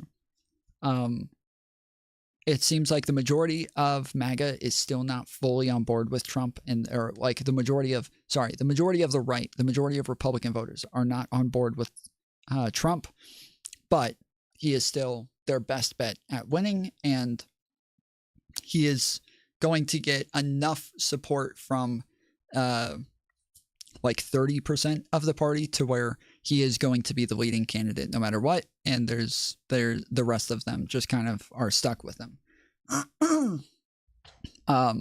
For those people, they're going to vote down ticket Republican one way or the other, and so those people are all the people that we would consider to be like staunch Republicans one way or the other. They're not voting for anybody else, so they're definitely not voting for a Democrat. Then we have other people who are willing to vote like one way or the other, and generally people are going to blame whatever's happening on the incumbency, whoever's in office, and it's not just the person, but it's the party as well. So in 2020, when we saw the exact opposite, where blues were fucking across the screen, and we had Biden just getting a lot more electoral votes, it wasn't really people voting against Trump that time either. It wasn't that Trump, it isn't that people thought he did such a horrible job. It is, again, at the time we had COVID. Everybody was upset with COVID. They didn't like the circumstances. They didn't like that they had to be locked down. They didn't like that there was a virus and all this shit. And they just blame whoever's in charge. That was Trump at the time. So he got voted out. They voted Joe Biden in. But at the time, if you had asked me, Tom, are they voting for Joe Biden or are they voting against Donald Trump? I would have said, yeah, neither. They're voting for the opposite party that's just not in office when COVID's happening. This year, this election, it is inflation, and it is still the remnants of COVID still lasting, that people aren't happy with those remnants, and so they blame whoever's in charge, and they blame that party. And so currently, that is the Democrats and Joe Biden, and so they move the other way. That's generally how things work. So that is the difference maker. Interject just briefly, and gave me a whole bunch of times, so I'm not trying to cut over you. But I don't want you to frame it that way, because people like me and History Boomer, who I'm sure you're familiar with from Twitter, we're normie adjacent online people, and we were saying this at the time. It's not podcasters. Everyone saw it. The Emperor had no clothes. Okay, everyone saw he was old, but not everyone thought he would drop out. Like, you are framing this as if this is something that all the Democrats wanted. Okay, yeah. So let me go back to this. Okay, so yeah, so Wick talks about this like he literally has no understanding of how politics works. Biden didn't have money. He wasn't able to run a campaign. He didn't have support. He wasn't going to have endorsements. He wasn't going to have like people having his back. His own party, if they are out here saying, yeah, we don't like him, we don't want him out there, then yes, he doesn't have a choice. Now, Wick frames that as they forced him to drop out. So I guess you could phrase it that way, but that is just a very like child's like way of saying it. It's no, he can't run is what it is. He's choosing to drop out because he knows he cannot win. That's what's happening. That's it. When he keeps saying he didn't want to drop out, he didn't want to drop out. Well, he chose to drop out, motherfucker. It was his decision. He chose to do it.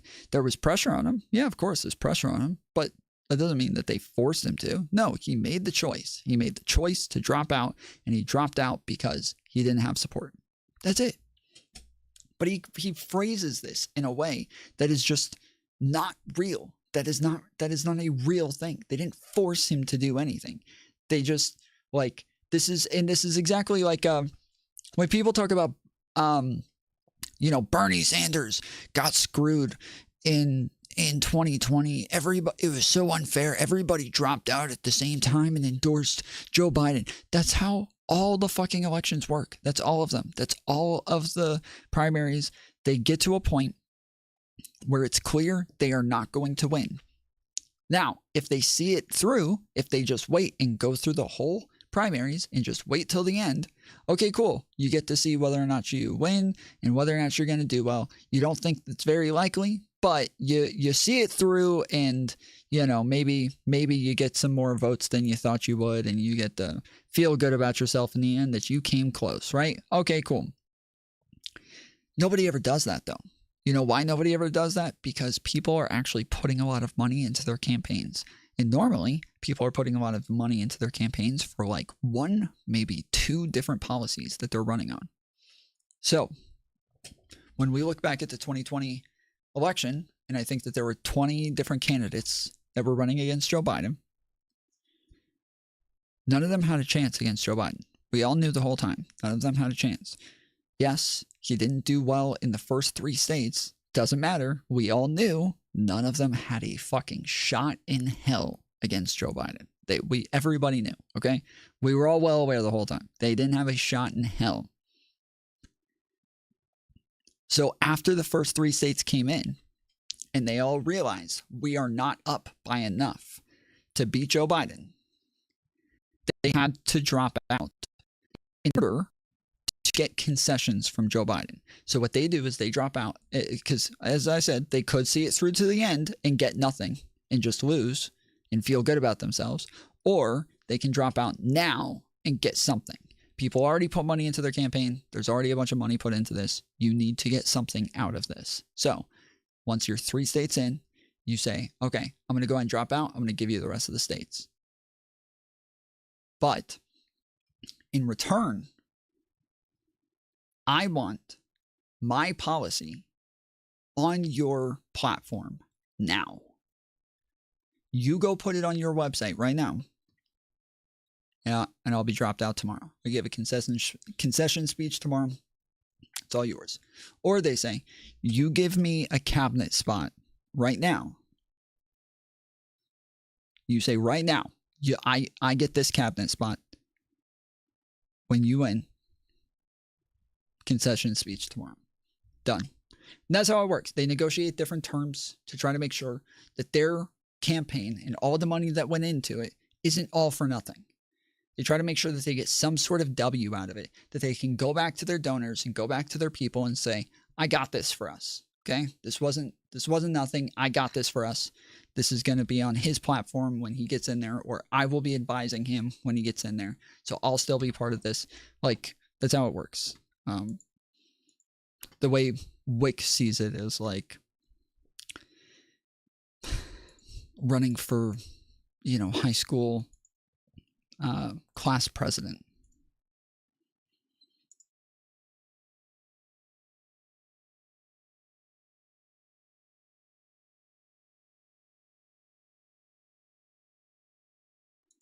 There's no sound.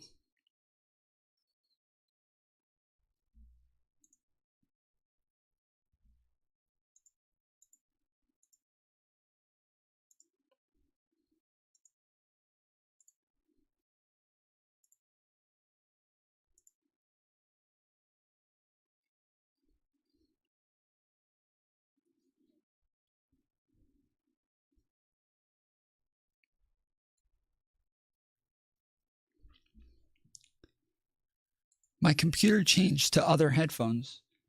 And I don't know where they are. I don't even think those headphones are here. Chance we had of staying together or winning, here's the fucking truth, right? As soon as people started pushing for it, right, and it got traction, whether he dropped out or not, we were probably cooked. We were probably done at that point. That's the point that I'm trying to make, is that I was one of those people, and it didn't happen overnight. It cooked over the course of 3 weeks until the Trump assassination attempt took place. And even at that point, you were sending me DMs saying, look at this picture of Trump. We're fucked. We were. Yeah, we're fucked. We were. We need to do something. We need to course correct. No, the course wasn't.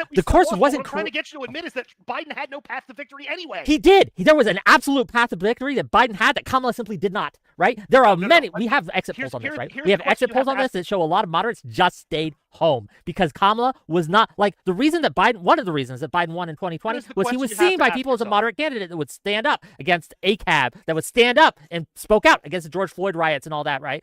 All those things. That's why he won the primary, and that contributed to getting him over the finish line to win in 2020. Right? He was seen as a moderate, whether he was or not is a different question. He was seen as that, and so you have again a situation where people look. There is a group of people who do not care about age, who do not care about acuity. Right? What they care about is does this person have my back, and can I trust them? And they trusted Biden in a way they did not trust Kamala. Okay, let's take the temperature down a minute, okay? I want to unpack something you said there. Okay. I think you've got a point, but I also think you're underselling something here, that people who are trying to know that someone has their back, they have broken for Trump because they look at Biden and say, this guy is no longer upstairs. Who am I voting for? I trusted Biden when I voted for him 4 years ago, but today I'm voting for a husk. And all of this is on the basis of marginal voters, right? The exit polling and the analysis that I've seen has basically indicated that there's no strong reason to believe that Democrats failed to turn out their base. That the base was there, but that they lost marginal voters all over the place. No, that was the problem. True. That yeah, basically they lost marginal voters on every front. Yep. So what I'm asking you to sort of look at yourself and think about is how many of those marginal voters stayed home versus how many broke for Trump. And I think there's a valid question here to say people who stayed home, you would have had a similar problem with Biden because people would have been like, I have a choice between a fascist and a corpse. And I was on the verge of not voting. Okay, you've seen how engaged I've been with all of this. I was at the point where I was almost about to say I don't care anymore.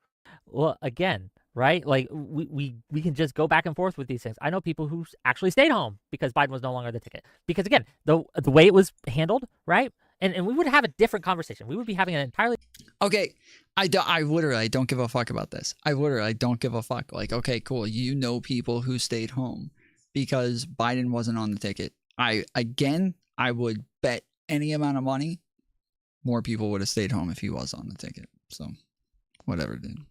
Like, whatever argument you have, I can guarantee it just would have been worse in the other direction. So I don't really care. different conversation if after the debate Biden had simply resigned.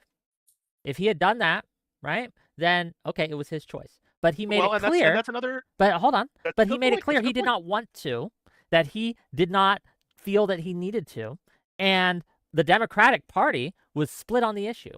So what happened was Nancy Pelosi, Obama, and a bunch of podcasters and journos got together to force him out. And a lot of people about the podcasters and journos.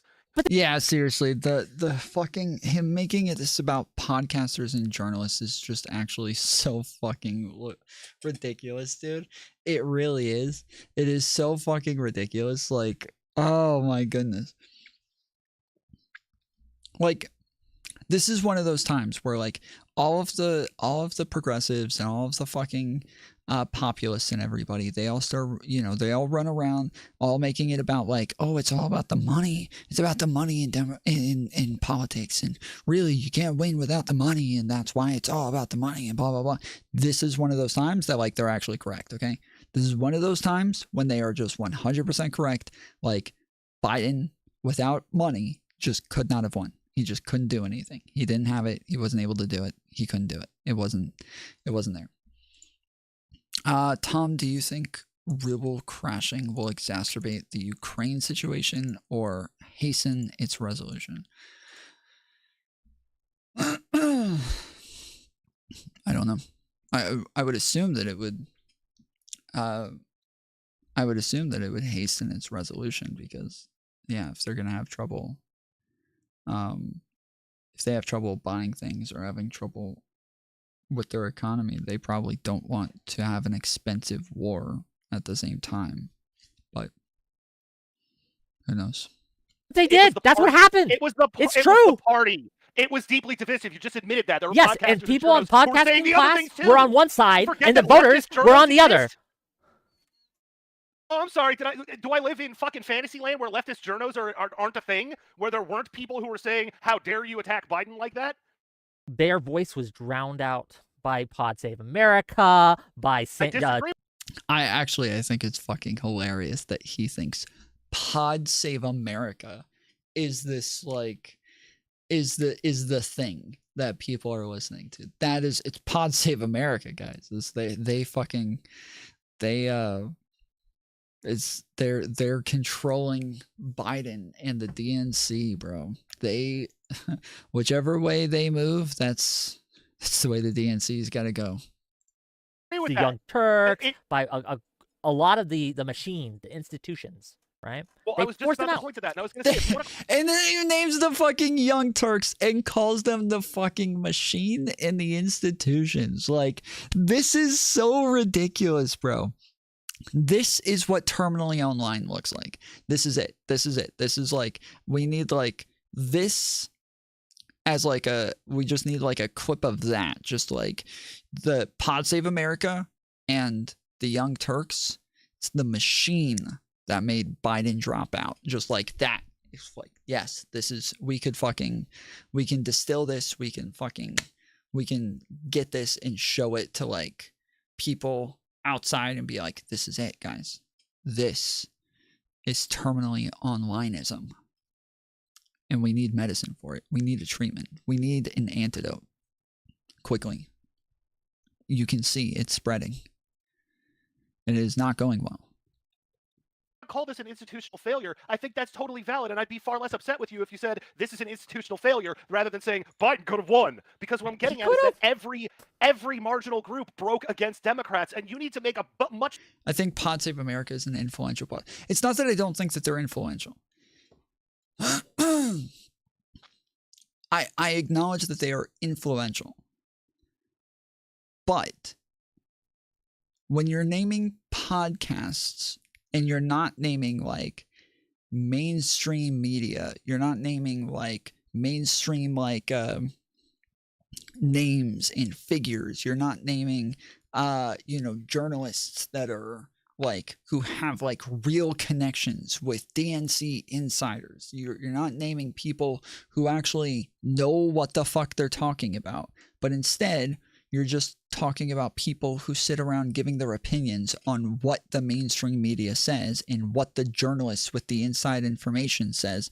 You're just, yes, it's not that they don't have influence. It's not that they don't have any like real, it's not like they don't have any real sway with people.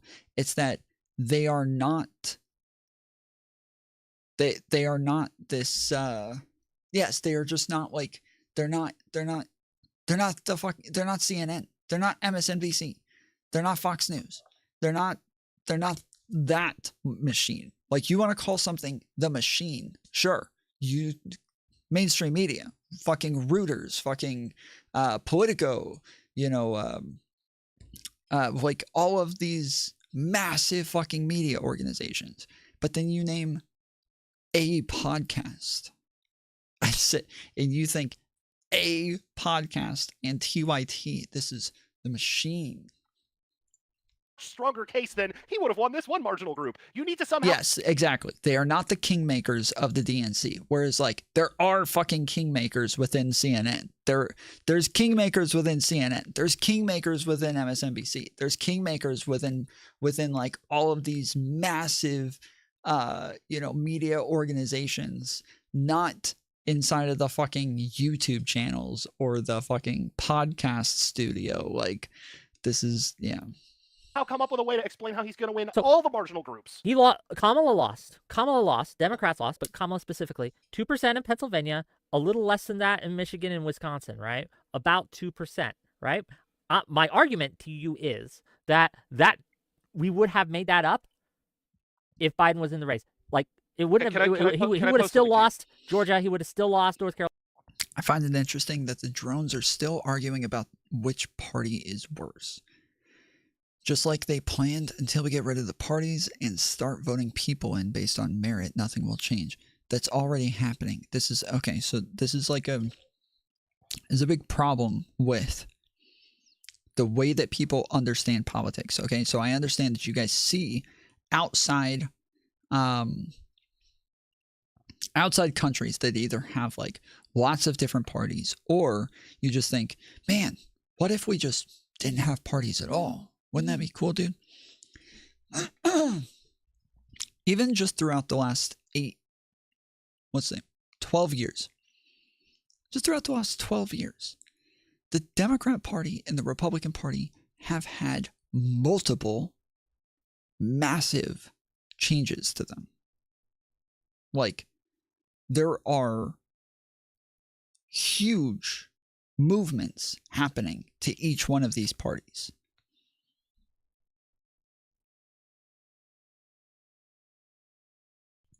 To the point that somebody who is not affiliated with the party, is not a politician, who has no, isn't even a big backer of the party. Like, Donald Trump literally spent the majority of his campaign financing on Democrats by far throughout his period out of politics, right? So there was no like real motivation for the GOP to allow him to run within their party, outside of the fact that he could get votes, and that's it. That's it. They just want somebody who can get votes. And because he can get votes and because he can win, he has taken over the RNC and the GOP. They are his now. He has taken over that shit, right? Bernie Sanders had the ability as an independent to fucking take over the DNC if he wanted to. Who was it? Was it Forbes? Is it Forbes? Who was the guy? Who was the other billionaire that like ran on the Democrat side in the 2020 election?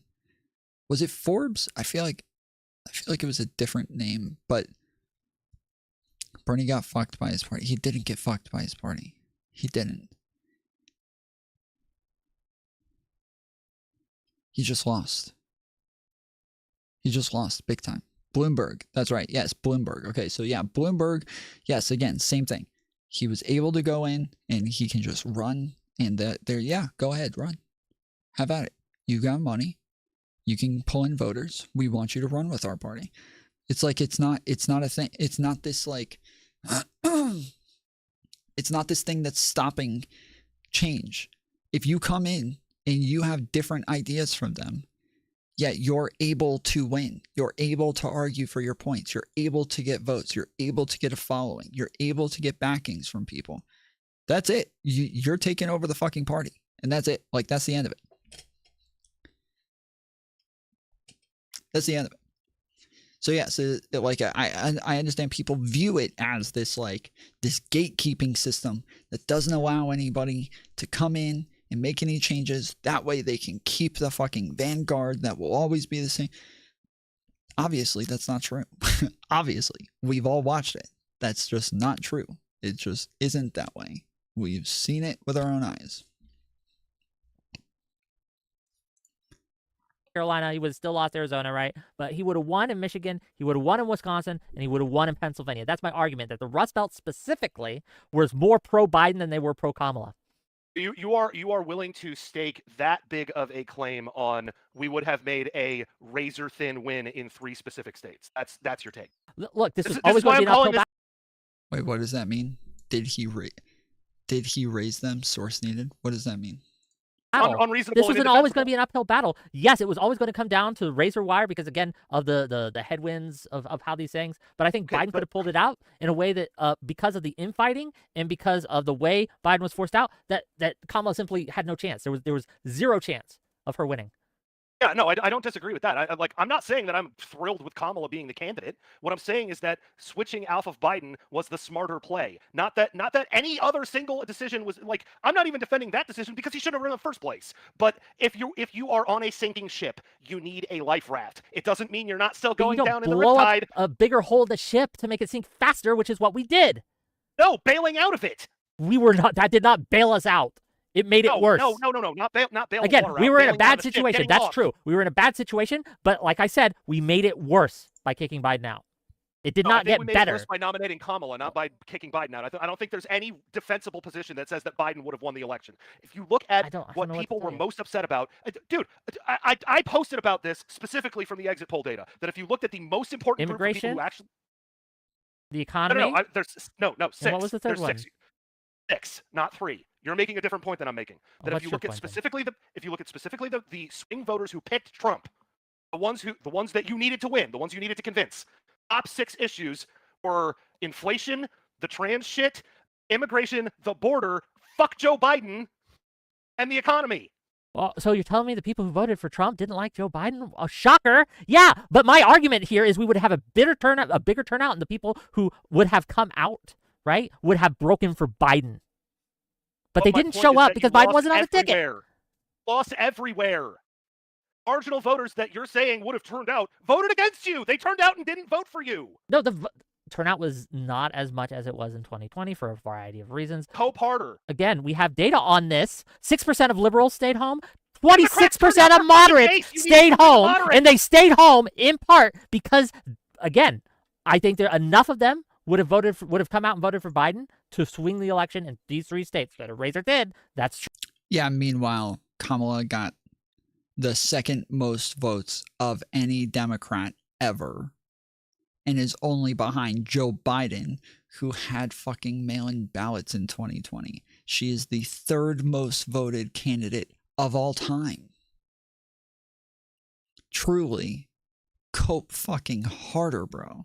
Give me a fucking break, dude. Biden was not doing that. He wasn't. He was not doing that. He was.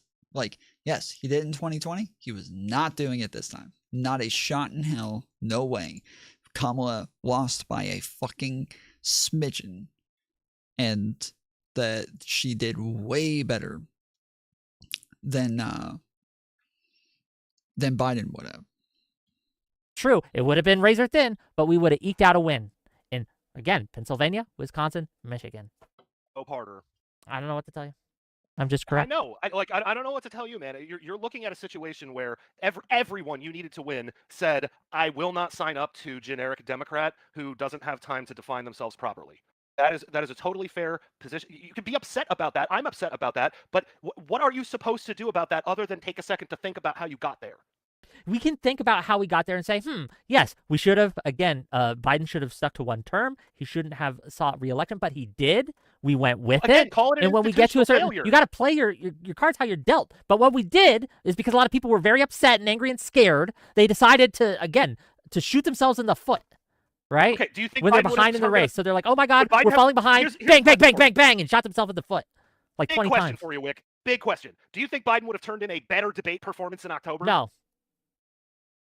I'm sorry, it would have been September, whatever. But you I know what you mean. No. But you know what? Even though Trump got shellacked in that debate, it didn't fucking matter because debates don't matter. They do! Ah! Okay, they don't normally. This one did. He's right. Debates generally don't matter. This one did. All eyes were on Kamala. We've all seen Trump debate 1,000 times. We've all seen him do it. We've all watched him 1,000 fucking times. We know what he does. We've all seen it.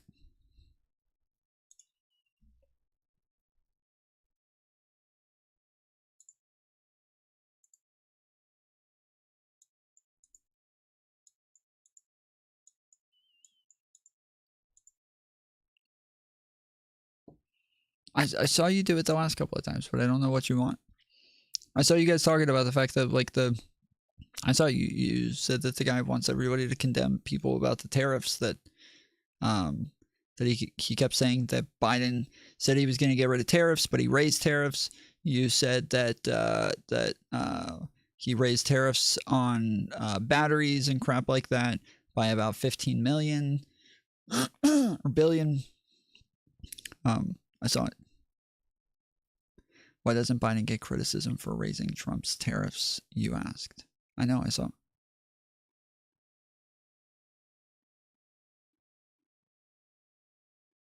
You asked and then you ignore. I didn't ignore. I read it.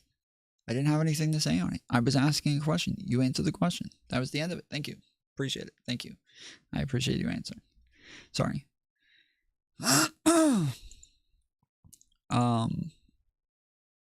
I totally forgot what the fuck was I saying now.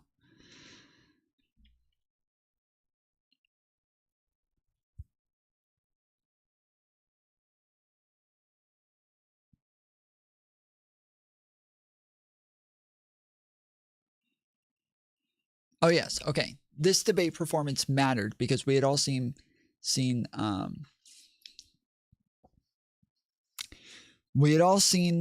Trump debate 1,000 times. We all knew what he was going to do. We all knew what he was going to say. We've all seen it 1,000 times.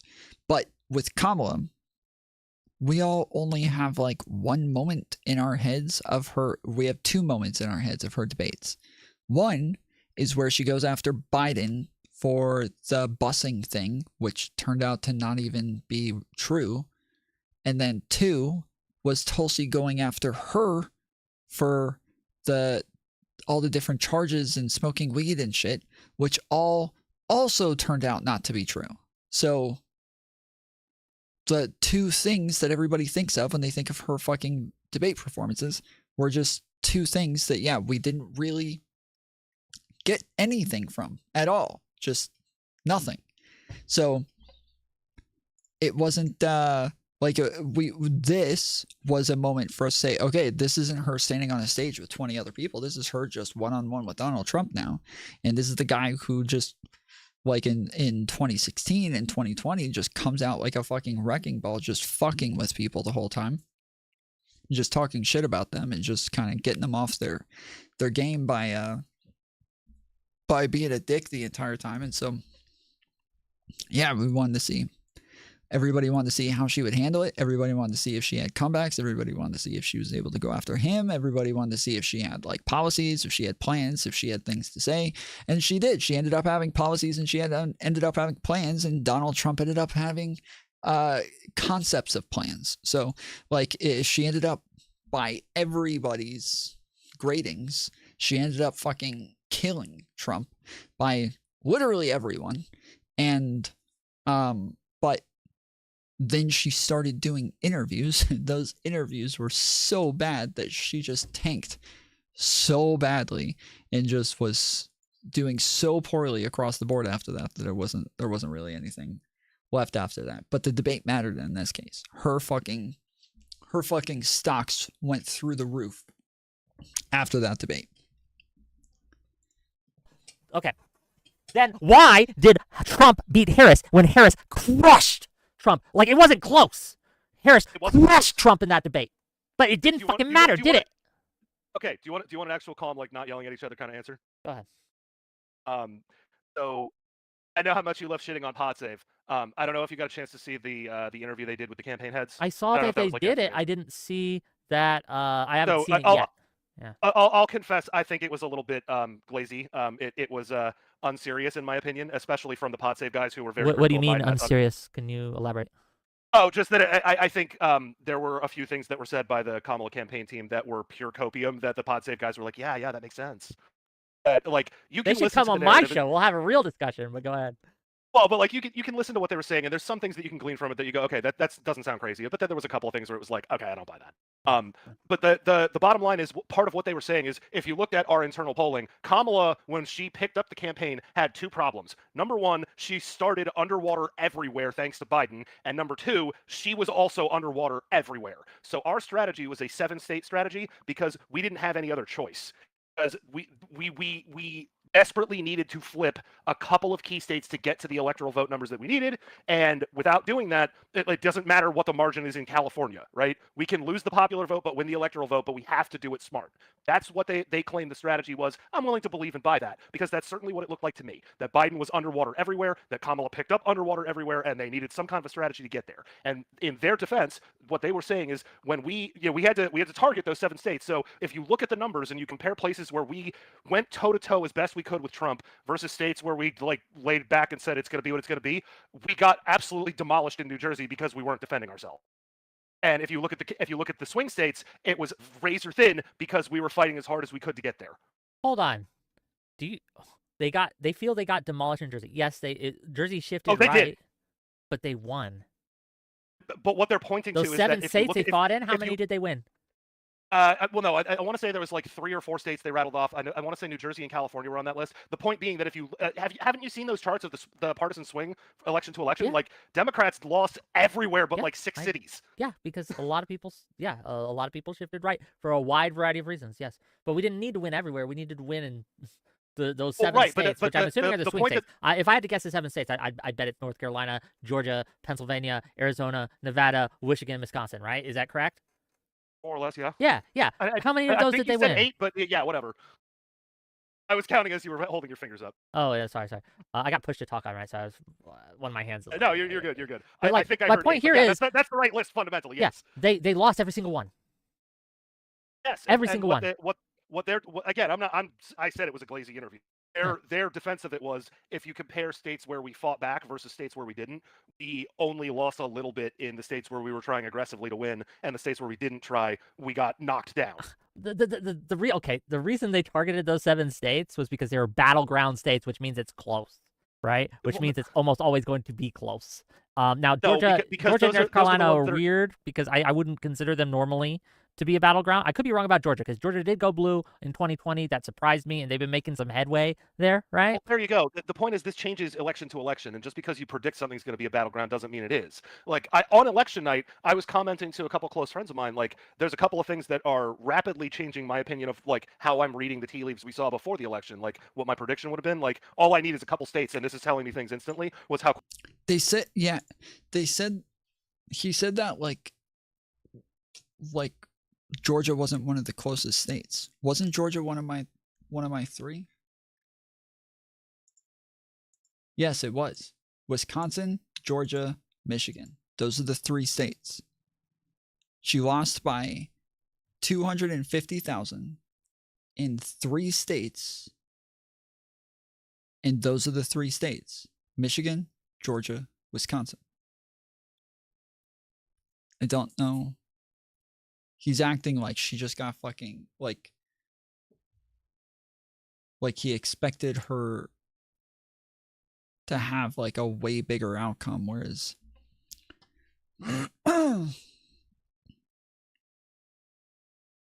that's not that's just not what happened in reality. Quickly Florida got called, the fact that New Jersey didn't get called early. I'm trying to remember, there was another state in New England that didn't get called early that was really surprising. There were really bad signs instantly, and I don't know, you have to contend with that. And Yes. I don't think no, that I am contending with it, though. I don't think that the answer to any problem ever in electoralism has been, we just need to fix turnout. That's never been the issue, because there are wishy-washy voters all over this middle area who have all sorts of different competing issues that are their shibboleth that's going to get them to the polls or keep them from the polls. And you're only ever trying to grab as much of that as you can. But there's a consistent core output of median voters, if you will, they show up to the polls, right? They're not partisan. You can count on them turning out, but you can't count on what party they're going to vote for. Yeah, there's about, like, what, 15% of the electorate, you think? Maybe 20? That's probably about right, but we've Ish. talked about this before, Yeah. where it's like about 30 and 30 on either side. Those aren't precise figures. I want to Sure, say we're it's just like kind of 32, 35, guesstimating here, but the concept of there is a squishy, swingy kind of, there's a soft partisan, if you will, right, who might vote Democrat normally, but isn't opposed to voting Republican on occasion, right? Or people like myself who make that decision election by election. Yeah, or like, admittedly, I voted for more Democrats than Republicans, but like you and I are roughly the same age, and you know what my options have mostly looked like. So I don't know that you would find it that surprising that someone with the politics you've seen me to have would be voting more Democrat than Republican. Here's my kind of like, here's my thing, okay? Real talk. There is no one reason why Kamala lost this election. There's a lot. Absolutely not. There's a lot of different reasons that if it had gone a different way, Kamala might have won, right? Had she made some different decisions, she might have won. Because here's the thing, 2% in 3 states. If she could have swung that, we'd be talking about President-elect Harris, right now. That's a lot of people, though. It is a lot of people, but again, it's marginal and it's eminently doable, right? This wasn't entirely. This wasn't what my point here is. This wasn't like a huge blowout, right? Not really, not electorally. In outcomes, no, but in actual votes, I would argue yes. This was a complete blowout. This is an embarrassingly bad loss for Democrats. Oh, it's embarrassing and it's bad, yes. But again, the reason I'm saying Joe Biden being on the list. What I don't want people to do, is think that we had no chance, right? And because if you think you had no chance, then it wasn't your fault. Nothing you could have done. It just. The only thing that would have made a big difference here. There's one thing that would have made a big difference here. That's it. There's not a lot of things. There's only one thing that would have made a big difference here. Who knows? What is that one thing? I'm sure everybody knows what the one thing is. Everybody knows, and it's not running a primary after Biden dropped out. It's not having a Joe Rogan on the left. Yes, that's it. Yep. We needed a Joe Rogan of the left. That would have solved it for us. We need Joe Rogan of the left, and we need Pod Save America and TYT to just back Joe Biden.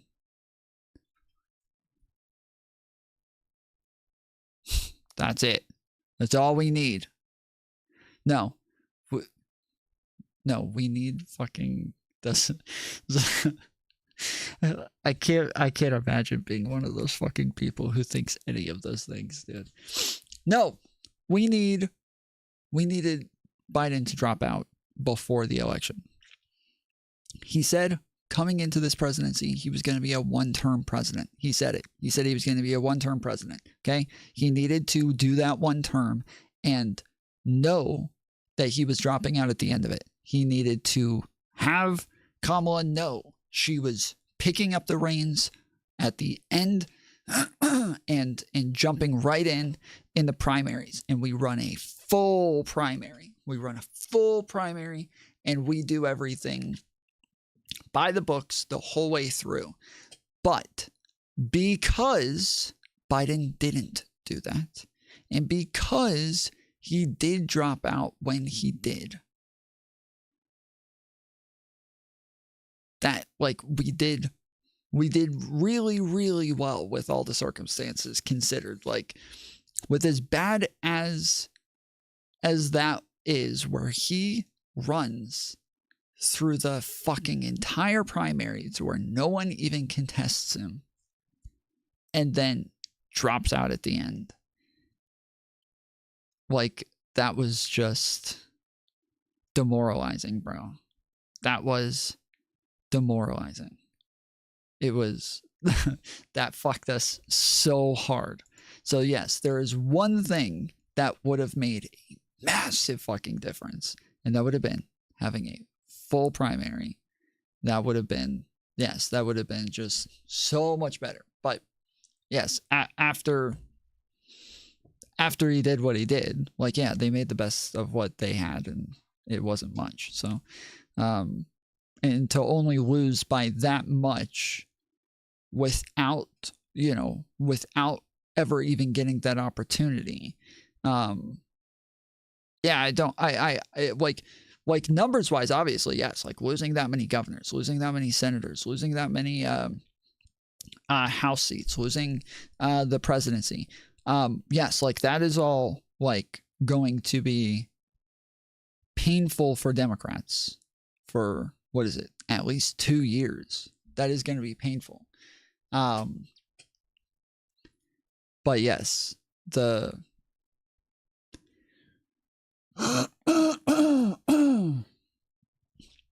left thinks anyone right of Bernie is far right. Yeah, well, the far left does. That's what I call Overton depth perception, where if you're this is why I was saying earlier, maybe it was yesterday, that like, yeah, if you look at me and you think I'm far left, or I'm a leftist, or I'm a socialist or something like that, that means you're far right.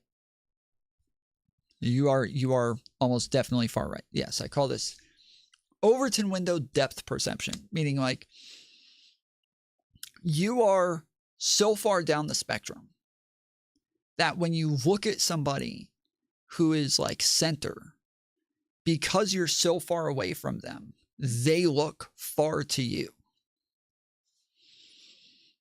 And so you're just, you can't really see them very well because they're so far that you're just gonna, you can't really like make out the differences between someone who's like a neocon and someone who's a centrist, and then someone who's a liberal, and then someone who's a progressive, and then someone who's a fucking leftist.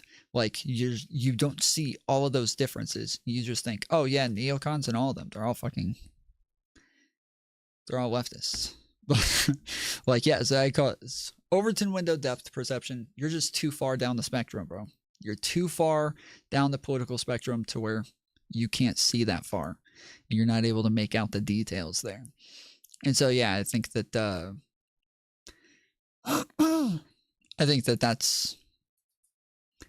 that's a problem that the leftists have, where they're like, when they're so far left that they're like a communist, anarcho-communist,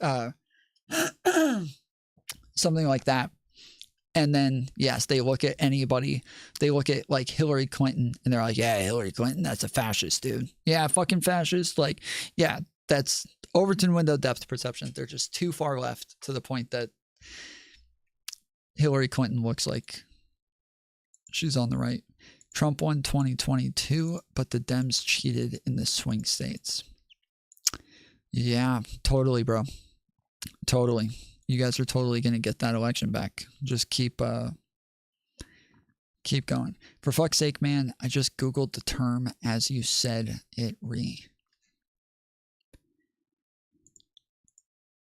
You Googled the term for what? You Googled the word? You Googled the phrase Overton depth perception?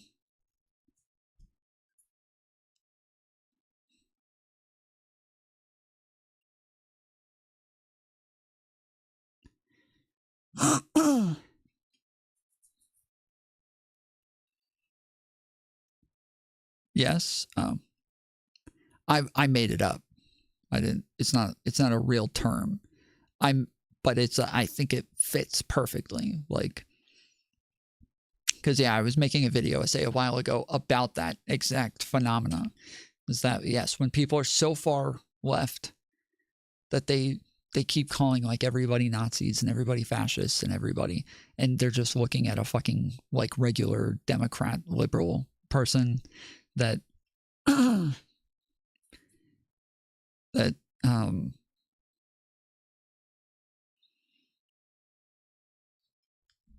that they think that they're on the right. Tom Foy Show, it is a real term. It makes perfect sense. Overton depth perception. It applies to left and right. When I wrote about it, it wasn't a term, and we Googled it on stream numerous times. Overton depth perception. It is not a real term. Shut the fuck up. You are such a fucking liar. It's not a real term. I made this fucking shit up. Do not fuck with me. Oh,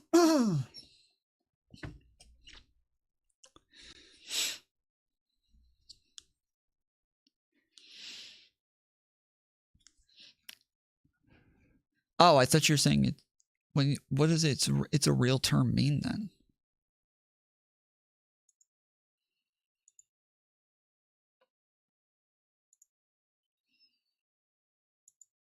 If you were agreeing with me that I made it up, then why did you say it's a real term? I don't understand.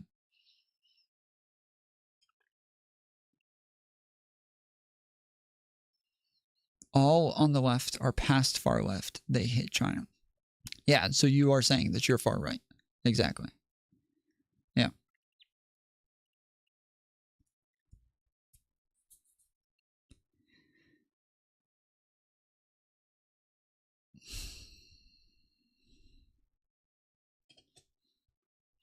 Yes, Democrats are all filled with hatred and have a major superiority complex. True, but I mean, it's probably better than being a Republican filled with hatred and having a major inferiority complex. So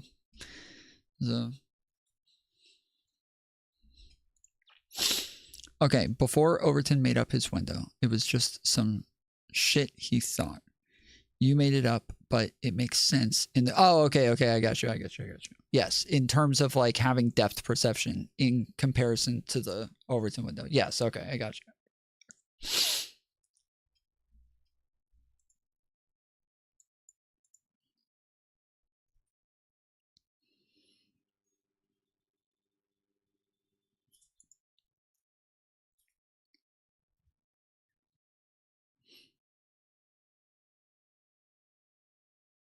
There will be no two-party systems no more. This is about the children and child trafficking. No, it's not. All right. Well, now that I've solved that, I'll be back on tomorrow. I've solved child trafficking. W's in chat, everybody. W's in chat. I fixed child trafficking, so I'll be back on another time. Till then, appreciate you. Love you. And I'll see you next time. Later, fools.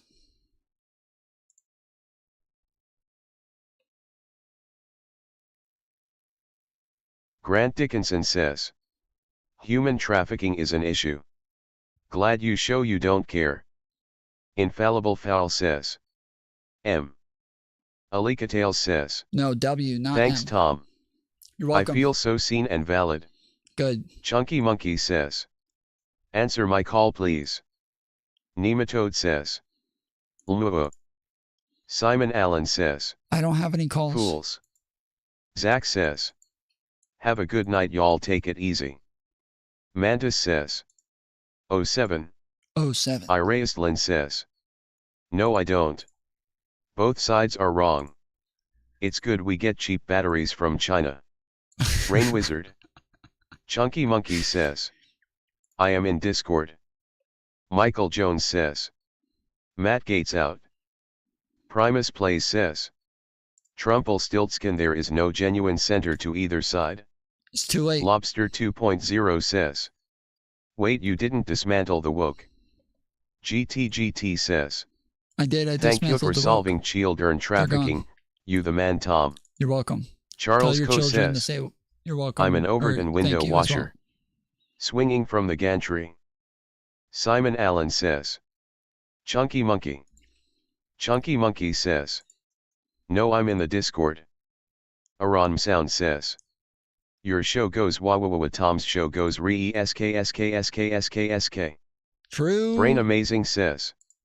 Rubber Baby Buggy Bumpers. True. Alika Tales says. Despacito. Aram Sound says. Also Tom is bald. True. Think that is says.